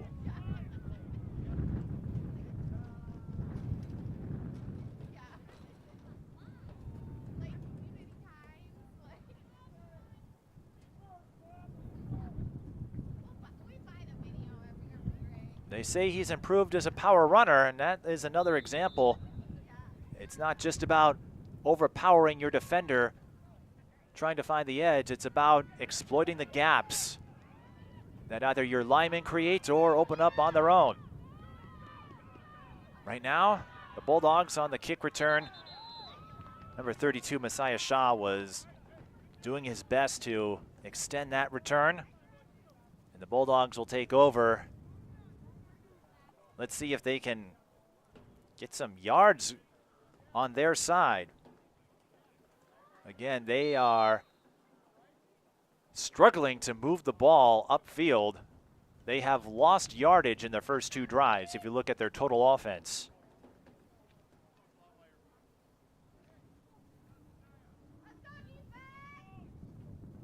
They'll start this drive at the 28-yard line. Mansell hangs on to it himself. Oh, he's got a lot of space. Still going. He just spun off a defender, and ultimately he takes a knee, not intentionally, but he does get the ball to the 39-yard line and picks up 11. If he had gone right, instead of going back up the middle on that last cut of his, he might have been able to break away for an even bigger run. But given the obstacles and the turbulence, the turmoil the Bulldogs have encountered thus far, I think they'll take anything that results in a first down. 1st and 10 from the 39. And that play blown up at the point of exchange. Brock Pomplin couldn't do anything with it. He was met right away by the Bengals defensive line. A loss of 3 on the play, and that is where Blaine has excelled thus far, forcing the Bulldogs to several negative plays from scrimmage.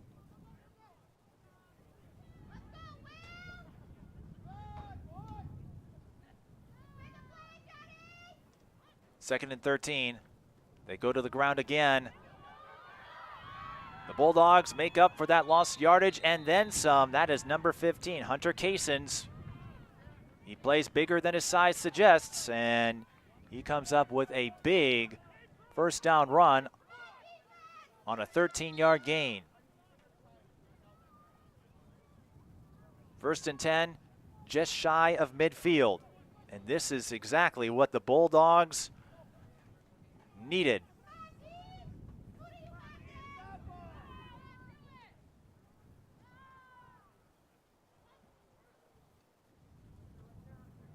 Casons this time has a seam to go through,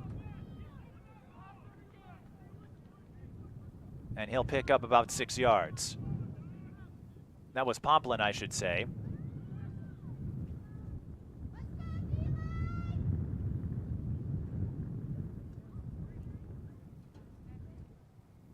So 3rd and a long 3, or 2nd and a long 3, following the solid first down run by Pomplin.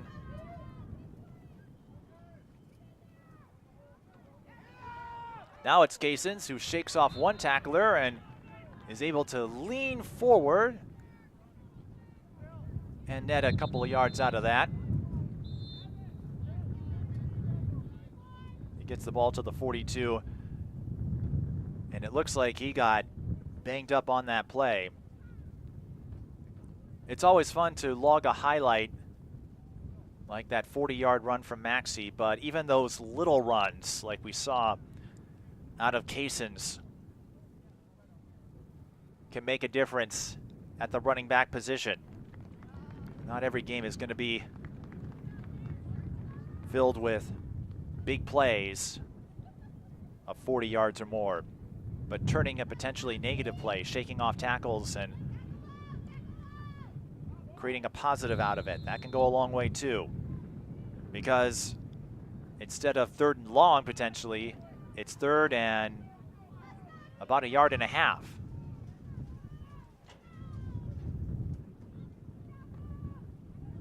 Hand off to 32.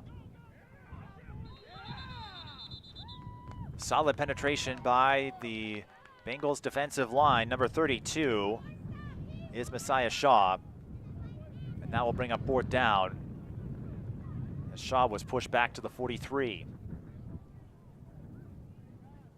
My guess is the Bulldogs go for it.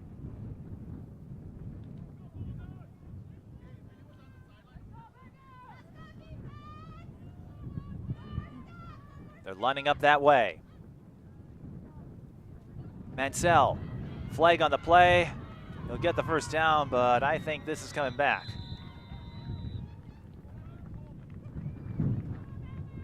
Holding is the call. That's a killer. You would have had 1st down. Instead, you probably are going to have to punt it now.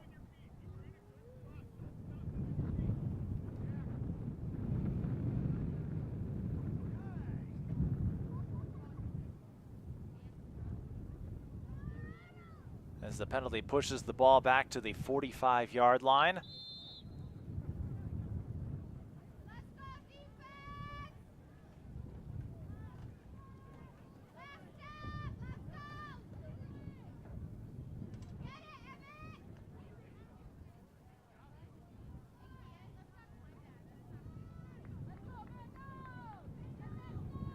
Will they go for it or will they punt? Looks like they're still going to try. Well, this isn't helping. A false start. A holding penalty followed by a false start. My broadcast partner, one of them, Jody Raylander, a football player herself with the Vixen, she'd tell you how much penalties hurt no matter which side of the ball you're on. You had a 4th down conversion in your sights. A holding penalty nullifies that, and then you follow that up with a false start penalty. And now the Bulldogs find themselves back at the 40.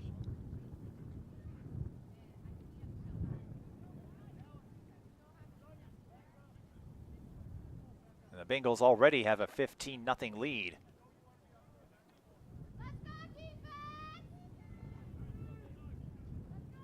Fourth and about 20. They're still lining up to go for it. Mansell with the dump to number 10, and it falls incomplete. Ryder Caffing, the intended receiver, and the Bengals will take over with a short field again. The Bulldogs were able to get a couple of 1st downs, but a holding penalty and a false start penalty caused the drive to stall. The Bulldogs have only punted once, we should point out. As the wind picks up again. We've been having a stiff wind out of the northwest today, which has played a part in these chilly temperatures. 46 degrees. We've warmed up a couple of ticks since this morning. Maxey certainly warmed up as he proved on that 40-yard run to open the game.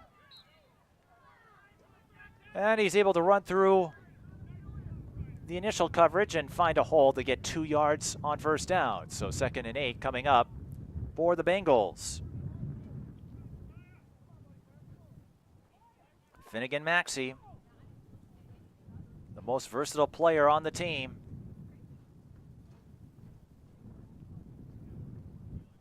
He's in motion. It's a play action. Grant going deep. The pass is hauled in. Touchdown, Bengals.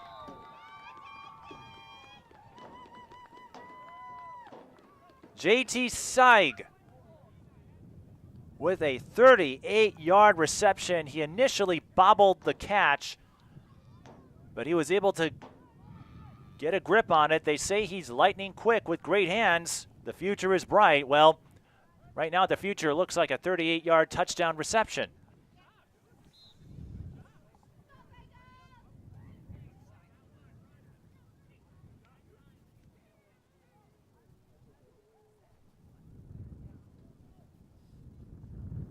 Extra point, handoff, and a flag. So let's see what this is about.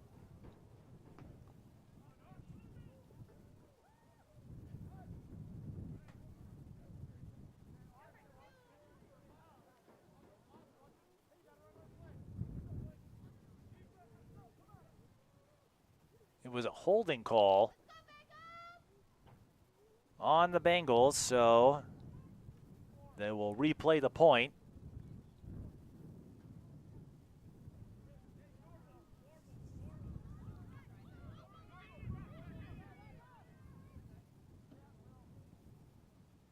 And this might take away the run option. Grant found his man. Number 7, John Leteke.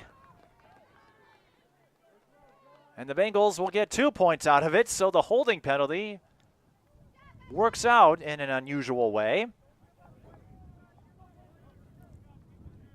To complete a 2-play, 40-yard drive that took up 1 minute and 4 seconds, ending with JT Sieg's 38-yard touchdown reception. John Leteke making the 2-point conversion, the unsung hero of the team. He does it all. He's willing to do anything to help. Ran a great route, too.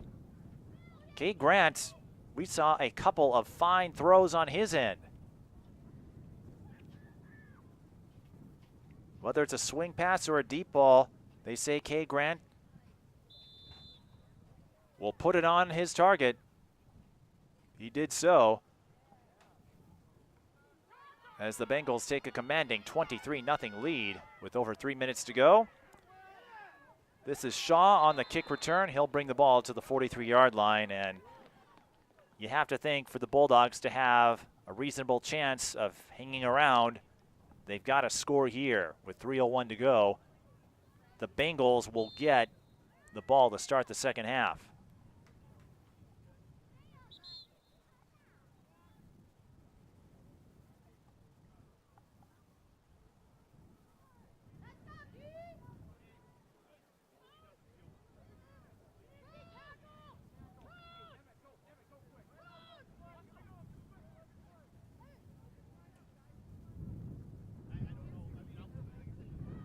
Mansell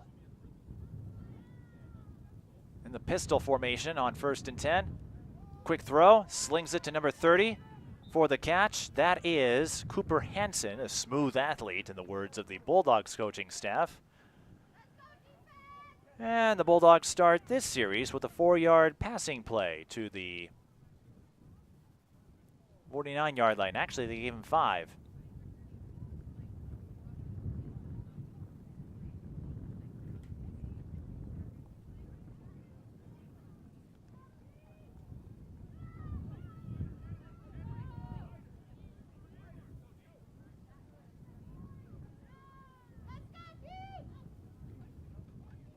Screen pass on 2nd down. And that nets a couple of yards for Brock Pomplin.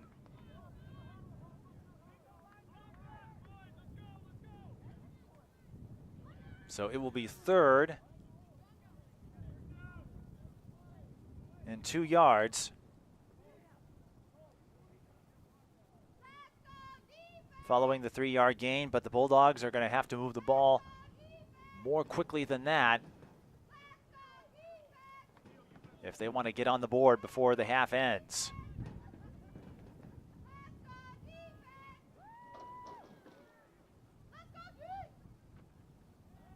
Mansell with the completion to Hansen. And Hansen adds a few yards after the catch. Gets the ball to the 44-yard line. Enough for the 1st down. And that will lead the Bulldogs to call a timeout.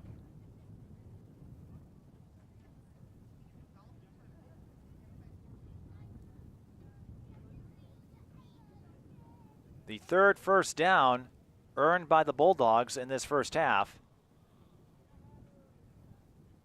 as we have 59 and 9/10 seconds remaining in the second quarter as the Bulldogs seek a score that would get them back into this game. It's been all Bengals.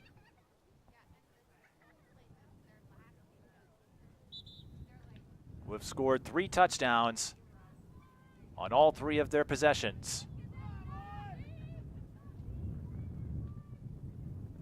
Mansell lining up in the shotgun this time on 1st and 10. Player in motion, that's Caffing. They hand him the ball, and he doesn't have much to work with there. Held for no gain, and the Bulldogs will call another timeout. 49 seconds on the clock.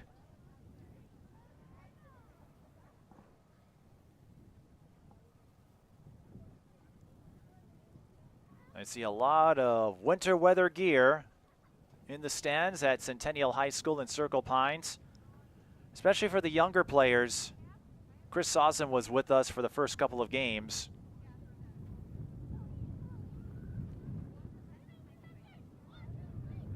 It's not often that these athletes get to play at high school fields, which for them is a pretty big deal. And throughout my high school sports coverage, I have been told many tales. As Mansell keeps it on 2nd down, runs into a trio of Blaine defenders, gets the ball to the 40, or the 35, I should say, and the Bulldogs will use their final timeout with 3rd and 1 coming up. Gain of 9 on the play.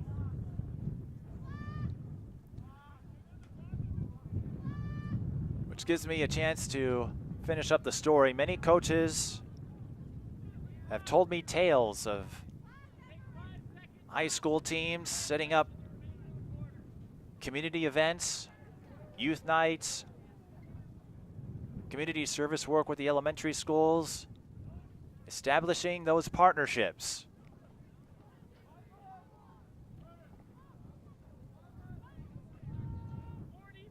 Because those younger kids, like the ones we're seeing here, they're impressionable. And if you give them positive role models,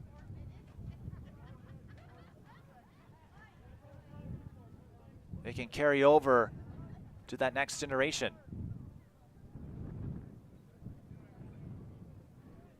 Even getting the chance to play on a high school field compared to the parks they're used to playing on. That's a step forward. The Bulldogs do get the 3rd down conversion on the inside run from Brock Pomplin. That will stop the clock briefly to move the chains with 37.4. But the Bulldogs are out of timeouts.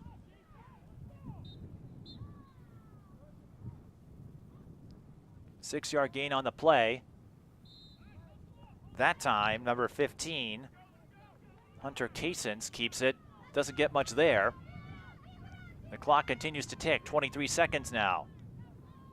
Mansell, another handoff to Casons.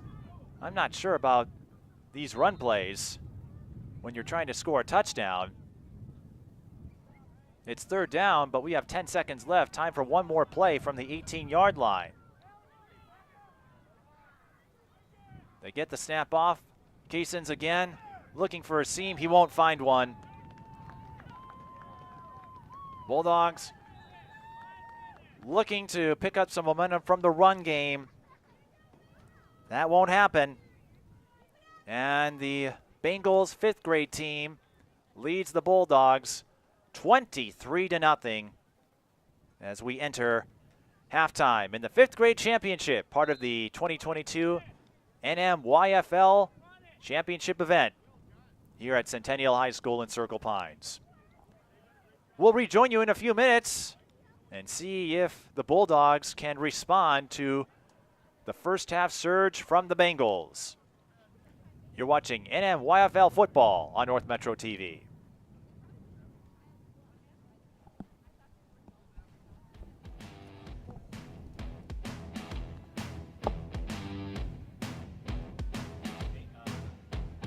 No, the thing I've missed the most during this entire time, this pandemic, has been you.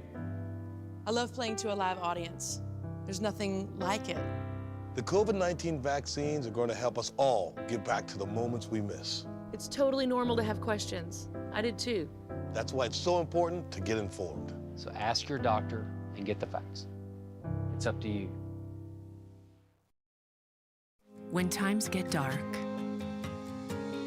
we can't see the help that's all around us. Let 211 be your guiding light for help with food, healthcare, and other resources. 211, how can I help you? Call 211 or visit 211.org. 211, get connected, get help.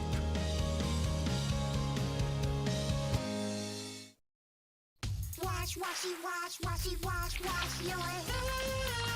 Scrub them while you sing this song. Wash, washy, wash. Rub your hands and fingers and the places in between.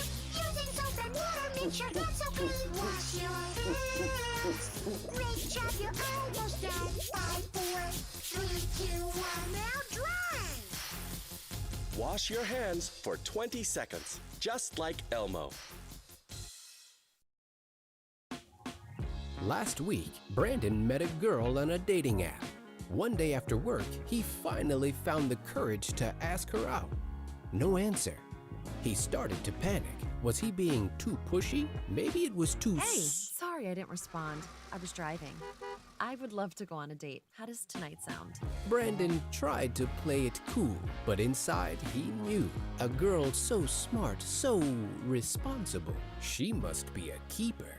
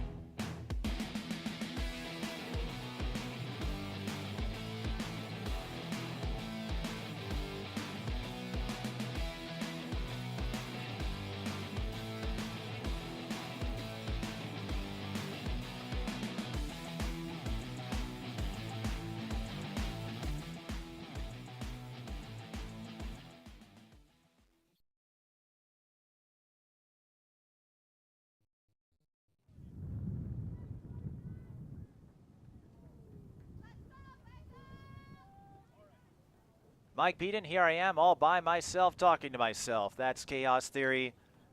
And speaking of chaos, the Bengals brought it to the Bulldogs. They are up 23-0 as we start the second half in the 5th grade North Metro Youth Football League Championship.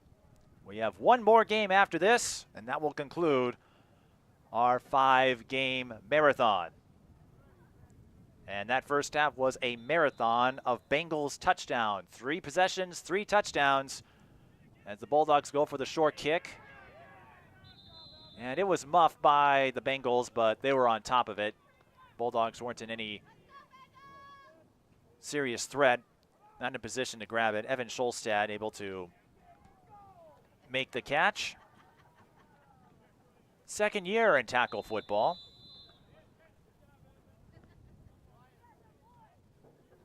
And the Bengals will start this drive from the 43-yard line. And as you have seen throughout the game, they go no huddle. Not that they need to do a whole lot of huddles when they've got capable running backs like Will Robidoux.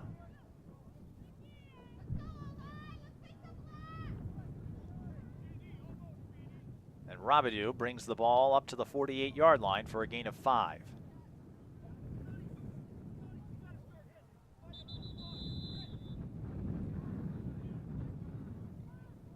And it looks like Robidoux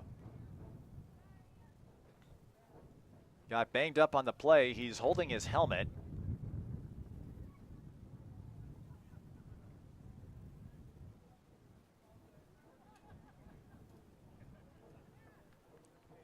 "46 degrees, the game time temperature. Robidoux is able to walk back on his own.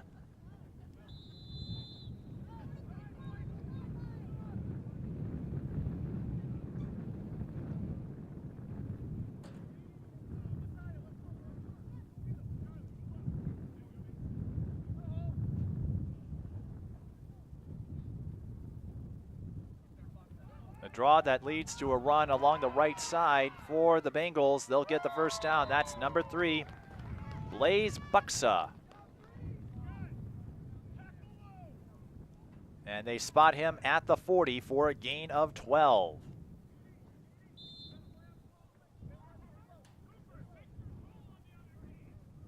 Blaze Buxa, football is in his blood. He comes from a big football family.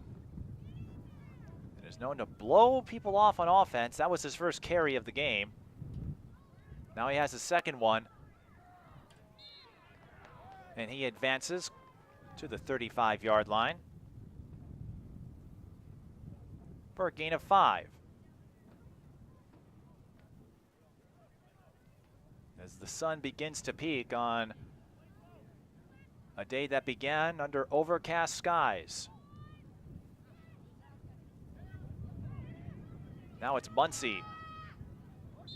He can't locate the edge. He had a Blaine Bulldogs player grab him by the jersey, it looked like, and Maxey will lose a yard or so in the play.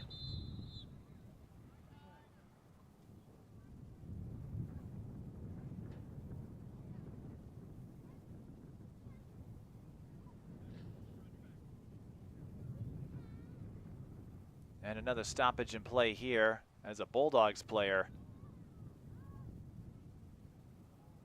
is on the turf, trying to make his way back up. That's number 27, Eric Kirkin.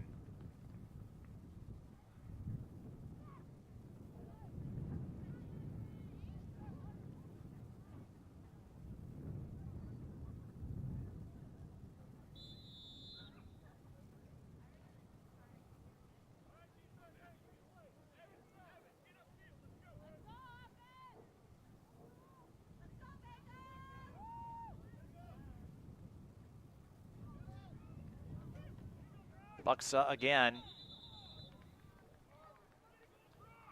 Gets the ball to the 33. A gain of 3, but not enough for the first down. So with 4th and about 3, you expect the Bengals to go for it. They did have a 4th down conversion in their second series on offense.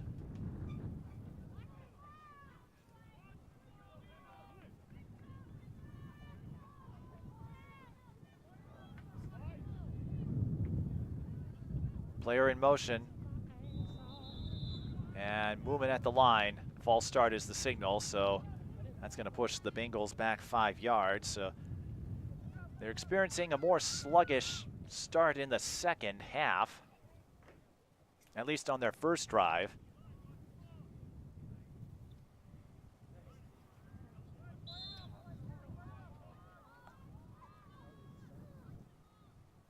That will make it 4th and about 8.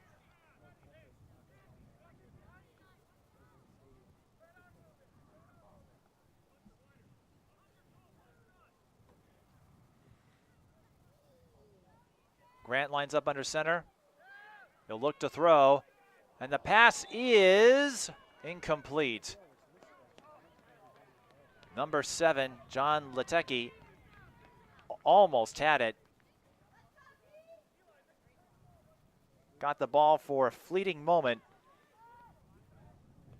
but the Bulldogs finally get a stop on defense, forcing the turnover on downs. They'll take over at approximately the 39-yard line.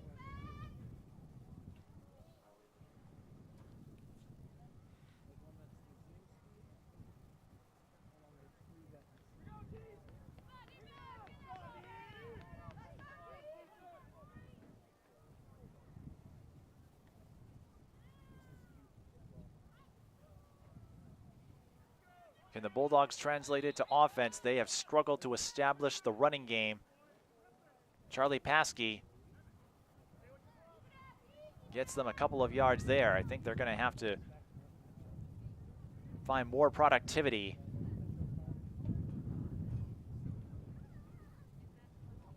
for the Bulldogs to have a chance. And a reminder, we are playing with 4 10-minute quarters, no play limit, regulation size field.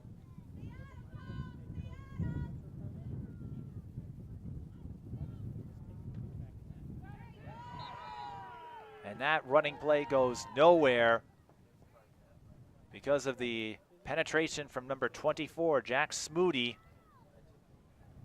As we said, teams will scheme for him and try to run away from him. People know where he is, no matter which side of the field he's on. And his fine defensive play there results in a loss of a yard.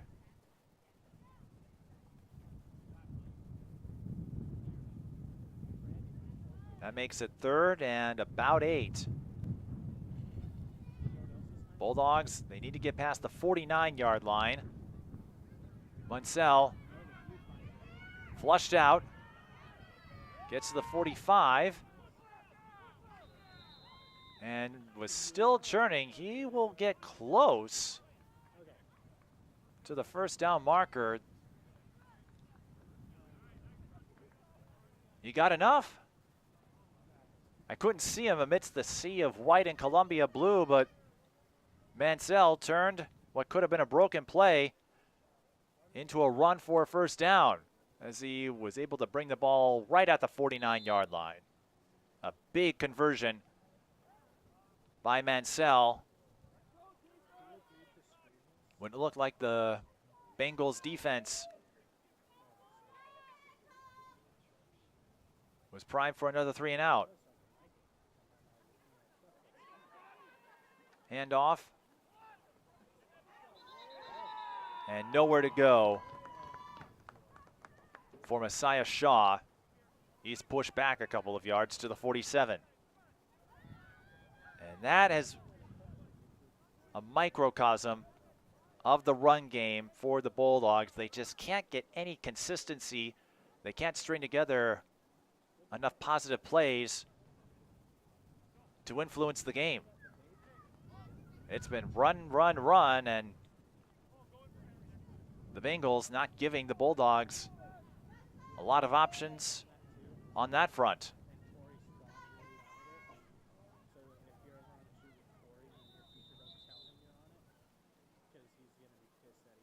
And we'll see the Bulldogs go back 5 yards on the false start.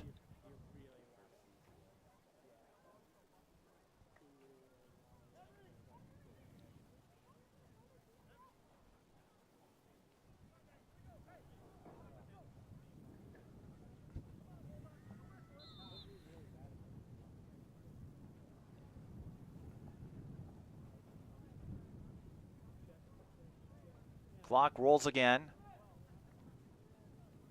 It's 2nd and about 16. Mansell, quick throw, pass is caught. But the Bulldogs are still a bit short of the original line of scrimmage. Cooper Hansen with the catch. And they get back the 5 yards lost on the false start penalty, but That makes it 3rd and 12.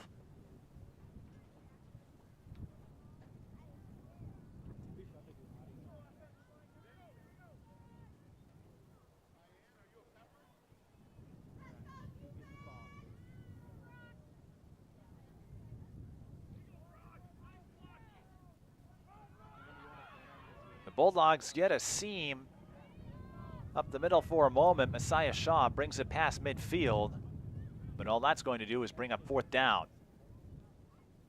At the 48, another gain of 5. So it's 4th and 7.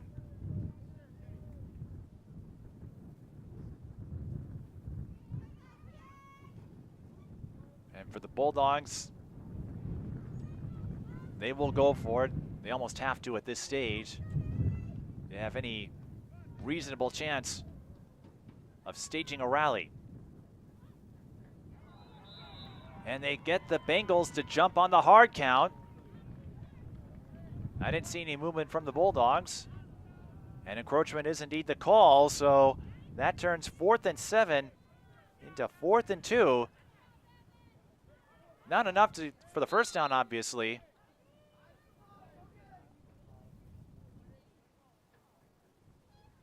But it changes the math in favor of the Bulldogs as the wind continues to howl. We can't hear from the press box, but some loose debris scattering. Mansell will keep it. Looking for the edge. He's got the first down, and he will be taken out of bounds at about the 35-yard line. And you can see the wind whipping the leggings of the officials there as Mansell runs it for 8 yards. This drive has lasted over 5 minutes.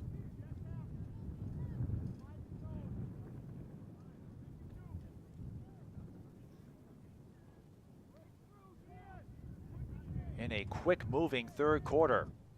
The Bengals only got one drive, which ultimately stalled.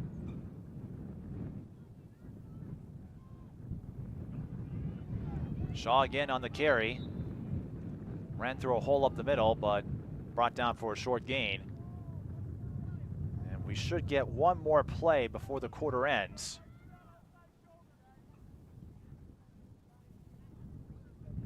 As Shaw gets 2 yards on the carry.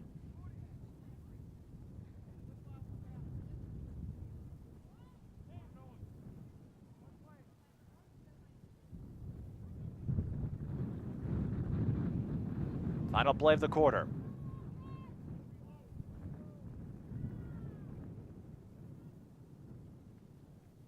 The handoff blown up. Number 24, Jack Smoody made the initial stop. John Latecki finishes off Shaw there. And that's the end of the third quarter. So it will be 3rd and long for the Bulldogs to start the fourth quarter. That run game just can't get going for long stretches.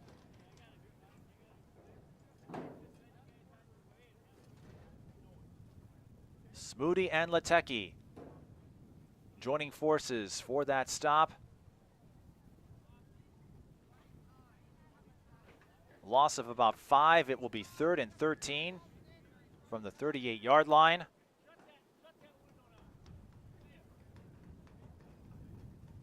With 10 minutes to go.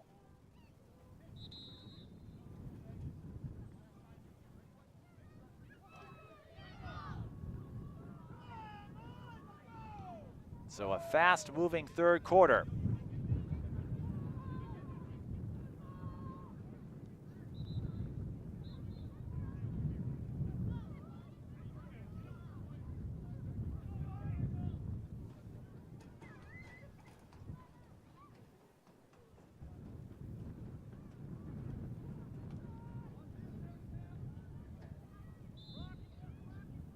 Bengals sideline doing some jumping jacks to stay warm. Well, they're 5th graders, so they'll do some kid things and not worry about how they look doing it.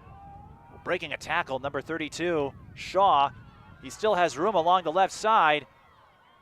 On 3rd and 13, Shaw converts for the first down, and that was set up by him breaking the tackle.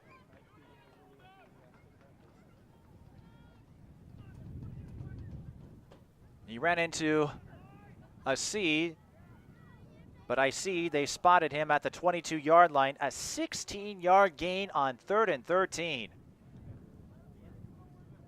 The Bulldogs ran into some problems with the running game early on. They're starting to come together here. The question is, do they have enough time? We're in the last quarter. Mansell takes it himself and gets inside the 20. A gain of 3 on the play.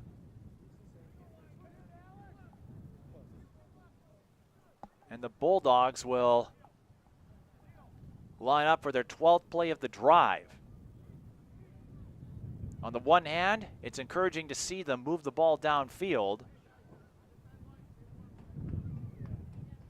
On the other,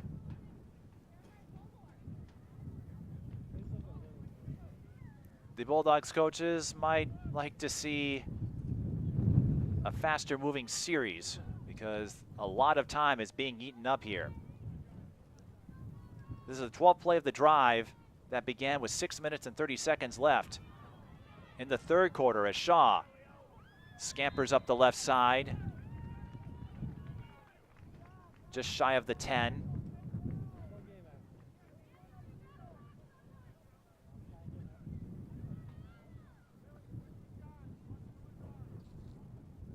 Good enough for another first down on the pickup of 8.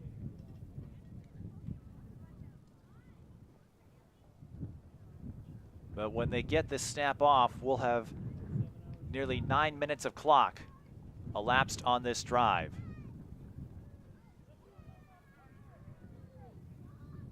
Timing rules not quite as lenient as high school, of course, but that's a long time to be moving the ball downfield when you're trailing by more than one possession.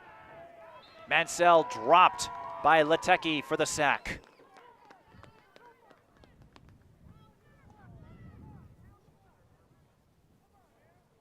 The true definition of team player in the eyes of the Bengals.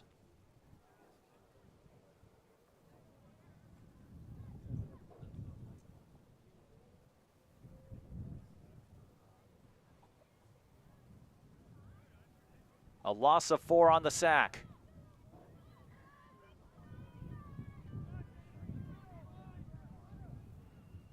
On a drive that is now nearly 10 minutes in length. Shaw again finds a hole, picks up the lost yardage, and will get inside the 10 before forward progress is halted.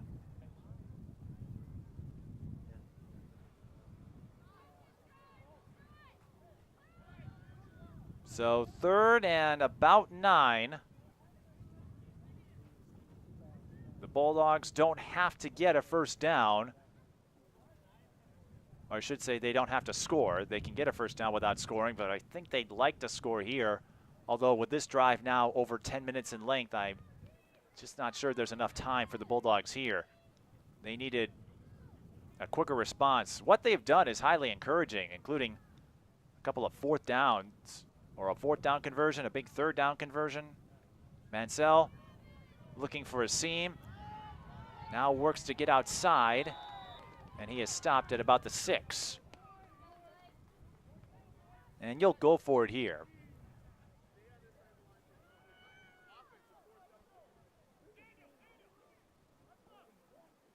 What the Bulldogs have done, considering the circumstances, is brilliant. A couple of 3rd down conversions, a 4th down conversion, and that could serve them well.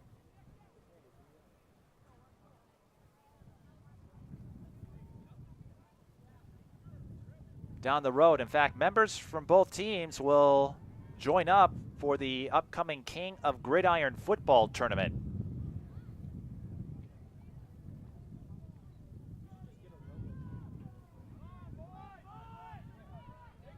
So this will be great prep work for everyone involved.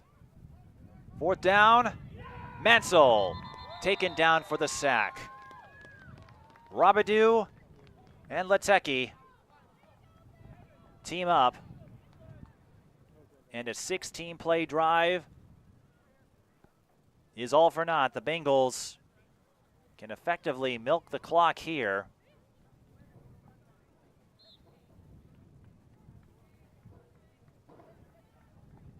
Tough way to end the drive for the Bulldogs. They came up with some big conversions, but just didn't have enough to punch it into the end zone. So the Bengals will take over and go on a proverbial victory lap.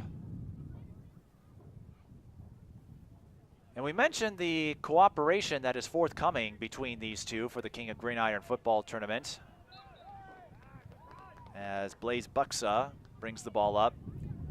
18 of 19 players on the Bengals roster are multi-sport athletes, and that is a common theme we have noticed throughout our day-long coverage of the NMYFL championships.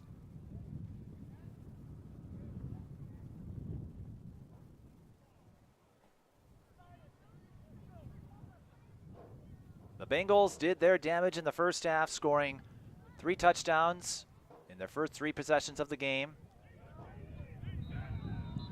They don't have anything to worry about here. And they set the tone, just like our last game, when Finnegan Maxey on the first play from scrimmage for the Bengals took it to the house from 40 yards out.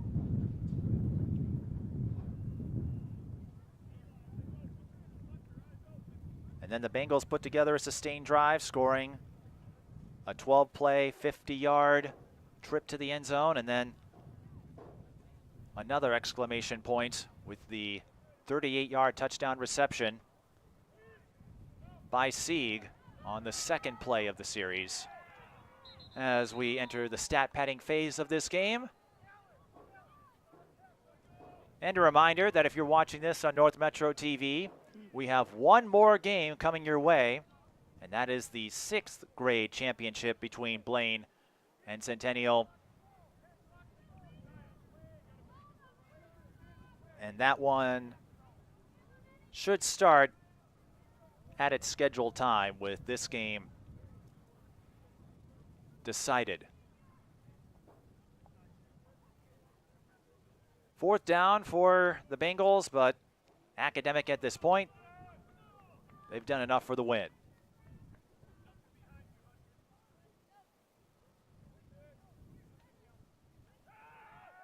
Grant will go for a passing play and simply gets rid of it. Wouldn't make much of a difference anyway, had it been intentional grounding or not.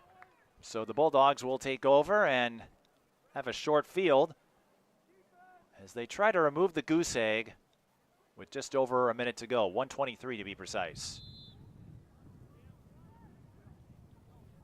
So the Bulldogs get a 3 and out. They're probably thinking, we couldn't have done that earlier. But as we said, this is a great learning opportunity for these young athletes who will join up for the King of Gridiron football tournament.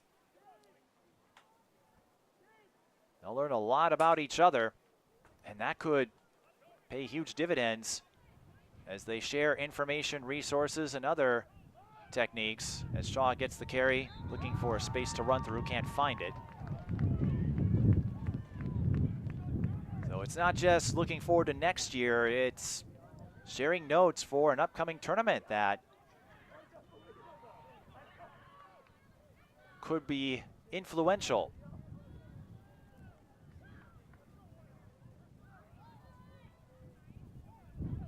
This will likely be the last play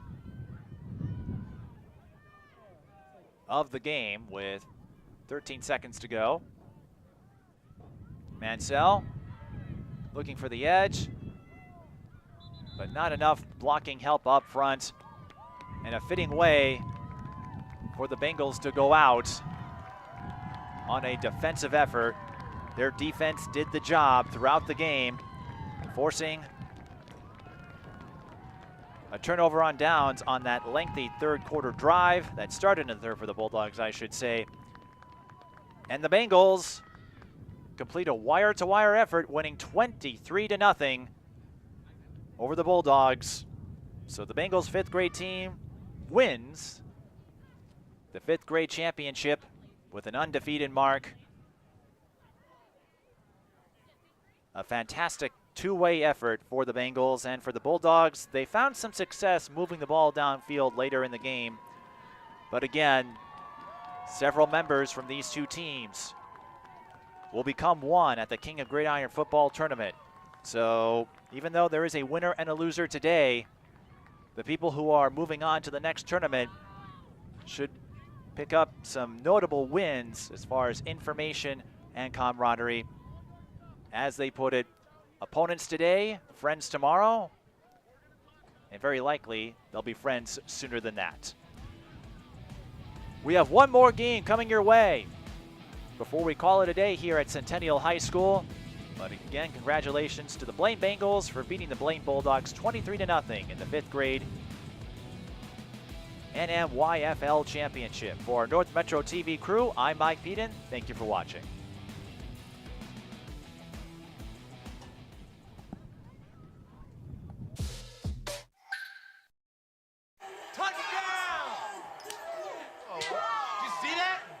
We scored? Yeah, we scored. We're going to the playoffs. I can't believe I missed that. Every time I'm buzzed, I spend too much time on my phone. What? I should take your phone away. No. I'll call for a ride. Hey, why does my face look like that? I'm playing with these new face filters. Okay, you know what? Yep, that's mine. Kevin, I need that back. No. Kevin!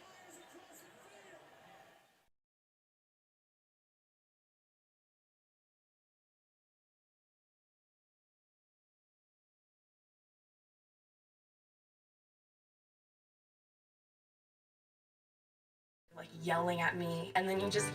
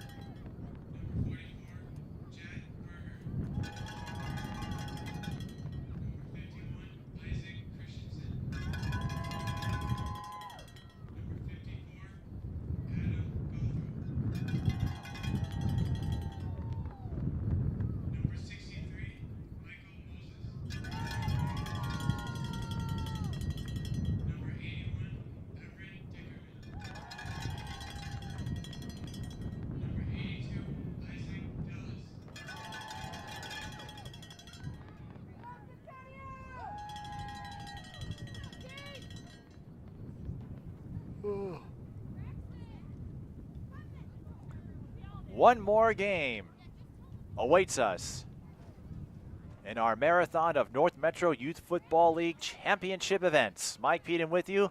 Here I am all by myself talking to myself. That's Chaos Theory. Our 6th grade championship caps off the festivities. The Centennial Chiefs, undefeated at 9-0, take on the Blaine Gladiators at 5-2. Centennial, the smallest team in the league based on weight, and no, I don't know what the total weight is, and I am not dumb enough to ask. But they play physical, they swarm to the ball, and a great form tackling team. They play backyard football as much as possible, and the majority of these kids are 3-sport athletes. You might find some of them make their way to varsity lineups in the years to come, or even junior varsity next school year, since these are 6th graders. For the Blaine Gladiators, the core of the team have been together since 2nd grade and have reached the championship round every year. They have 4 newcomers to tackle football.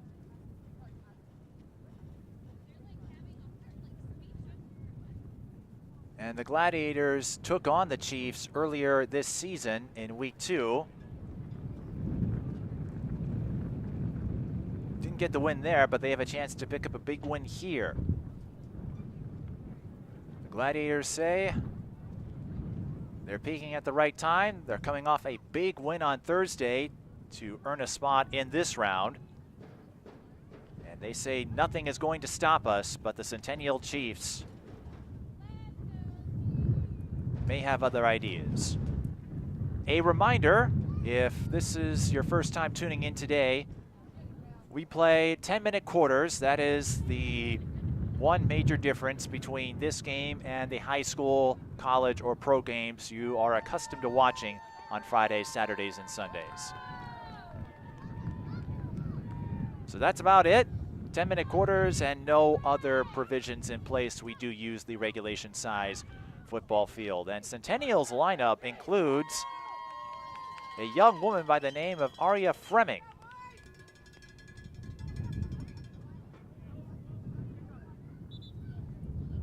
Her favorite sport is football. She's been playing it since she was 6. And her favorite player is Patrick Mahomes of the Kansas City Chiefs, who is playing right now, but Aria should have enough time to get home and catch the end of the Chiefs-Bills game, one of the big matchups this week. The Vikings secured their 5th win of the season in a 24-16 victory over the Dolphins.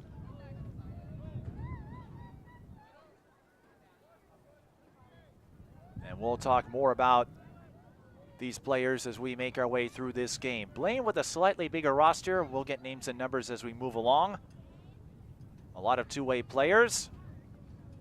We have warmed up to a balmy 48 degrees, but the wind remains stiff, fierce. It's going to feel a lot colder than that as the kickoff was initially mishandled, and number 17, Ishmael Fafana, has no choice but to fall on it.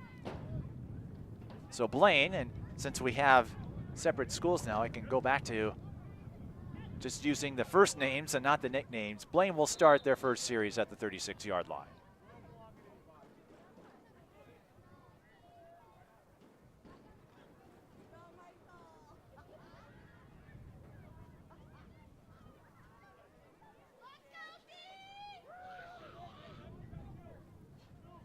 First and 10 for Blaine. And the first play is a pitch to number 2, Camden Winsek. Look at him sprint down the right side, and he still has room to run before he is brought down at the 42-yard line. A quick pickup of 22 yards.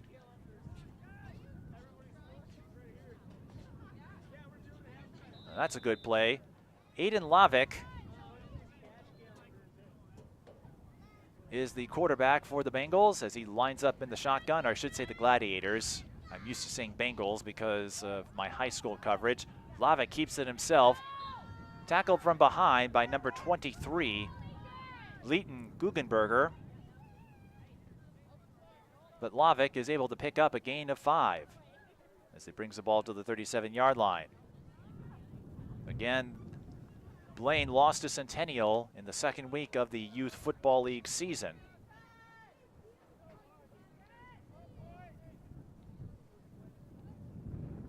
From the shotgun again, it's Winsick.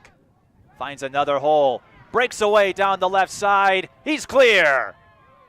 Touchdown, Blaine.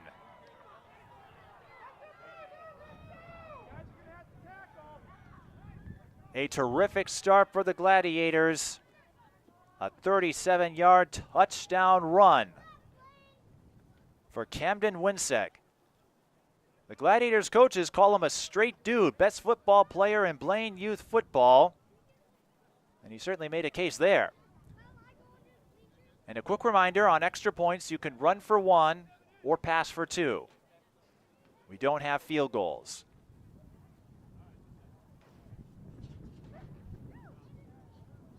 Lavick with the dump to number 17, Ishmael Fofana Jr.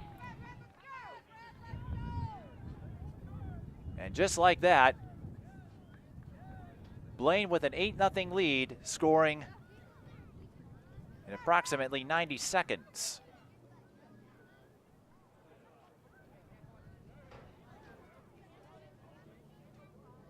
That was a 3-play, 64-yard drive.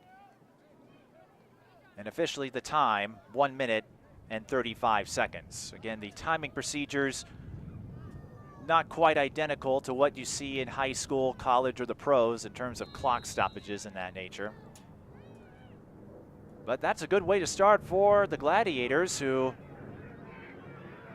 were the underdog team based on record, and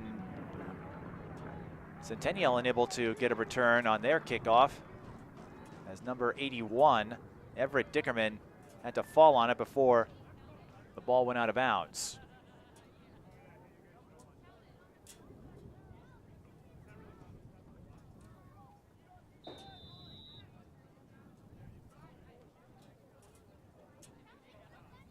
The Cougar, or I should say the Chiefs, that's not the first time I've been tripped up like that. They use the same colors as the high school, so I'm used to going with the nicknames.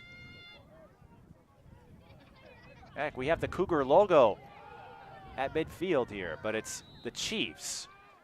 And their first play from scrimmage is a handoff to Parker Munger, who brings the ball to the 29-yard line for a gain of 2.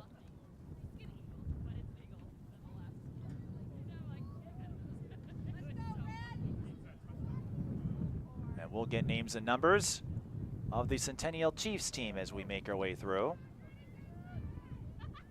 Braden Hartman, whose younger brother won the second grade division earlier today, is the quarterback for the Centennial Chiefs. And a power run by number 30, Jackson Brazen.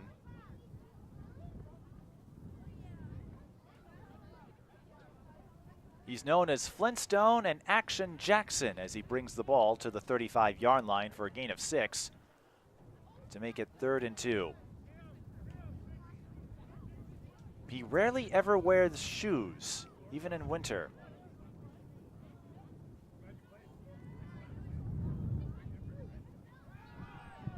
Well, he's got his running shoes on here, or his cleats, I should say, as he muscles his way to the 38-yard line, a gain of 3, and enough for the first down.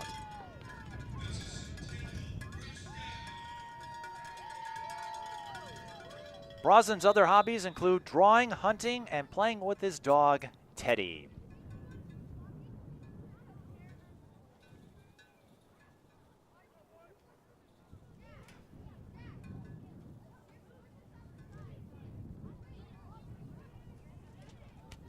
First and 10. This time it's 81. Broke a couple of tackles. Everett Dickerman found a seam and picks up 5 yards, or 4 yards on the carry to be precise. So 2nd and 6 coming up. Dickerman, a standout athlete who also excels at hockey. This is his first year playing tackle football. Hockey and lacrosse are the other sports he plays in. This time it's Hartman who keeps it himself and gets the ball to the 45-yard line. So the Chiefs are moving the ball downfield in small spurts, as overcast skies return to Circle Pines. But the wind continues to howl. We have felt it a few times up here in the press box, and we're shielded from the wind more or less. 3rd and 3. Hartman keeps it again. Found just enough of a hole to squeeze another first down. A 4-yard gain to the 49. So a couple of 3rd down conversions on this drive. Nothing flashy yet from the Chiefs, but they are moving the sticks and keeping the drive going. Sometimes that's good enough. Looks like Hartman's shoulder pad has broken loose from his jersey.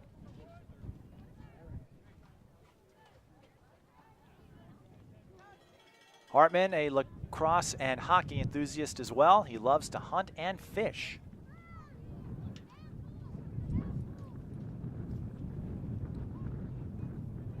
Three-step drop for Hartman. He wants to throw. He's got a lot of room on the left side. Now he faces pressure from the Blaine defense and reverses direction. And he used his feet to at least salvage something out of that play before he was stopped by Camden Winsek. He picks up 5 on the play, so what could have been a precarious result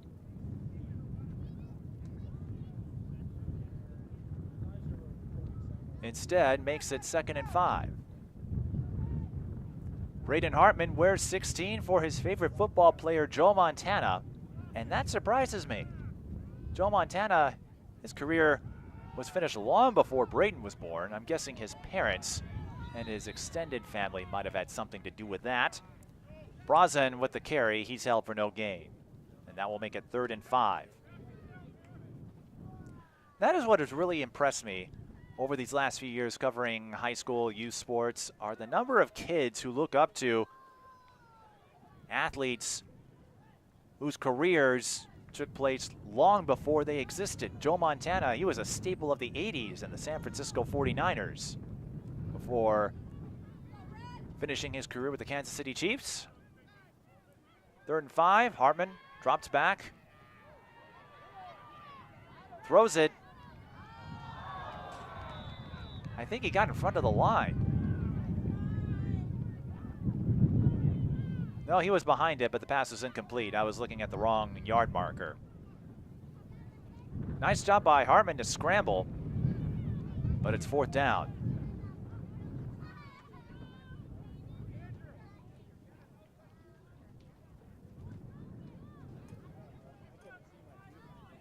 It will be 4th and 4. 3:03 on the clock in the first quarter. Hartman got Blaine on the hard count. And if Centennial didn't jump first, no, they didn't. Hartman, he pumped his fist. He knew the hard count would be enough to get a first down. So it's a first down by virtue of the penalty.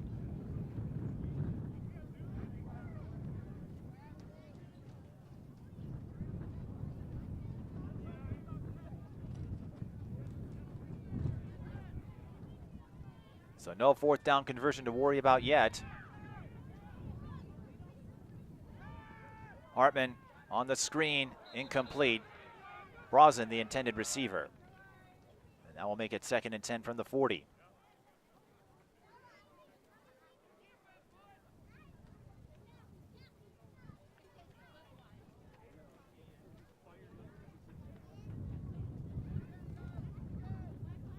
The final game of the North Metro Youth Football League Championships.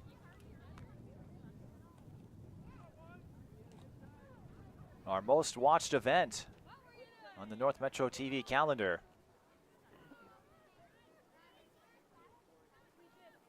Hartman bobbled the snap initially, gets rid of it, and throws. I don't know where, though. I think the route broke down, and his receivers didn't realize it. The closest player was Tommy Rice. So it's going to be 3rd and 10 on the 12th play of the drive for the Chiefs.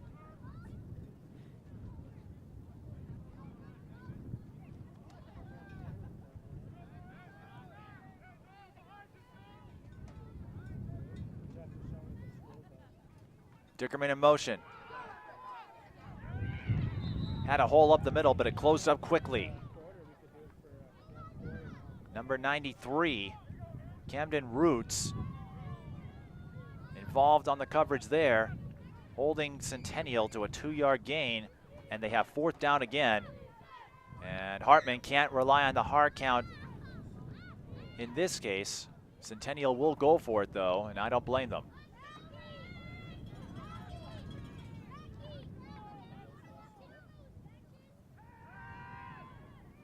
Here's the throw, and the pass is incomplete. It was just over the head of Parker Munger.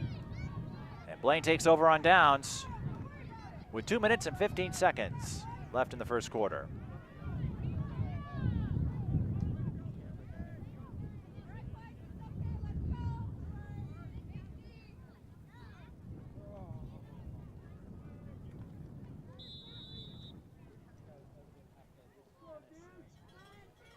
The Gladiators scored on 3 plays in their first drive from 64 yards out. Here they have to go just 62. And the first play from scrimmage is an inside draw for Camden Winsek, who gets the ball past the 40-yard line for a gain of 3.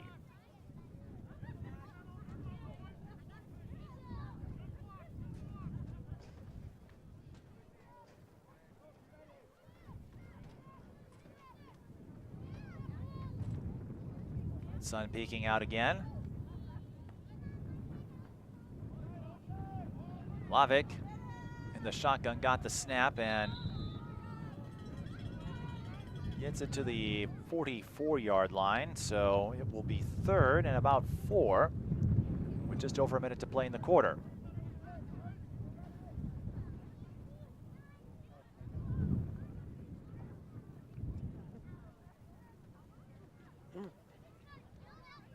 Few options here. Winsek has been a popular handoff target. And he'll get the carry here, but he's met up in the backfield. Jackson Brazen brings him down. A loss of 1. Let's see what Blaine does here.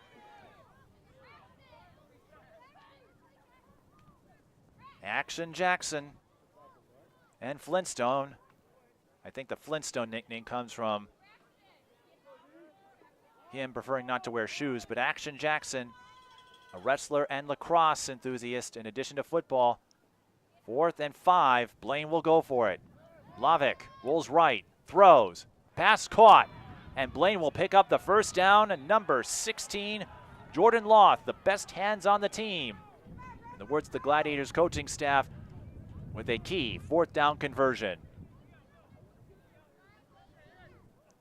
A gain of 14 yards.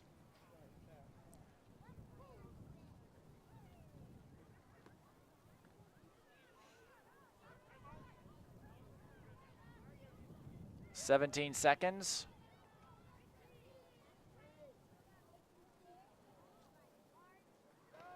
Winsek on the carry, looking for a hole, and he'll be held for a minimal gain.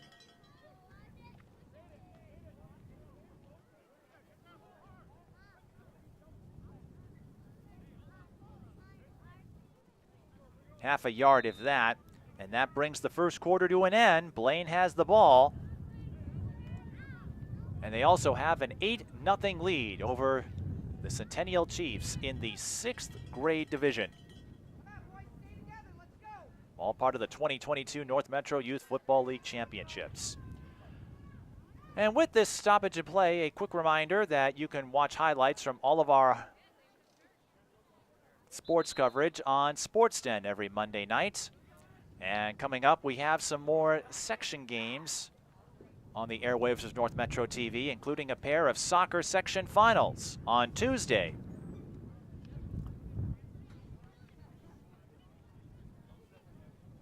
Blaine and Andover on the boys' side will meet in 7-3A. And on the girls' side,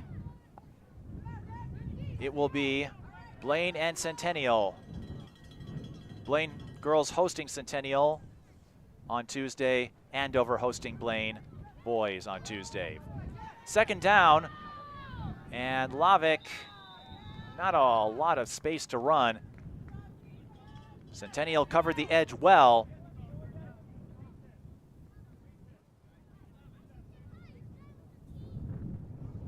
And Lavick was able to get it to the 40, so it will be 3rd and 7.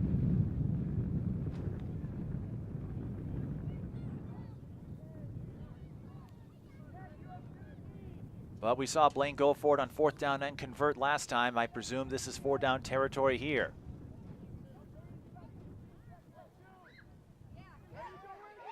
Lavick gets rid of it, but he was hit as he threw, and the pass falls incomplete.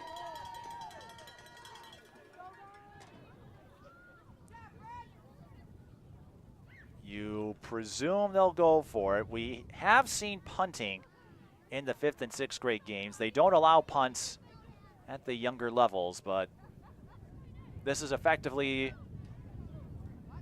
the same rules as you'd see with a high school or college game. The only difference is shorter quarters. 4th and 7. Lavick rolls to his right, tries again. This time completes the catch, and if Jordan Loth noticed he was out of bounds, I think he could avoid the sideline and would have ran it all the way in for 6.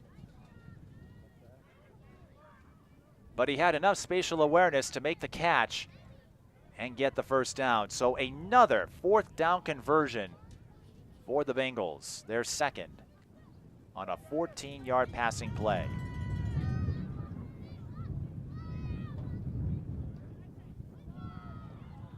Winsek on the carry. And he takes the ball to the 20-yard line.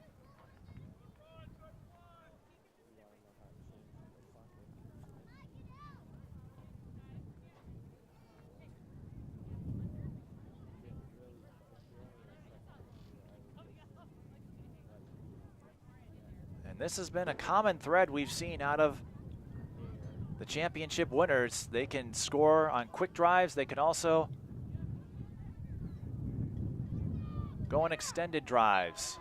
But that time Winsek is wrapped up for no gain as we have 9 minutes to go in the second quarter. Once again, though, it's probably 4 down territory on 3rd and 4 for the Bengals.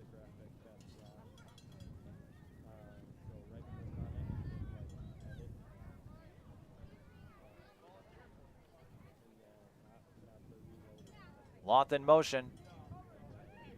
Pitch to Winsek. Attempted to locate a seam. He'll pick up a couple of yards, and it's 4th down again.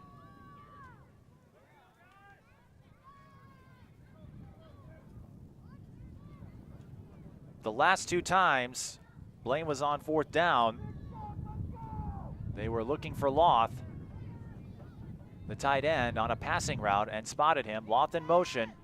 Will they go to Loth again? Lavick under pressure, going for the end zone. Loth leaked behind the coverage and catches the touchdown.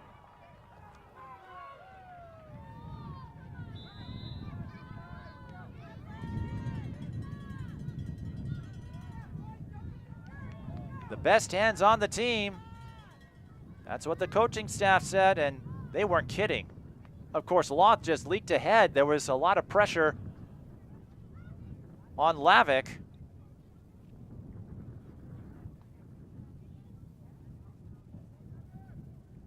But he kept the play alive long enough to spot a wide open Loth. He was all by himself. How did he sneak up behind all of that coverage? I guess that's one reason he has the best hands on the team. But there will be no extra point for Blaine as Lavick is wrapped up well behind the line of scrimmage. But Blaine goes up 14-0.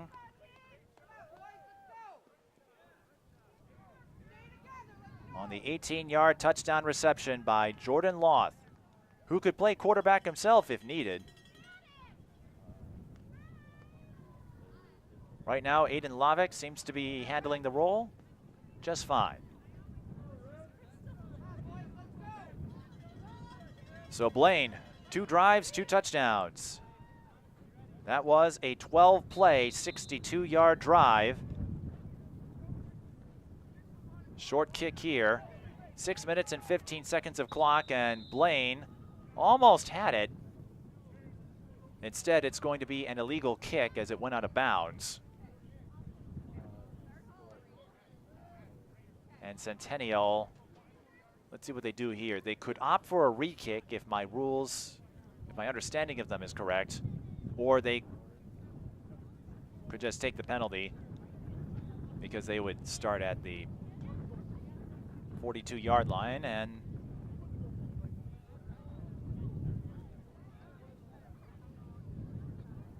so they'll take the penalty,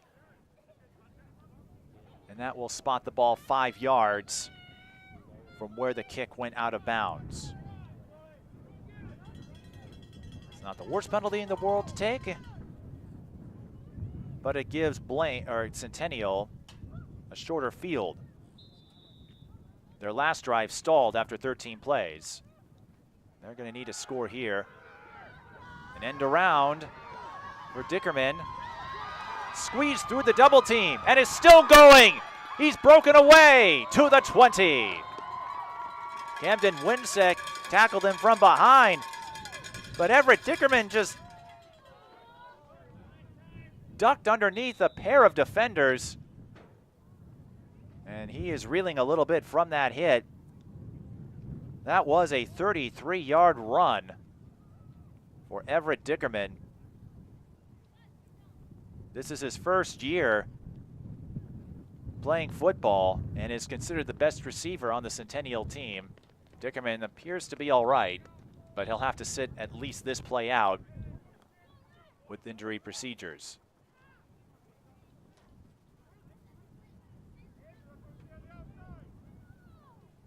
The first big play from the Chiefs at a time when they needed it most. Blaine, again, up by 2 possessions. Centennial, you have to think, will need an answer here to keep the morale up. They go to action Jackson. And now he's shaking off tacklers and is able to run it up the gut for 9 yards. Jackson Brazen.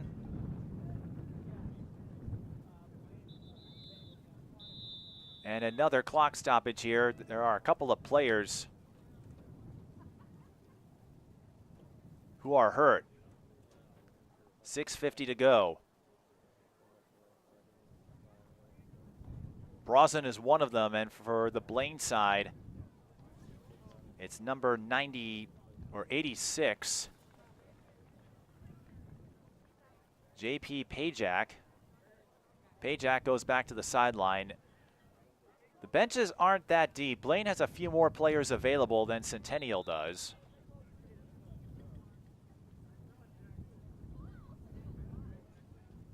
Right now, Dickerman is resting on the Centennial bench.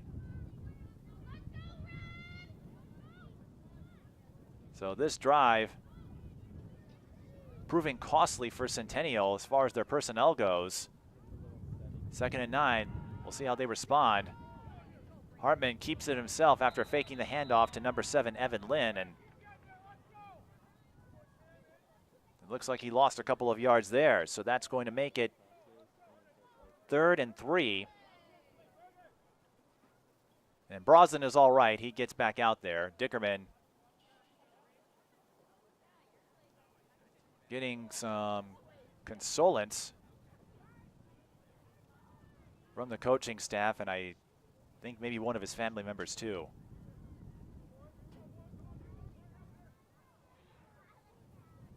We'll see if he ends up returning. Brazen on the carry. Nowhere to go. The first player to get to him was Colton Japor, a versatile kid who can play multiple positions. And what looked to be a promising drive for the Chiefs, now they're in 4th down.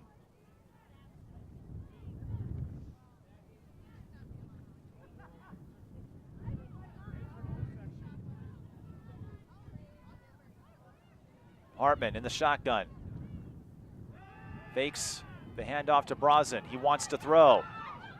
Now he sees a lane. Where will forward progress spot him? He tried to get to the 10. It's all going to depend on the spot.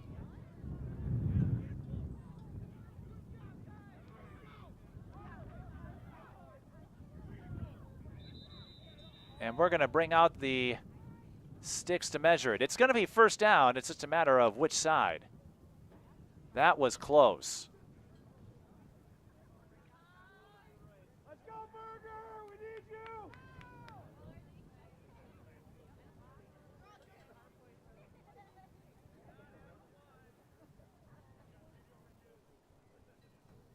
.442 left in the second quarter.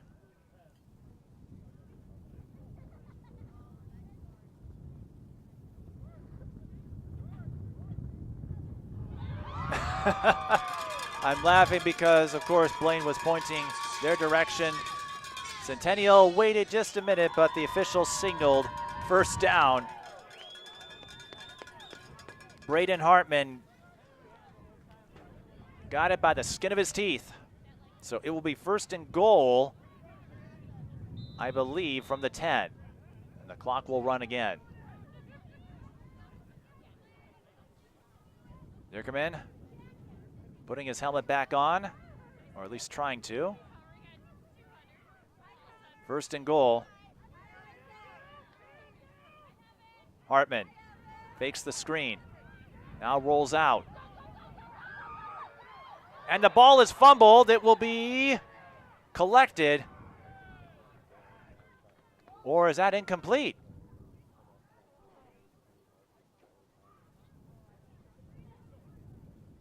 They're calling it an incomplete pass. They're spotting it at the 10.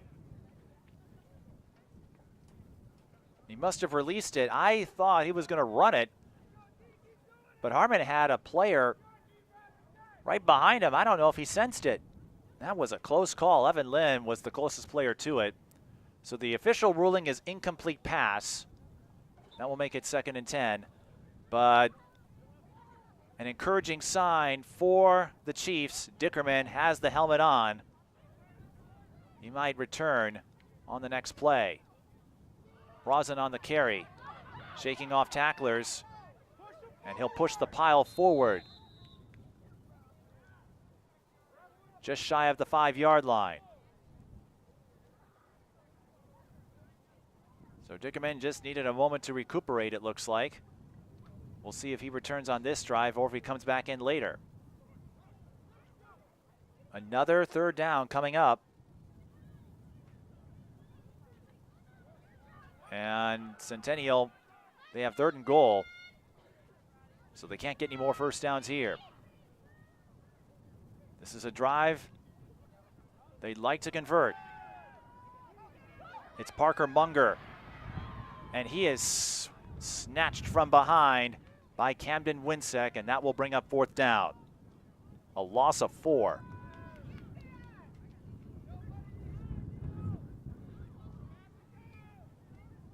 The Centennial team undefeated. Defeating the Gladiators back in the 2nd week of the season. Of course, week 2 is a lot different than the championship round.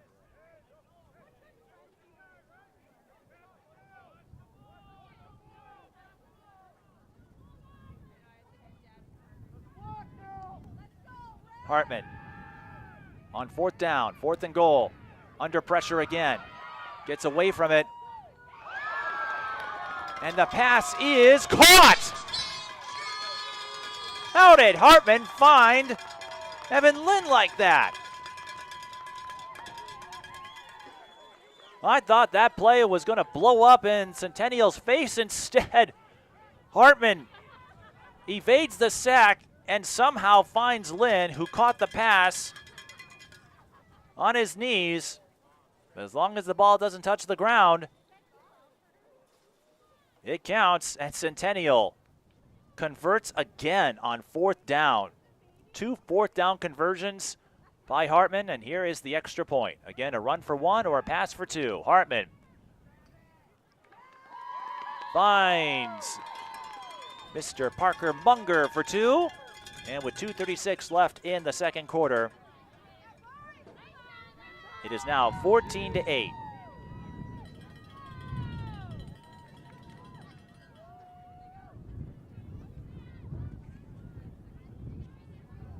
That was a 9-play, 53-yard drive that included 2 4th-down conversions. And the total time, 5 minutes and 22 seconds.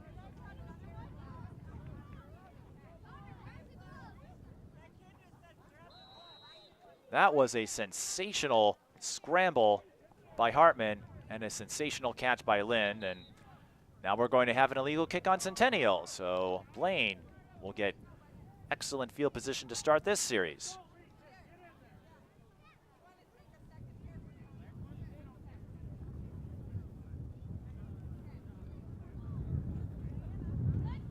And from the looks of it, Blaine will take the penalty yardage.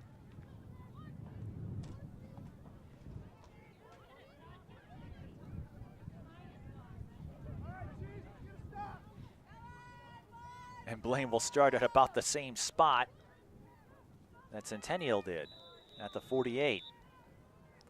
They've scored touchdowns on their first 2 drives, and we've seen how clutch Loth is on 3rd down. Right now it's Winsek looking for the edge on the left side, trying to apply a burst of speed, breaks a tackle, 1 man to beat. See you later. Touchdown.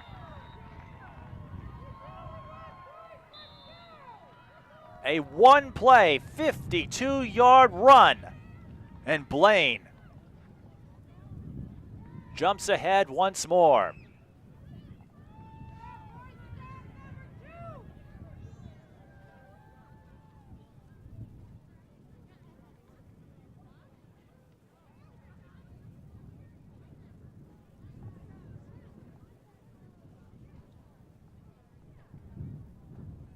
They call him a straight dude. And one of the best, if not the best, in the Blaine youth football program.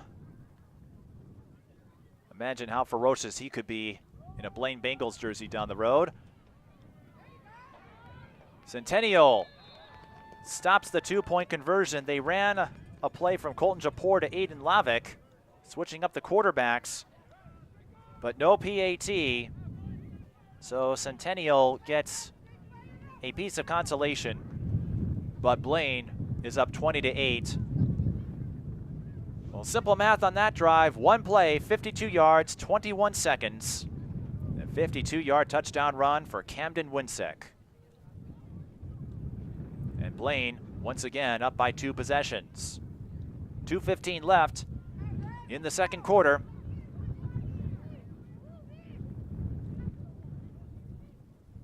And that is how you respond. Centennial came up with a big play on 4th and goal to get a touchdown. Blaine answers on a 1-play sweep. And that was set up, not for the blocking, it helped, but it was Winsek who skirted around one defender, dodged another en route to the end zone. Blaine with the squib kick this time. Oh, this is exactly the kick they were looking for. Parker Munger had trouble fielding it. And he spots it at the 15-yard line. I think moving forward, you might see special teams go for the squib kicks rather than the onside kicks. And Centennial and Blaine both scored touchdowns after illegal kicks gave them relatively short field position.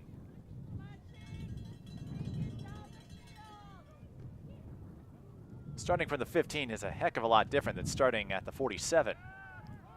But we'll see what Centennial can do as Munger shaking off tacklers, looking to go down the left side and braces for the hit to bring the ball to the 35-yard line. Parker Munger with a gain of 20. Likes to fish in addition to hockey, lacrosse.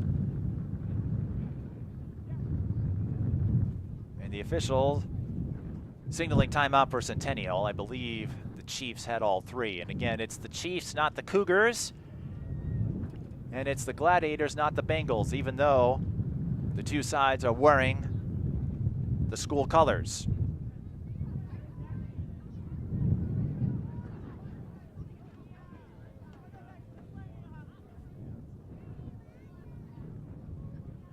.124 left. That's a good start for Centennial.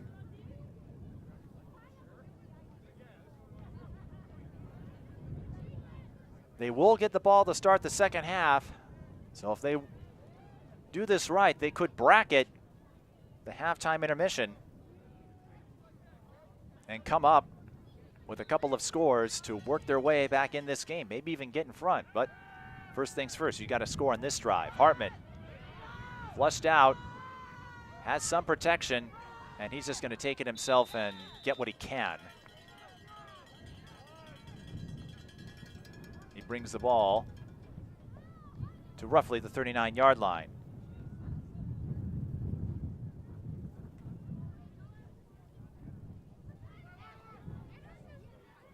That does stop the clock, though, with 1:21. And again, we're playing with normal timing rules. We don't have another game after this, so we can play in the more traditional sense.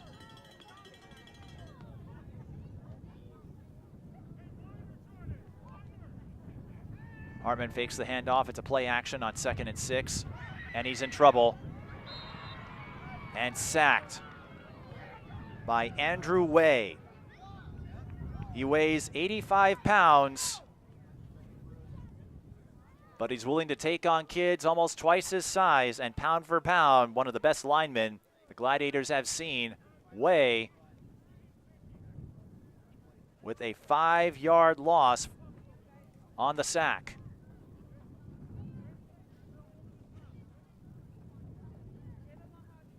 And now that changes the complexion of things for Centennial, where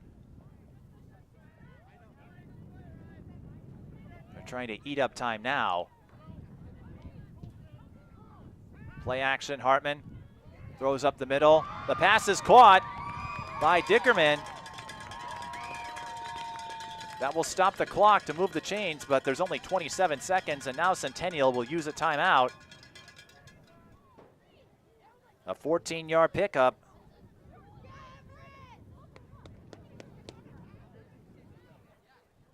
And if you're Centennial, you might have liked to have seen that come a play sooner, because they were facing 3rd and long, so they didn't want to give Blaine any time for a response. So it's a good news, bad news scenario. You keep the drive going with the first down. The bad news is you inadvertently hurt yourself. That's clock management for you. And they spot the ball at the 49-yard line, so officially it is a 15-yard gain for Dickerman, who was out for a series.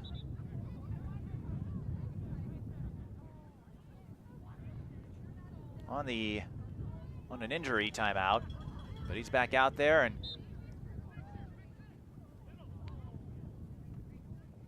looks just fine. We've got another end around, and the pass is picked off.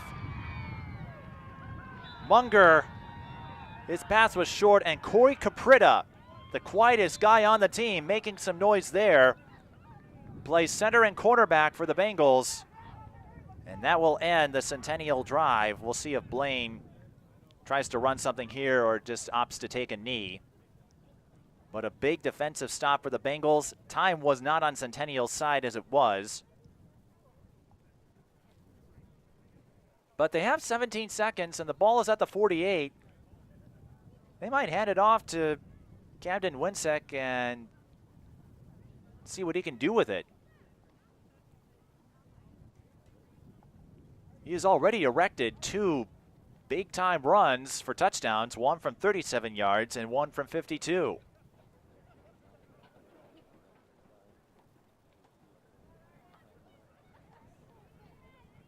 And you're at the 48, so this might be a situation where you try something here. Well, they're lining up in the traditional formation, shotgun.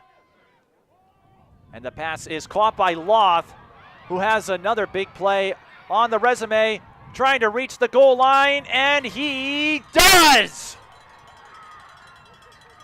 Loth leaked out back in the second quarter, early in the second quarter, to catch a 16, 18-yard touchdown pass. And this time, he just runs the diagonal route and goes 48 yards for the score. What a turn of events.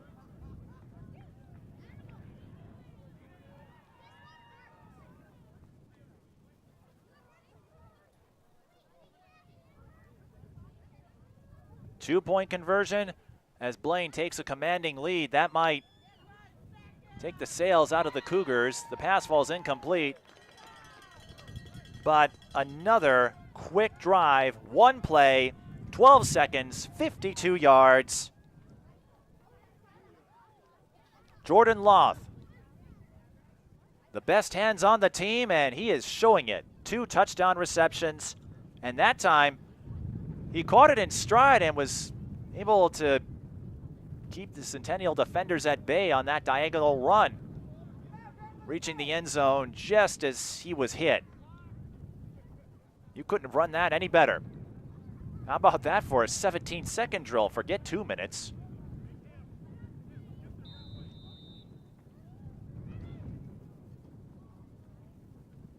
So the interception sets up a 48-yard touchdown pass. And that will be the final play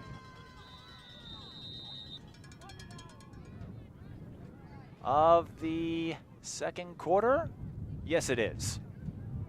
The clock stopped with a half second, but the first half is complete. And what a first half it was for the Blaine Bengals. 4 drives, all for touchdowns, including 2 on one play.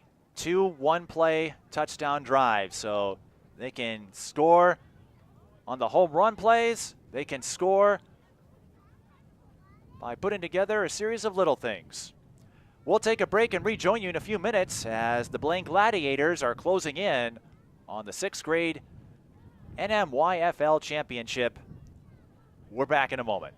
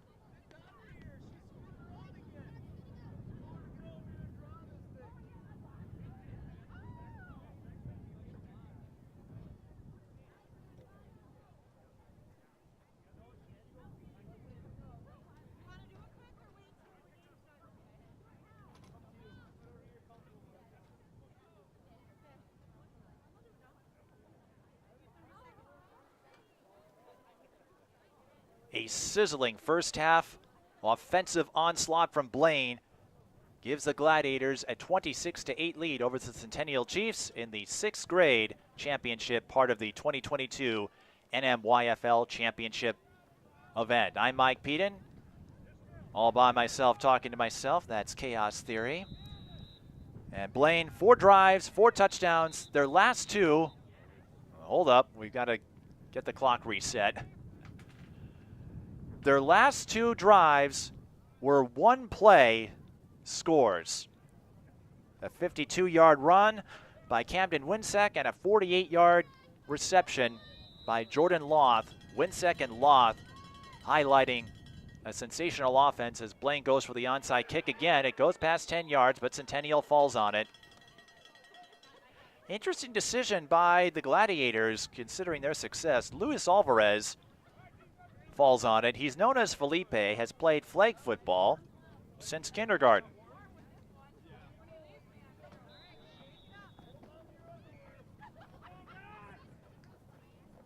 So the Cougars will have a short field. They scored their lone touchdown thus far with solid field position. Evan Lynn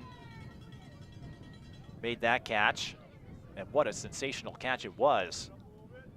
Centennial, this is a drive, well, like the last one, you'd like to come away with points. Hartman, it looked like an RPO play, and he is dragged from behind by Camden Winsek, limiting Hartman's gain to a few yards. He goes to the 47.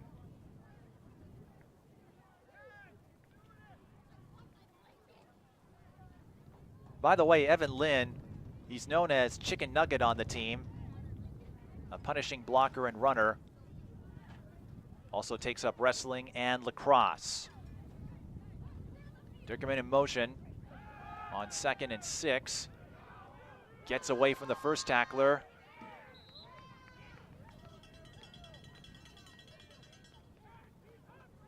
A spirited effort. Unfortunately, it only nets 2 yards.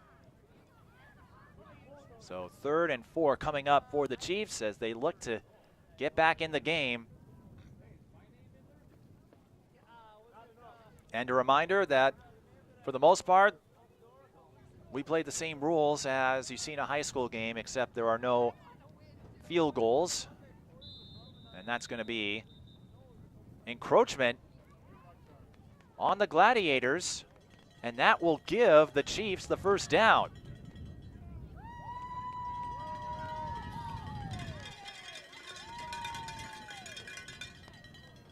That's the second time the Chiefs have picked up a first down from a procedural penalty.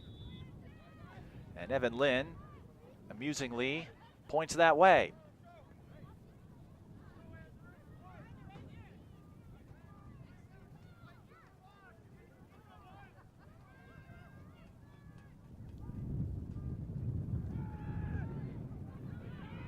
It's Lynn on the carry. And he is met at the line of scrimmage, held for no gain.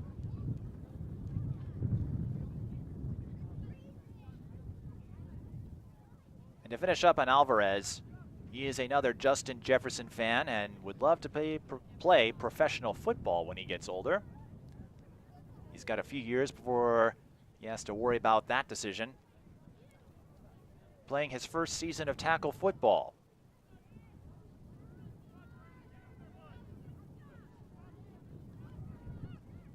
Dickerman. Hartman faked the handoff, but he's flushed out and couldn't maintain his balance. It will be a loss of 1 and another 3rd and long situation for the Chiefs. This has been the story of the game. They've strung a few plays together, but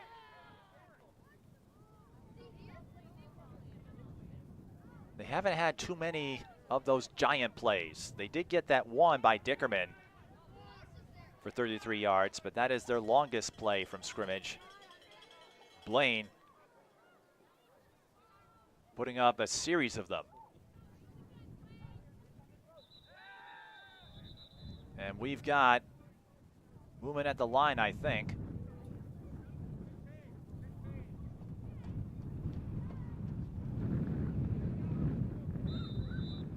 No, the ball wasn't spotted properly.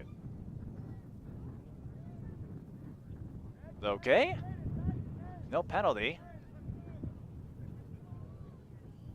But the wind remains stiff. You can see it whip around the cold weather apparel worn by everybody. I'm sure there's some long johns underneath the officiating garb. Screen pass for Munger, incomplete. That'll bring up 4th down.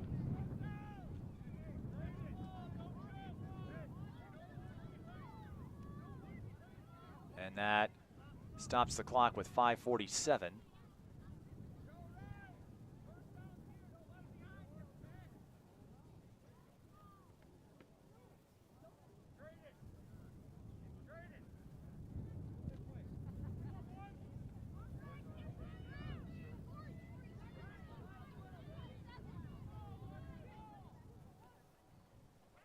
Fourth down, 4th and 11.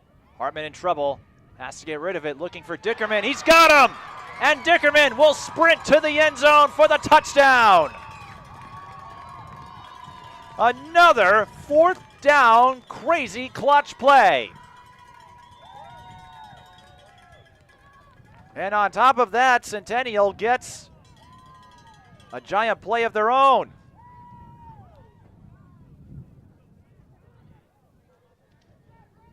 That was crazy.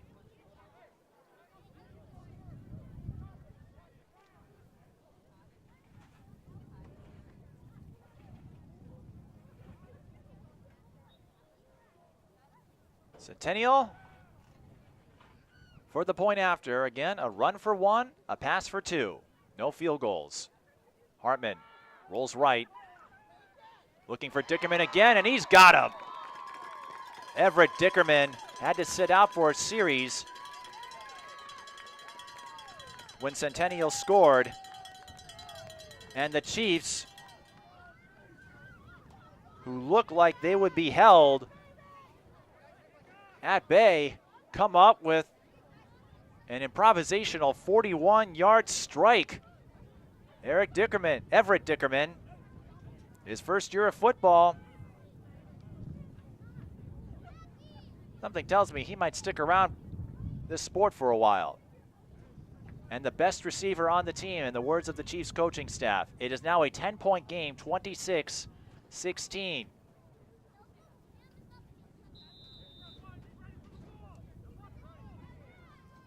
And that has been Centennial's biggest advantage in this one, as they played this kick short. And there will be no return for the Gladiators, as it is scooped up by Colton Japor.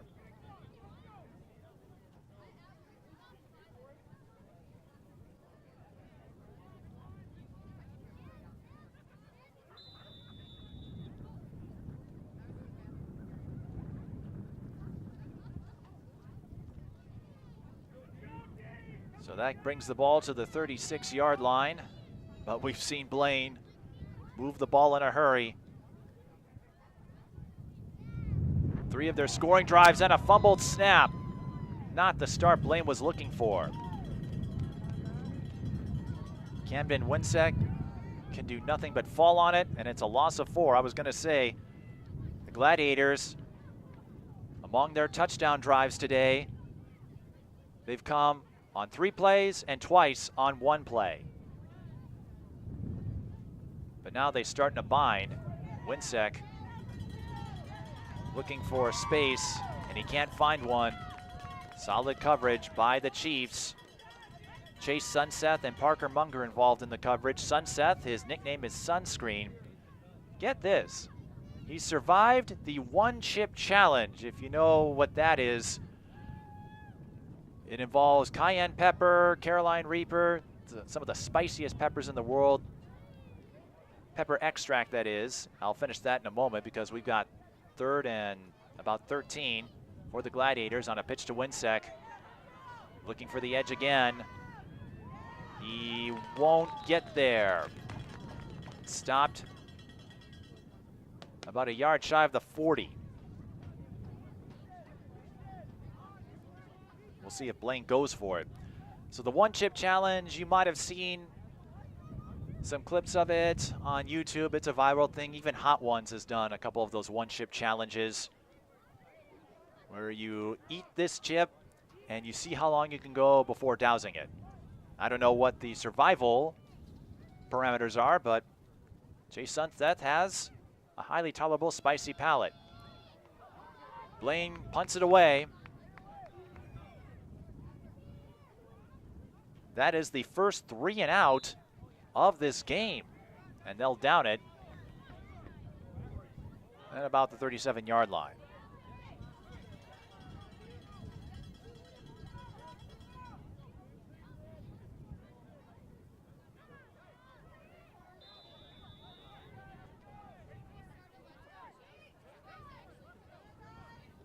It's still a 2-possession game. But Centennial has a chance now. They got a 3 and out. Can they score again?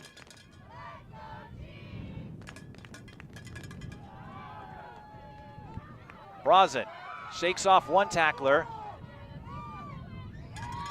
Can't shake off another, but he took a few Blaine defenders with him as he brings the ball to the 45-yard line for a gain of 7.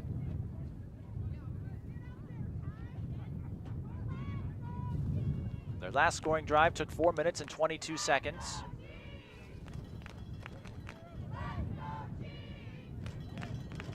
Centennial ideally would love to get a quick score here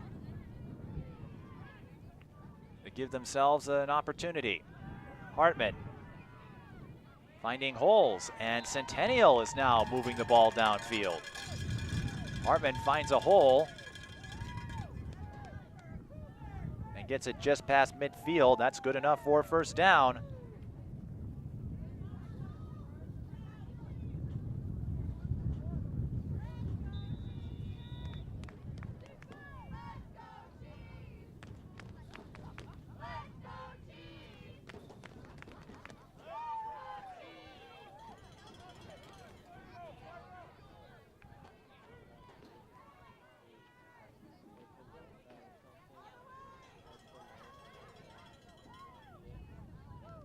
Dickerman in motion.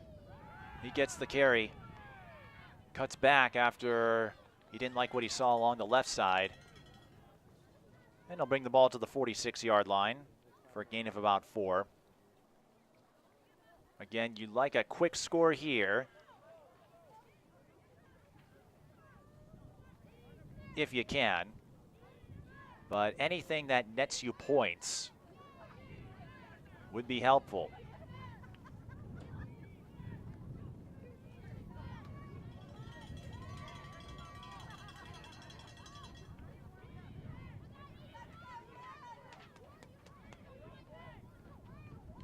But we've got ourselves a battle.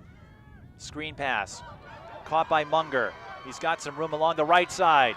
Blows through one defender, has some blocking, and he steps out of bounds. Got a little bit of a push from JP Pajak, and they'll spot him at the 20-yard line, it appears. The 19, that's still enough for a first down, a 27-yard gain on the screen pass. So Centennial picks up a big chunk of yardage there. The Chiefs looking to make this a 1-possession game. Dickerman on the carry. Tried to follow blocking up the middle, but the lane he ran through, Camden Winsek was right there. And Dickerman held to a gain of 2, I believe, as we have less than a minute to go in the third.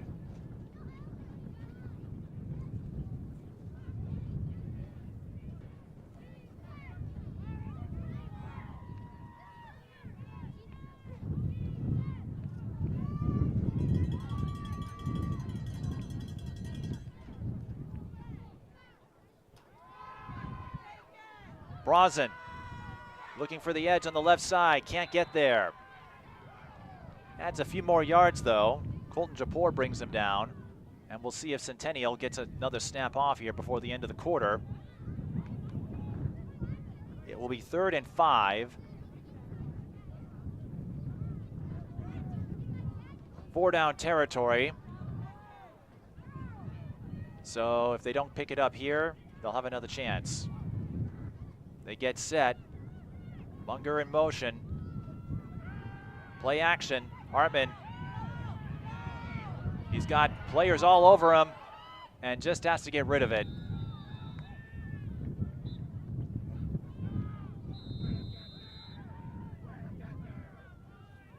He was outside the pocket and threw it past the line of scrimmage, so no grounding there.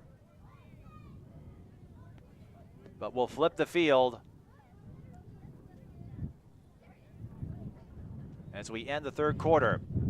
Centennial with another 4th down. That seems to be their money down, though. They had 2 4th down conversions on their first scoring drive of the game. They had another one that led to a 41-yard pass from Hartman to Dickerman. I suppose it's only fitting that we have another 4th down scenario here.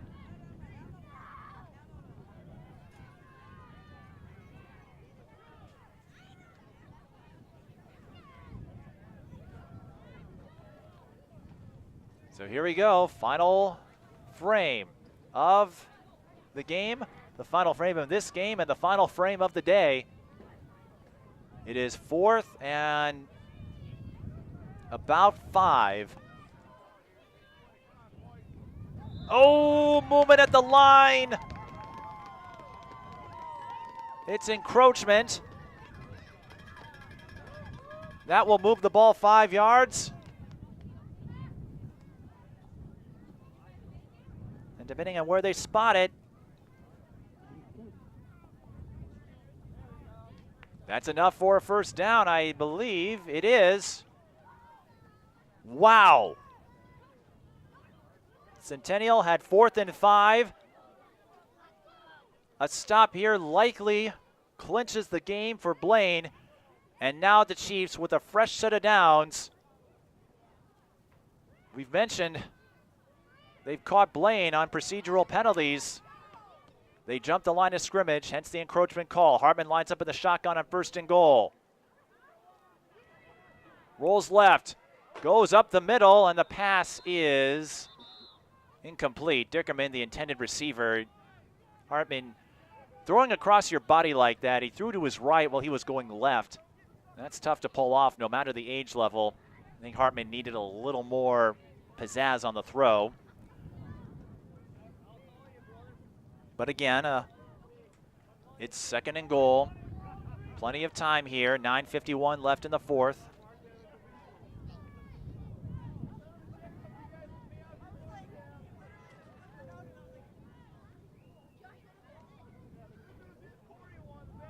Brazen through the first line.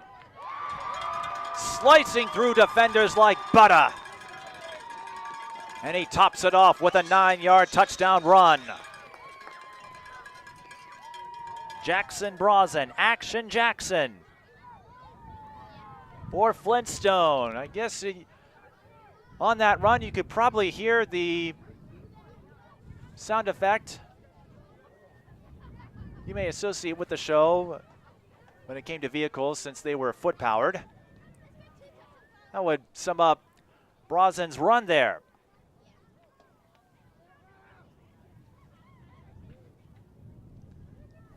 The extra point inconsequential because there are no field goals here. But we'll see what Centennial does. Their last 2 have gone for 2, and Hartman is looking to add another 2. It's picked off, and it cannot be run back.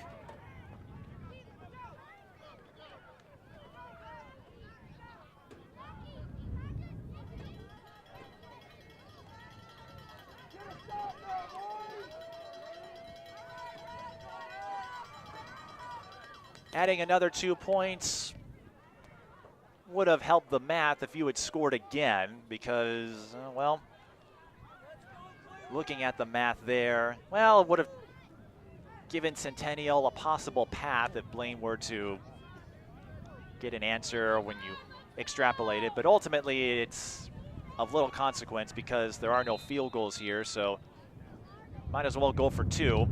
But it is 26-22 as Centennial goes for the onside kick, and I don't blame them.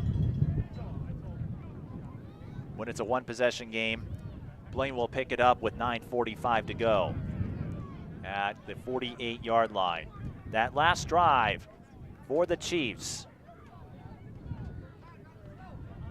went 9 plays, 62 yards.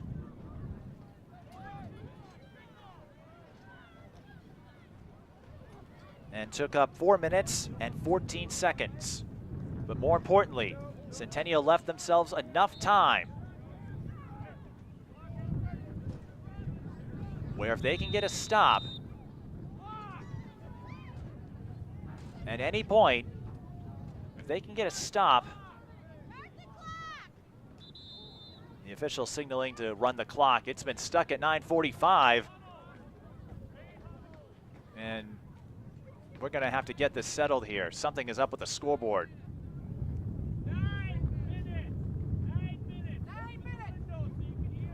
They will reset the clock to 9 minutes.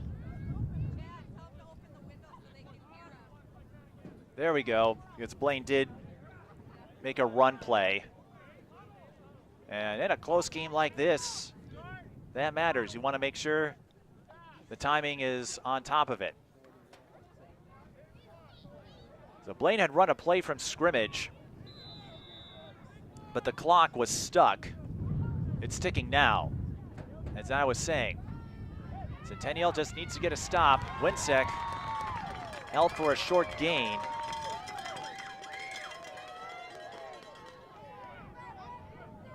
If Centennial can get a stop before time expires, they'll have a chance.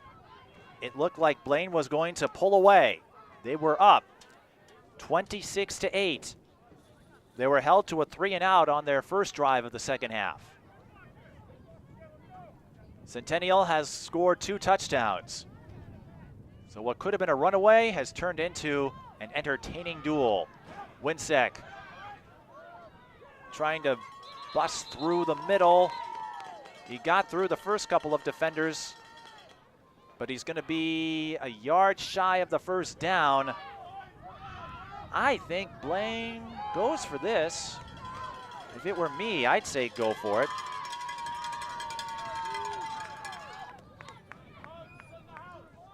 But I'm not the coach, I'm up here. 7:45 and counting. Here's why I say you go for it. If you get it, you can eat up more time off the clock. Although Centennial has moved the ball downfield quite effectively in the second half. One of them came on a crazy play, and it looks like Blaine. I see it. Blaine is going to run down the clock as much as they can before calling a timeout with 7:22 to go. A dramatic pause before we await the decision. It's 4th and 1, and given Blaine's success in the first half, I think you go for it. Loth has been your trusty tight end receiver. Best hands on the team. Winsek had a couple of big runs as well. I think you set up a play for Loth if you go for it. By the way, Colton Japour can play quarterback, wide receiver, or running back, led the team in interceptions, wanted to get that in there, and JP Pajak, we've mentioned his name a couple of times, the hardest hitter in Blaine youth football, but right now it's 4th and 1. It's a run play and a first down. Winsek breaks through the pile and will outrun everybody for the score.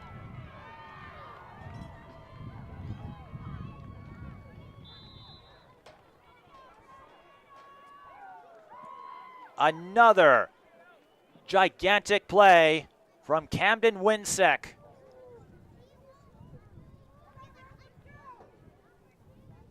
"37 yards, 52 yards, and now a 43-yard touchdown run. That just might seal it for Blaine. The extra point, insignificant. It will be a 2-possession lead regardless. And that's the more important thing at this stage.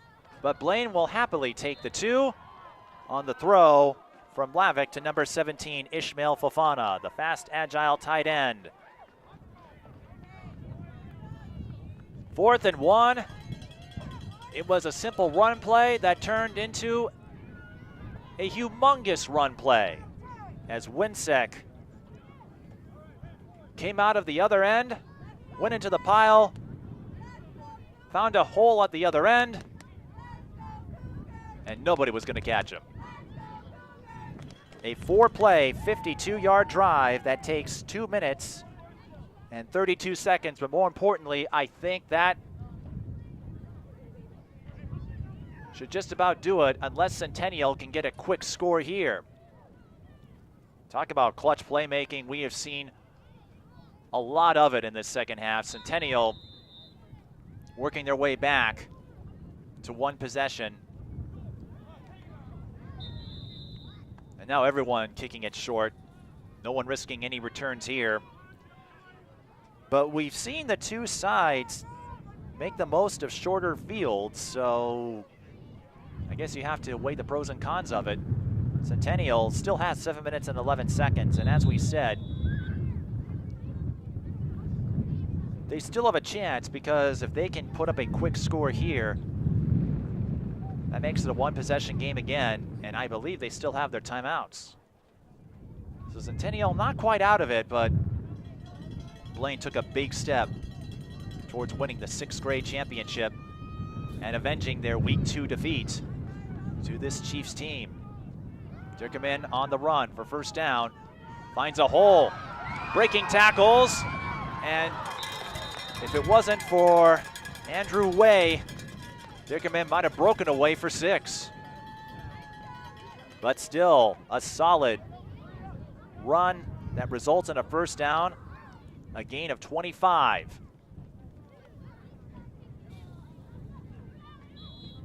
The clock stops to move the chains.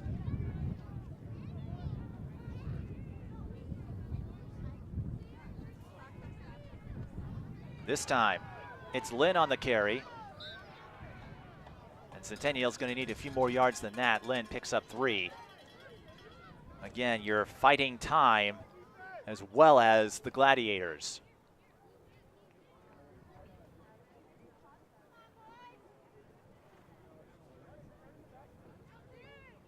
And it's a little more daunting, although we've seen a bunch of big plays. It is a little more daunting when you have 6th graders on a 100-yard field compared to high schoolers. Hartman faked it, the handoff to Lynn, kept it himself, and gets inside the 30. To the 28-yard line.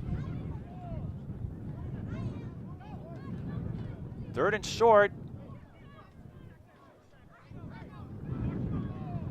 But again, Centennial running out of time. 5.5 minutes to go.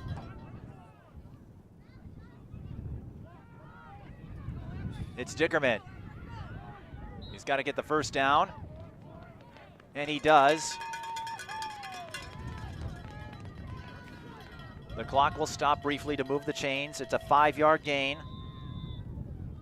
1st and 10 from the 23. They're moving the ball downfield, but again, Centennial, they're going to have to score again, get a stop to have a shot. Low snap. Hartman found some running room and runs out of bounds. That will stop the clock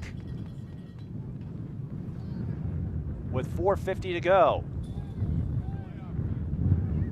And Hartman almost got the first down on his own. He picks up 9. Centennial inching closer.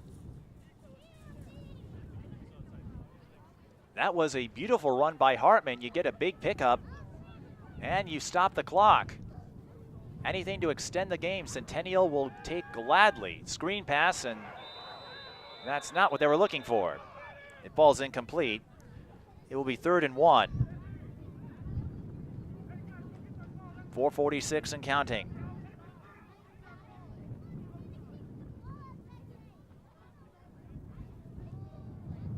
A dramatic conclusion to a full day of youth football as we get a glimpse of the future.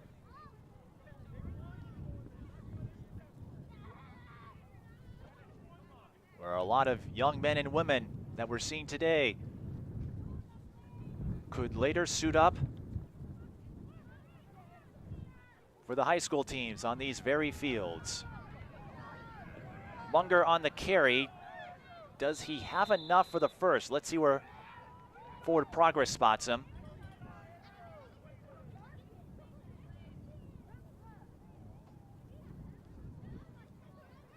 Forward progress at the 13.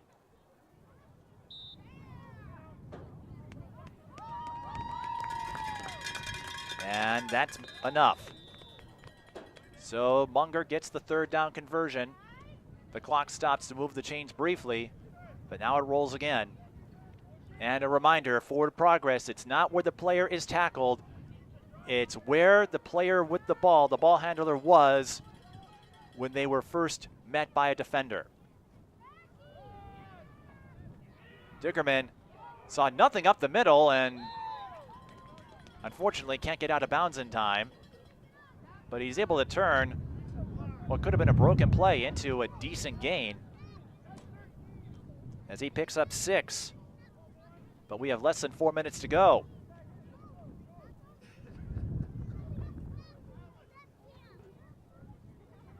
And remember, no 2-minute warning at this level. Hartman in the shotgun. Going for the end zone, and the pass is incomplete. Dickerman, the intended receiver, 3:38 on the clock.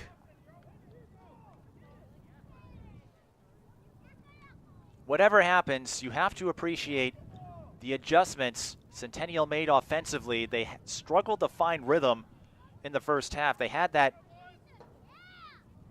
one drive that resulted in a score,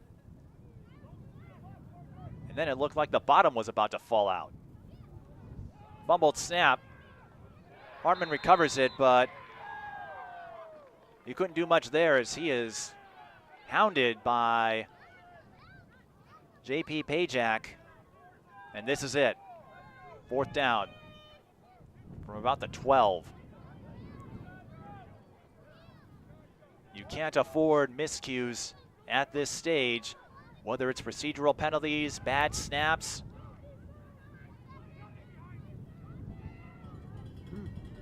It's now 4th and 9. Centennial has to get it past the 3-yard line to stay alive. Hartman looking for help. Dickerman again. Another 4th down conversion that leads to a touchdown.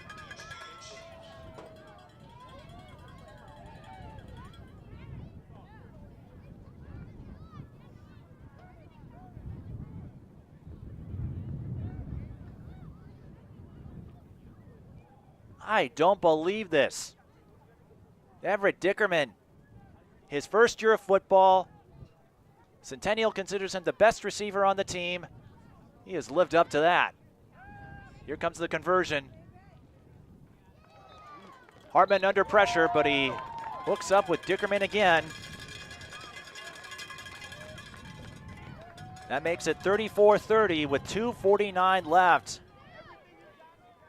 A shootout to close out the NMYFL championships.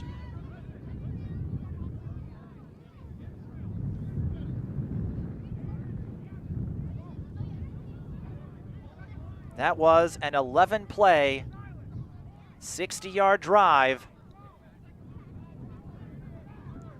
And the official length was 4 minutes and 22 seconds. So we have the same scenario here. Centennial needs a stop. 2:49 left. I believe they still have their timeouts. But if you're the Chiefs, no first downs. They'll go for the onside kick. The ball is loose, and Centennial falls on it. Blaine couldn't field it cleanly. Number 23, Leighton Guggenberger.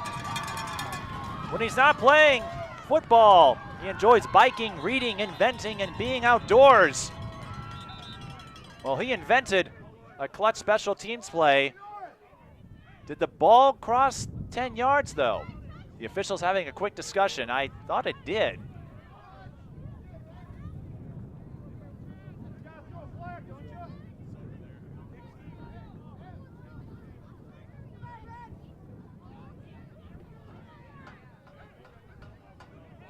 I thought it crossed 10 yards, but apparently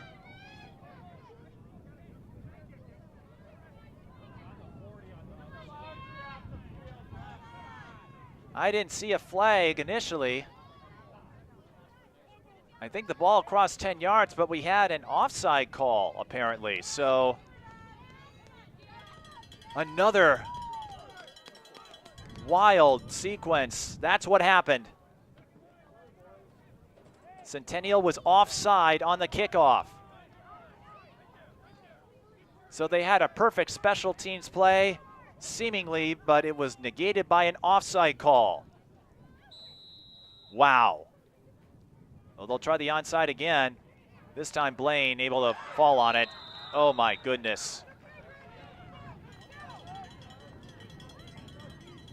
And again, with my reaction, that was number 42, Ryan Grosbeer, a very energetic kid who gives you his all play after play. Well, that time he makes the catch, and oh, that hurts if you're Centennial. You had the onside kick. You had a chance for the go-ahead score. You didn't have to worry about getting a stop, and instead, an offside call on the kickoff takes it away. Centennial could not execute it again. Tough break. Now the Chiefs need a stop to have any chance.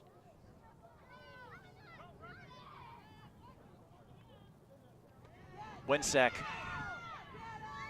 broke away for that 43-yard run on the last drive for the Gladiators. Again, I want to say Bengals because they're wearing the same colors. He gets a 2-yard run here, and Centennial will use their timeouts now. And what that means is, if Blaine can get a first down, that will do it. As we should get this game concluded before the sun sets.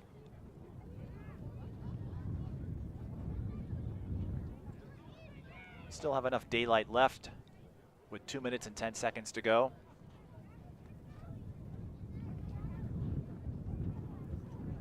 And we'd like to thank all of you who have joined us on North Metro Television, and if we're able to publish this online, hopefully you'll take some time and witness some of the greatness that is emerging here in the North Metro in youth football. 2nd and 8. Centennial cannot allow a first down. Winsek finds a hole, and forward progress will spot him at the 42-yard line. Centennial will call another timeout, and this is it, 3rd and 2.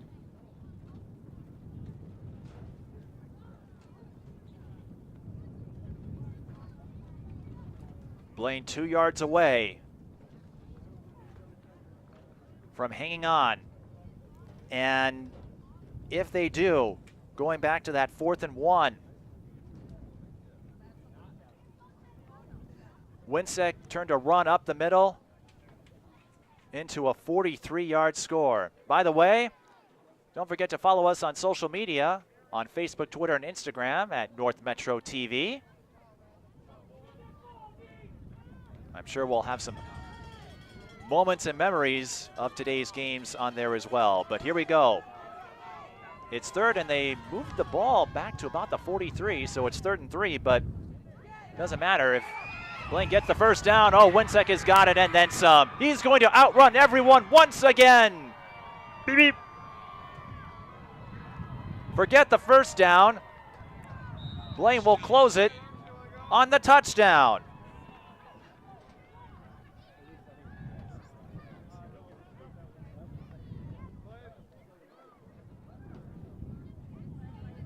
Winsek. 4 touchdown runs. And that would net him MVP status. Blaine will go for 2, but it doesn't matter now. His 4 touchdown runs, I'll add them up in a moment. Let's see what happens on the PAT. Big run after big run for Winsek. And the pass is incomplete from Japor to Lavick.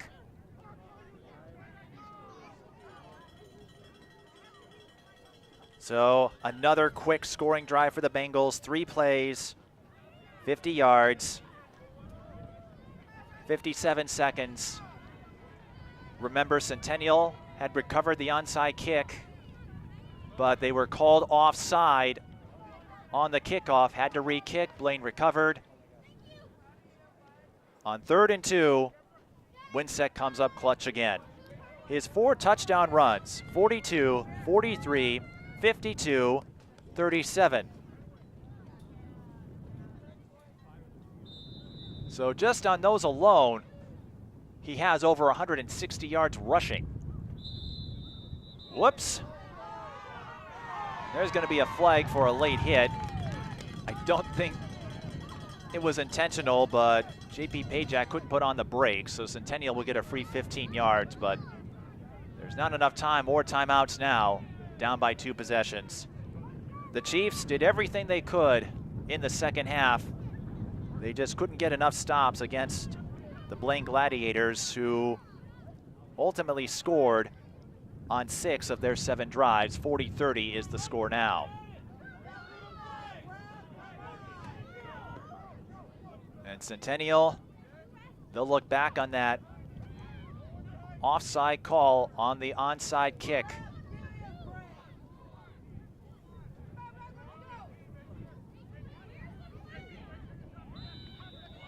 And ultimately there wasn't a flag there, so it was a well-run effort by the Chiefs to work their way back. They got within a possession a couple of times. They just could not contain the offensive potency from Camden Winsek. The Gladiators coaches called them the best player in Blaine youth football.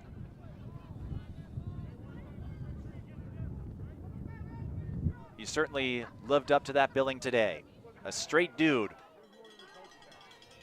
He might be a little young for this reference, but today, the dude truly abides. Final minute of play.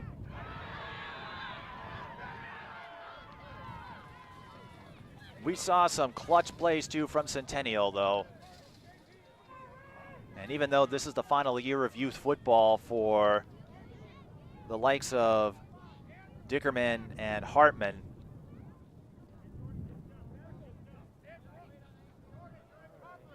Dickerman, this was his first year of football, and he came up with big catch after big catch. And Centennial, how many magic tricks did they pull out? Scoring several times off of 4th down.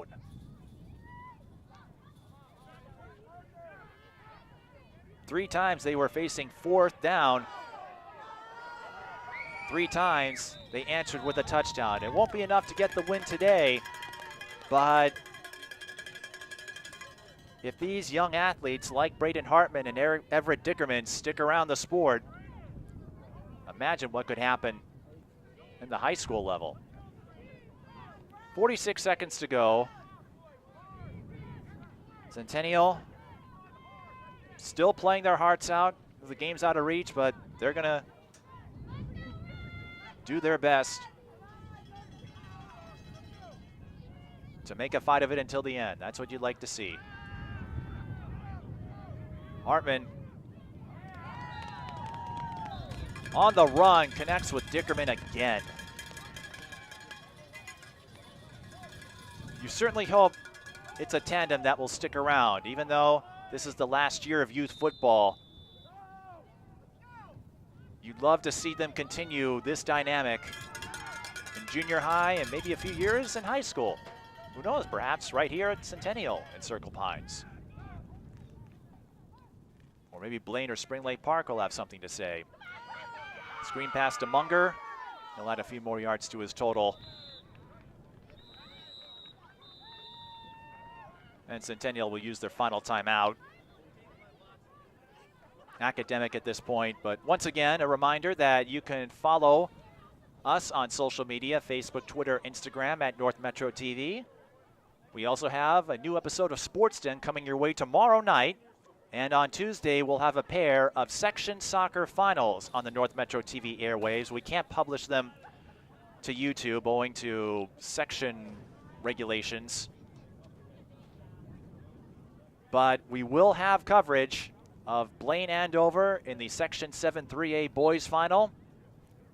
And Blaine and Centennial, matchup we're highly familiar with today, in the Section 7 3A girls final. So that's a look ahead this week on our sports schedule. 15 seconds left. Hartman still on his feet, and they'll finally stop him. And that will be the final play of the game. This offensive shootout belongs to the Gladiators, who avenge their Week 2 defeat to the Chiefs and come away with a 40-30 win. Camden Winsek, 4 rushing touchdowns of 37 yards or more. Far and away the MVP of this game, and that included a pair of 4th down plays. Well, 1 4th and 1, and then a 3rd and 3 that he turned into scoring plays, snuffing out any hopes Centennial had of a comeback. But again, give the Chiefs credit. It looked like they were going to be run out of the building. They made a fight of it, got to within a possession a couple of times. It just wasn't meant to be for the Chiefs today. So congratulations to the Blaine Gladiators for winning the 6th grade NMYFL championship. What a day here at Centennial High School in Circle Pines. We're glad we were able to present the next generation of athletes who will one day take the field as high school athletes and maybe even beyond. So with that, it's time to say goodbye. For the rest of the North Metro TV crew, I'm Mike Peden. Thank you for spending part of your Sunday with us at the 2022 North Metro Youth Football Championships. Until next time, thanks for watching.